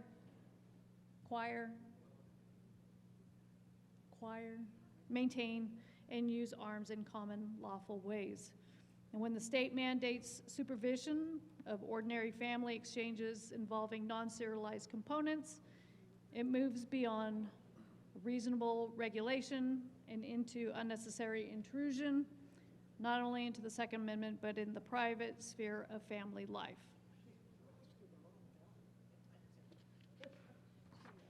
Again, there's no demonstrated public safety benefit to supervising exchanges between law-abiding relatives. So I urge a yes vote on L012. Thank you. Senator Bright. Thank you, Mr. Chair. I rise in support of Amendment L012 to Senate Bill 43. Let me describe the problem this amendment solves in a very common sense way. Under the bill as written, if a grandmother gifts a family heirloom shotgun barrel, just a barrel, don't know why that would happen, but if it should happen, and she gifts it to her 20-something-year-old grandson on Christmas, She's now committed a unclassified misdemeanor punishable by up to 30 days in jail and a $500 fine. I do not believe that that's what the sponsors of this bill intended. It is what the bill does. I want to highlight the bill's own internal logic. This bill already exempts transfers that occur by operation of law or because of death, meaning a firearm barrel can pass from a deceased parent to a child through an estate without going through a dealer. But if that same parent wants to make the same transfer while they're alive, perhaps as part of an estate planning, the bill criminalizes it. That inconsistency is difficult to defend. This amendment resolves it by treating family transfers consistently, whether they occur before or after a loved one's passing. For many Colorado families, firearms are heirlooms passed down with stories and traditions. Barrel replacements are part of maintaining those heirlooms. Criminalizing that tradition within families while exempting government agencies and licensed dealers sends a message that the state trusts institutions more than it trusts families. I do not believe that reflects the values of this body. This amendment is narrowly drawn, consistent with the bill's existing exemption, structure, and protective of public safety. I appreciate the discussion we've had on this, and I feel like, again, trying to thread some common sense here, we can get to a place that we can get this piece right. So I urge a yes vote on Amendment L012. Senator Sullivan. Thank you, Mr. Chair. Yeah, we discussed this, and we're always supportive of family members being in touch with other members of their family when it comes to the handling of firearms. That's why we have this language for a family member in House Bill 191177, which is our extreme risk protection order. This will also give these family members the opportunity to make sure that everybody's doing okay. So for those reasons, I ask for a yes vote on this. Seeing no further discussion, the motion before us is the adoption of Amendment L012. All those in favor say aye. Aye. Those opposed, no. The ayes have it, and L012 is adopted. Minority Leader Simpson. Thank you, Mr. Chair. I'm still working through different sections and portions of the bill, and I want to highlight paragraph 7, which actually is a reference to this section, who it does not apply to. So 7A, it doesn't apply to the sale or transfer of a firearm barrel to a federal, state, or local law enforcement agency. And somewhere in this section is where we've just added family as well. The sale or transfer of a firearm barrel to a federal firearms licensee. C is the sale or transfer of a firearm barrel to the United States military. D is the sale or transfer of a firearm barrel to a person who, in the same transaction, is separately purchasing a firearm and undergoing a federal and state firearm background check, because I suspect that's now where that recorded exchange and the data, the information is readily available for it then. E is the sale or transfer of a firearm barrel to a federally licensed collector who is acquiring or being loaned a firearm barrel of a firearm that is a curio or relic, and then references a statute. F is the transfer of a firearm barrel that occurs by operation of law or because of the death of a person for whom the prospective transformer is an executor or administrator of an estate or a trustee of a trust created in a will. A transfer or sale of a firearm barrel by an executor or administrator of an estate or trust or a trustee of a trust created in a will must be conducted by a federally licensed firearm dealer, and it's subject to the requirements of this section. And the last one, which is where I'm going to be focused on, is the sale or other transfer of ownership of a firearm barrel if the sale or other transfer of ownership is to an authorized representative of a city and county, state, or the federal government, and the entity is acquiring the firearm barrel as part of an authorized voluntary program in which the entity is buying or receiving weapons from a private individual. I think we probably, from my perspective, missed an entity that probably shouldn't be included in this list. So with that, I'm offering an amendment. There is an amendment at the desk. Please proceed to read L10. Amendment L10, amend printed bill page 5, line 23, after state insert tribal nation with jurisdiction in Colorado. Minority Leader Simpson. Thank you, Mr. Chair. I move L10. That's a proper motion. So I propose to include in this list of entities that is not applicable to is the two tribal nations within the state of Colorado. The Southern Ute and the Ute Mountain Ute are a sovereign nation, and I think it's appropriate to include them in this, folks that the section does not apply to, and would ask for your support. Senator Zamora Wilson. Thank you, Mr. Chair. So I rise in support of L010. Hadn't even thought of this one, but I think it brings up a good point. It brings clarity and transparency on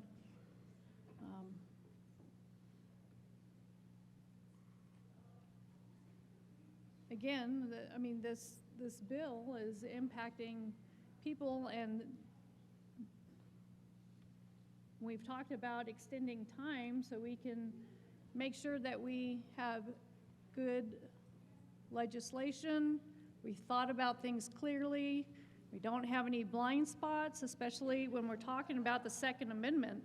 And yeah, I think this is great, and that we should protect the tribal nation. So I urge a yes vote on L010. Senator Sullivan. Thank you, Mr. Chair. We talked about this when we were talking about the size of communities. Again, gun violence doesn't care what community you're from, what tribal nation you're from. You can die when you take a firearm and put it to your head and pull the trigger on tribal land, just like you can anywhere else. For that kind of reason, I would be a no on this. Senator Simpson. Thank you, Mr. Chair. Just a reminder, it's not about being on the tribal land. It's the government entity, the tribal nation, and their variance from the bill. It's not about where it happens. It's about those transfers to government entities, and just trying to recognize that the two tribal nations are government entities in the state of Colorado, their own actual sovereign nation. Ask for support. Is there any further discussion? If not, a division has been called.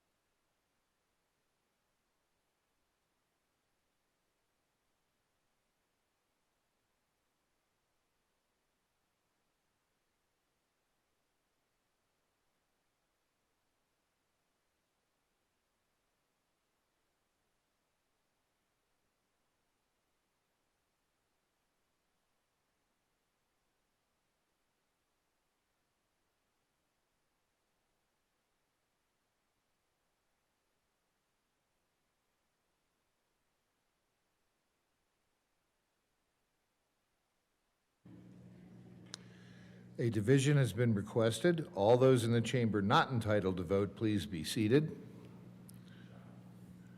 The motion is the adoption of L010 to Senate Bill 43. All those in favor, please stand and remain standing without moving around until the chamber count is complete.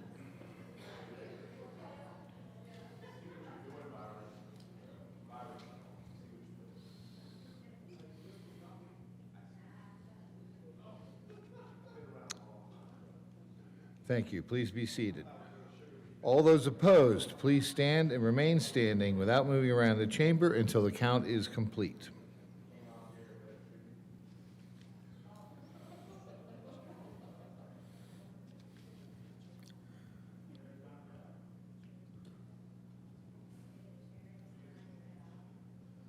The chair is convinced that the motion fails.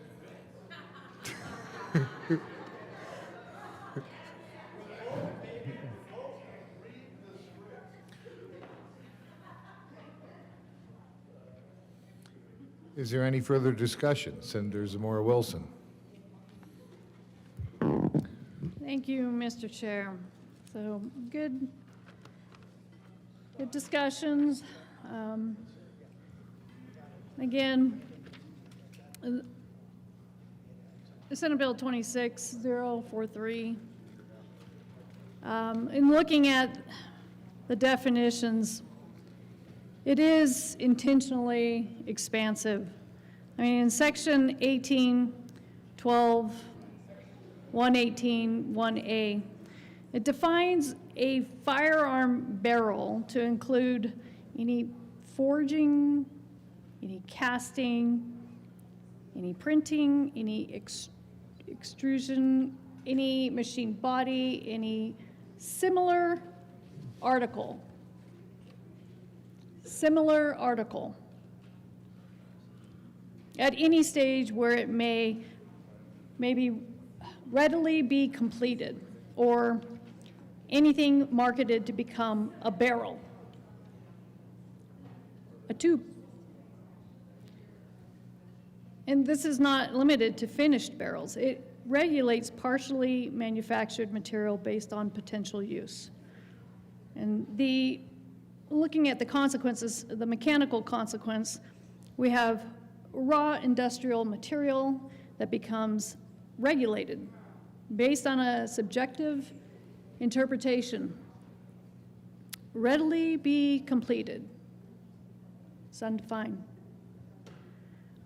Marketed to become regulates speech and the intent and not just the objects. The definition reaches items that are not firearms under federal law. And this bill regulates potentiality, not finished products. It criminalizes objects based on what they might become. It criminalizes intent without transaction. So in section 3, we have possession of a barrel with intent to sell or transfer.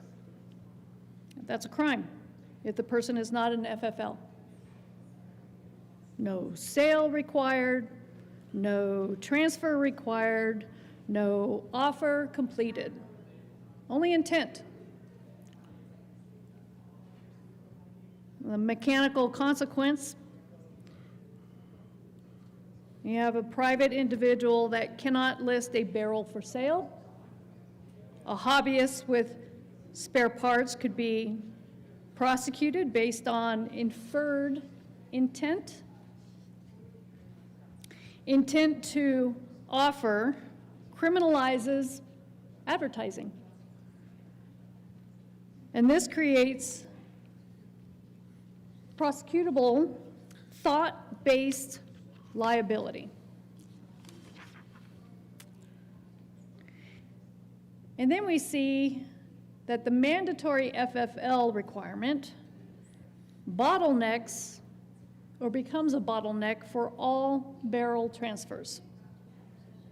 So in section 2, we see All sales or transfers must be conducted by an FFL and occur in person. No private sales permitted. And the mechanical consequence of that, we have it prohibits interstate mail order barrel sales to Colorado residents. It eliminates private resale markets. It treats a non-serialized component like a complete firearm.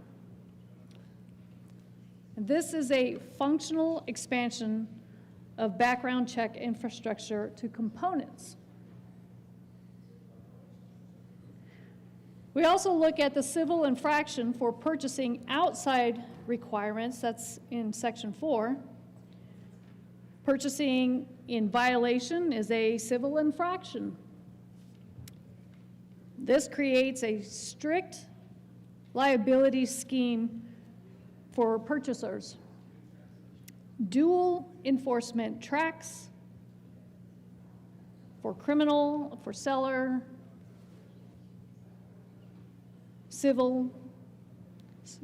criminal for seller, and civil for buyer. Dual enforcement tracks. Criminal for seller, civil for buyer. The buyer's age and firearm eligibility are tied to the barrel, the tube. This treats a barrel as if it were a regulated firearm receiver. And then we look at mandatory data collection beyond the federal standards.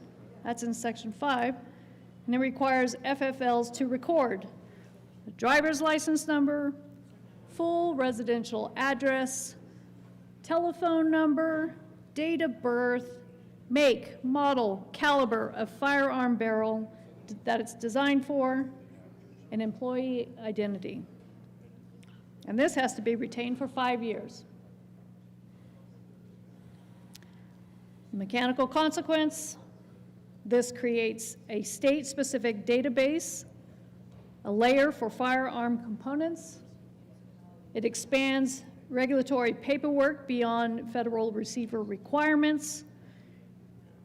And it requires dealers to match a barrel to a specific firearm model that's not always feasible for generic barrels.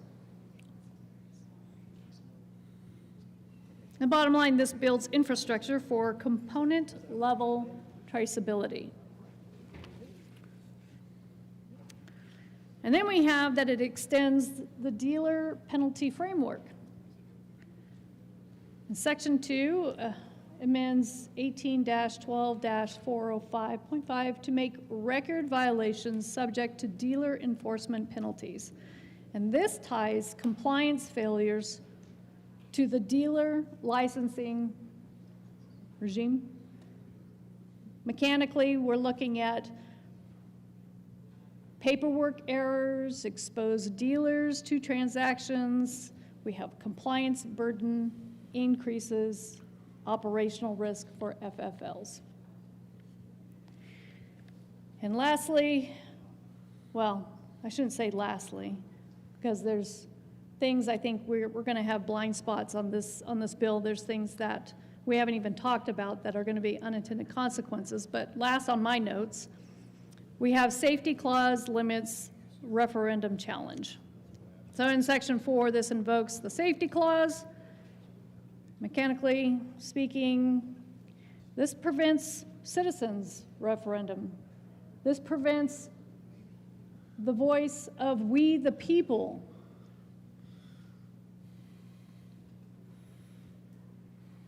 We the people, we're dealing with one of our rights here, the Second Amendment, the right to bear arms, and they don't have a say. This shields the bill from ordinary voter review. And this is a procedural, call it insulation.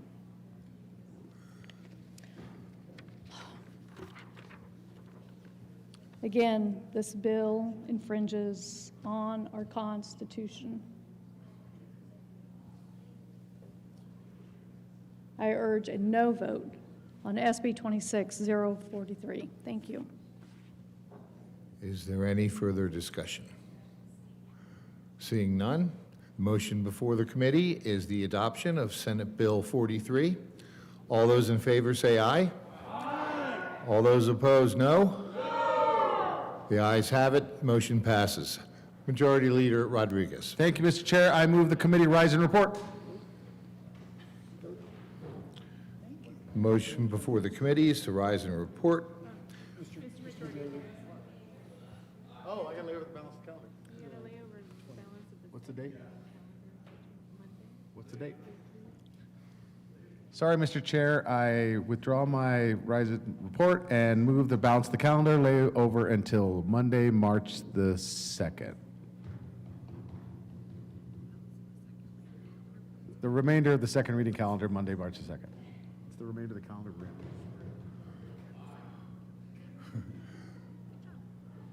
The motion is to lay over the balance of the second reading calendar Till Monday. till Monday, March 2nd. All those in favor, please say aye. Aye. All those opposed, no. The ayes have it. Balance of the calendar is laid over.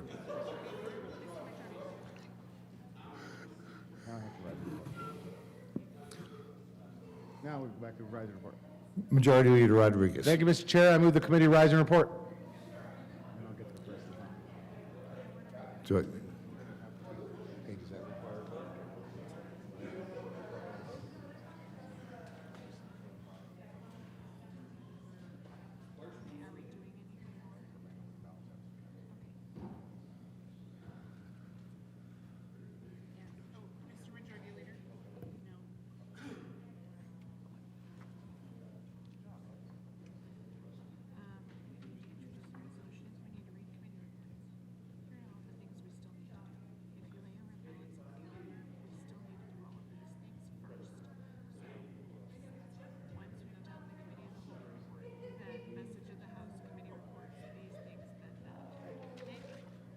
Thanks, Mark.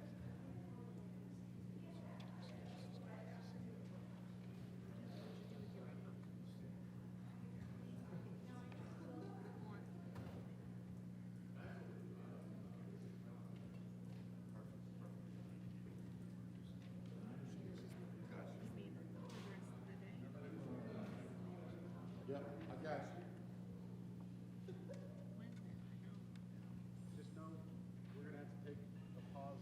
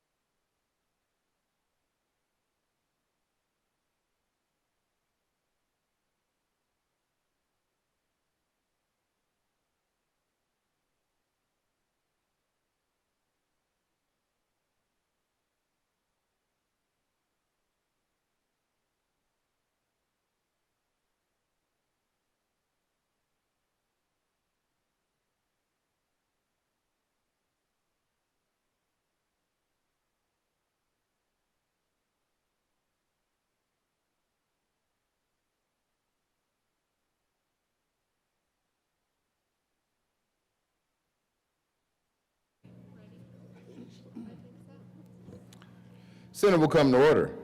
Senator Snyder. Thank you, Mr. President. The committee has met and had one bill under consideration. Will the clerk please read the report? February 27, 2026, Mr. President, in Committee of the Whole begs leave to report has had under consideration the following attached bills being the second reading thereof and makes the following recommendations thereon. Senate Bill 43, as amended, passed on second reading and ordered engrossed and placed on the calendar for third reading and final passage. Senate Bill 21, laid over until March 2nd, 2026, and retaining its place on the calendar. Senator Snyder. Thank you, Mr. President. I move for the adoption of the report. The motion is the adoption of the Committee of the Whole report. There is an amendment at the desk. Mr. Schaffler, please read S001 to Senate Bill 43. Amendment S001, Senator Simpson moved to amend the Mr. report. Minority Leader. Thank you, Mr. President. I move S001 to Senate Bill 43. To the amendment. Thank you, Mr. President. So this was Amendment 10 we just did a little bit ago, and it's in reference to a section in the bill where the section is "this does not apply to," and in paragraph 7 G, there's a reference to "it does not apply to cities, city counties, state feds," the federals. I just offered an amendment to include in that exemption list were tribal nations with jurisdictions in Colorado. I just thought it was an oversight that they should fit in the same category as cities, city counties, state, and feds. So with that, I would ask for an aye vote that it did actually pass in the Committee of the Whole. Mr. Minority Leader, we're going to have to completely back out of this motion that Senator Snyder made because we need to excuse members that I failed to excuse. So, Senator Snyder. Mr. Minority Leader, do you have to withdraw your amendment? Mr. Minority Leader, please withdraw your amendment. Thank you, Mr. President. I withdraw my amendment S001 to SB 043. S001 has been withdrawn. And Senator Snyder. Mr. President, I withdraw my motion. The motion for the adoption of the Committee of the Whole report has been withdrawn. Mr. Schaffler, please excuse Senators Carson, Baisley, and Liston. And now, Senator Snyder. Please move the Committee of the Whole report again. Mr. President, I move the adoption of the Committee of the Whole report. The motion is the adoption of the Committee of the Whole report. There is an amendment at the desk. Mr. Schaffler, please read again S001 to Senate Bill 43. Amendment S001.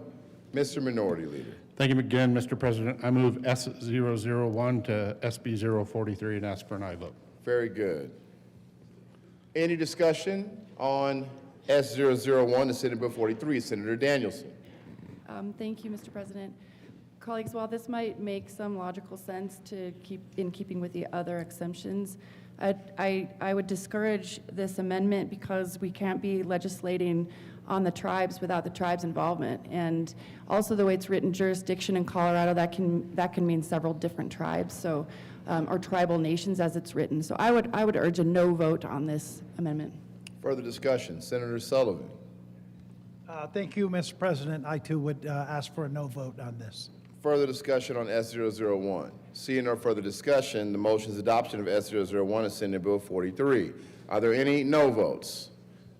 Senators, Mr. Majority Leader, Amabile, Danielson, Amabile again, Wallace, Cutter, Gonzalez, Judah, Kip, Snyder, Sullivan, Weissman, Marchman, Ball, Bridges, Colker, Exum, Doherty, Mullica, Lindstedt. Couldn't see you back there for some reason. Please add the president. With a vote of 12 ayes, 19 noes, 0 absent, 3 excused, 1 vacant, S001 to Senate Bill 43 is lost. Mr. Minority Leader. Thank you, Mr. President. Pursuant to Senate Rule 25F, I request a roll call vote on SB 043. A roll call vote has been requested on Senate Bill 43. Mr. Schaffler, please poll the senators.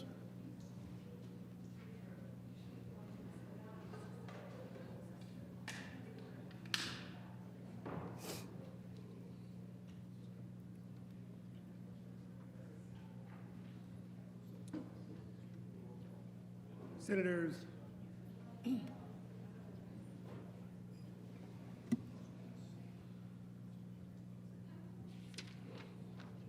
Senators Amabile. Amabile, aye. Senator Baisley, excused.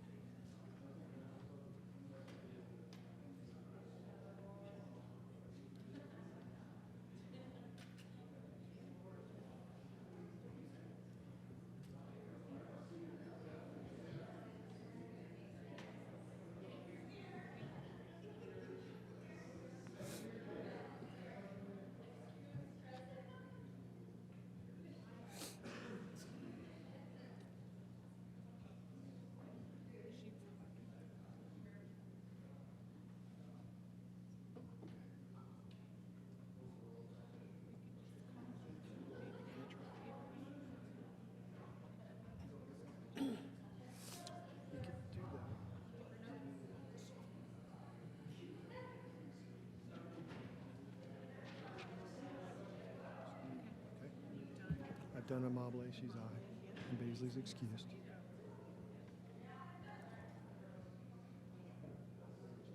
Senator Ball. Senator Ball, aye. Bridges. Senator Bridges, aye. Bright. Senator Bright, no. Senator Carson, excused. Catlin. Senator Catlin, no. Cutter. Senator Cutter, aye. Danielson. Senator Danielson, aye. Senator Doherty, excused. Exum. Senator Exum, aye. Senator Frizzell, excused. Gonzalez. Senator Gonzalez, aye. Hendrickson. Senator Hendrickson, no. Judah. Senator Judah, aye. Kipp. Senator Kipp, aye. Kirkmeyer.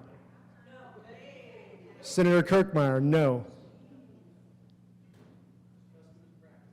Colker. Senator Colker, aye. Lindsted. Senator Lindsted, aye. Senator Liston, excused. Marchman. Senator Marchman, aye. Mullica. Senator Mullica, aye. Pelton B. No. Senator Pelton B, no. Pelton R. Senator Pelton R, no. Rich. Senator Rich is excused. Roberts. Senator Roberts, no. Rodriguez.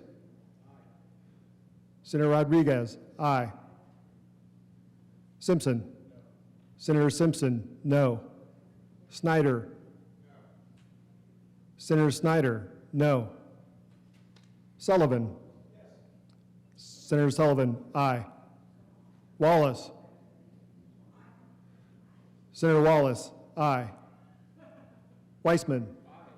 Senator Weissman, aye. Zamora Wilson. Senator Zamora Wilson, no. Senate District 21 vacant. Mr. President. Aye. Mr. President, aye. Senator 05.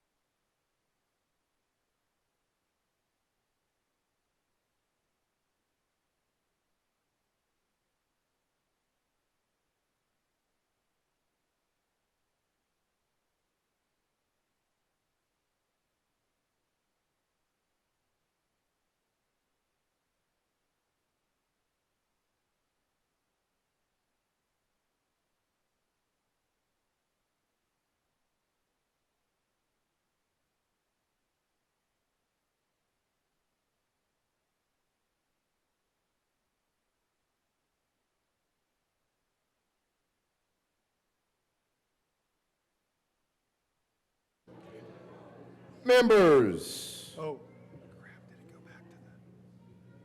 With a roll call vote for Senate Bill 43, with a vote of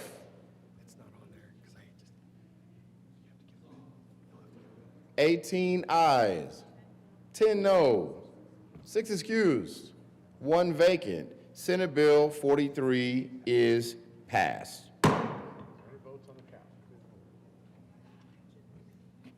Committee of the Whole report. The motion is the adoption of the Committee of the Whole report. Are there any no votes? Committee of the Whole report. Are there any no votes on the Committee of the Whole report? Committee of the Whole report. Committee of the Whole report. Very good. Mr. Minority Leader, Zamora Wilson. Kirkmeyer, that's true. Bright. Pelton R. Pelton B. Catlin. With a vote of 21 ayes, 7 noes, 6 excused, 1 vacant. The Committee of the Whole report is adopted. Senate Bill 43 is amended, passed second reading, order of gross place and count of third reading and final passage. Senate Bill 21 laid over until 3/2/2026 and retaining its place on the calendar. Message from the House. Help! Help us. The House is adopted and transmits herewith House Joint Resolution 1019 as printed in House Journal, February 27, 2026. Committee reports. Committee on Business, Labor, and Technology, after consideration on the merits, the committee recommends the following. Senate Bill 63 be amended as follows, and if so amended, be referred to the Committee of the Whole with favorable recommendation. Committee on Business, Labor, and Technology, after consideration on the merits, committee recommends the following. Senate Bill 79 be postponed indefinitely.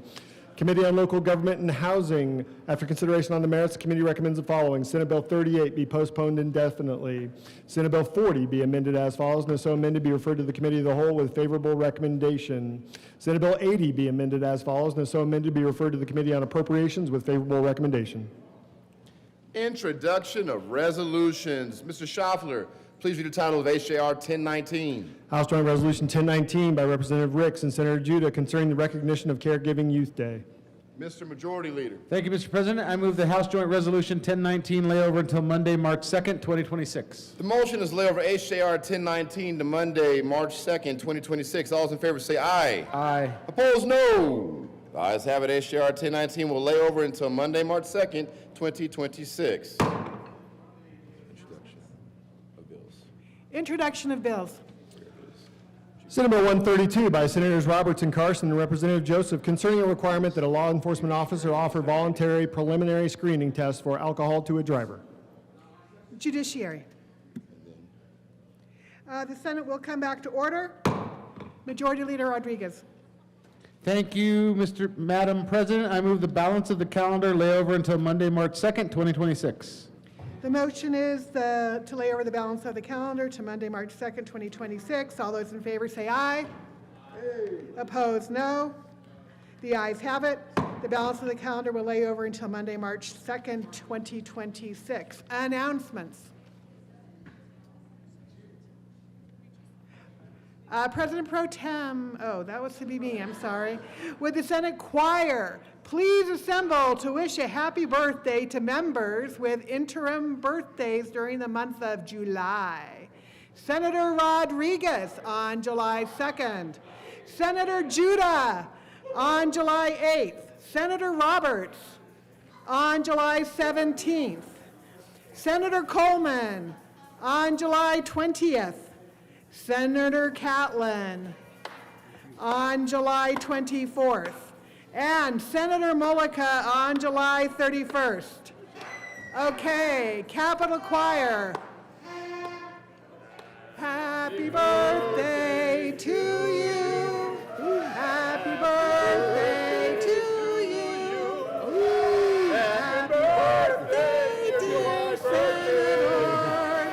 Happy birthday to you. Woo! You guys did great. Okay. Are we done? Any further announcements? Mr. Majority Leader. Thank you, Madam President. I move that the Senate adjourn until 10 a.m. Monday, March 2nd, 2026. Okay, the motion, you've heard the motion. All those in favor say aye. All those opposed, no. The ayes have it, and the Senate will adjourn until March 2nd, Monday, 2026, at 10 a.m.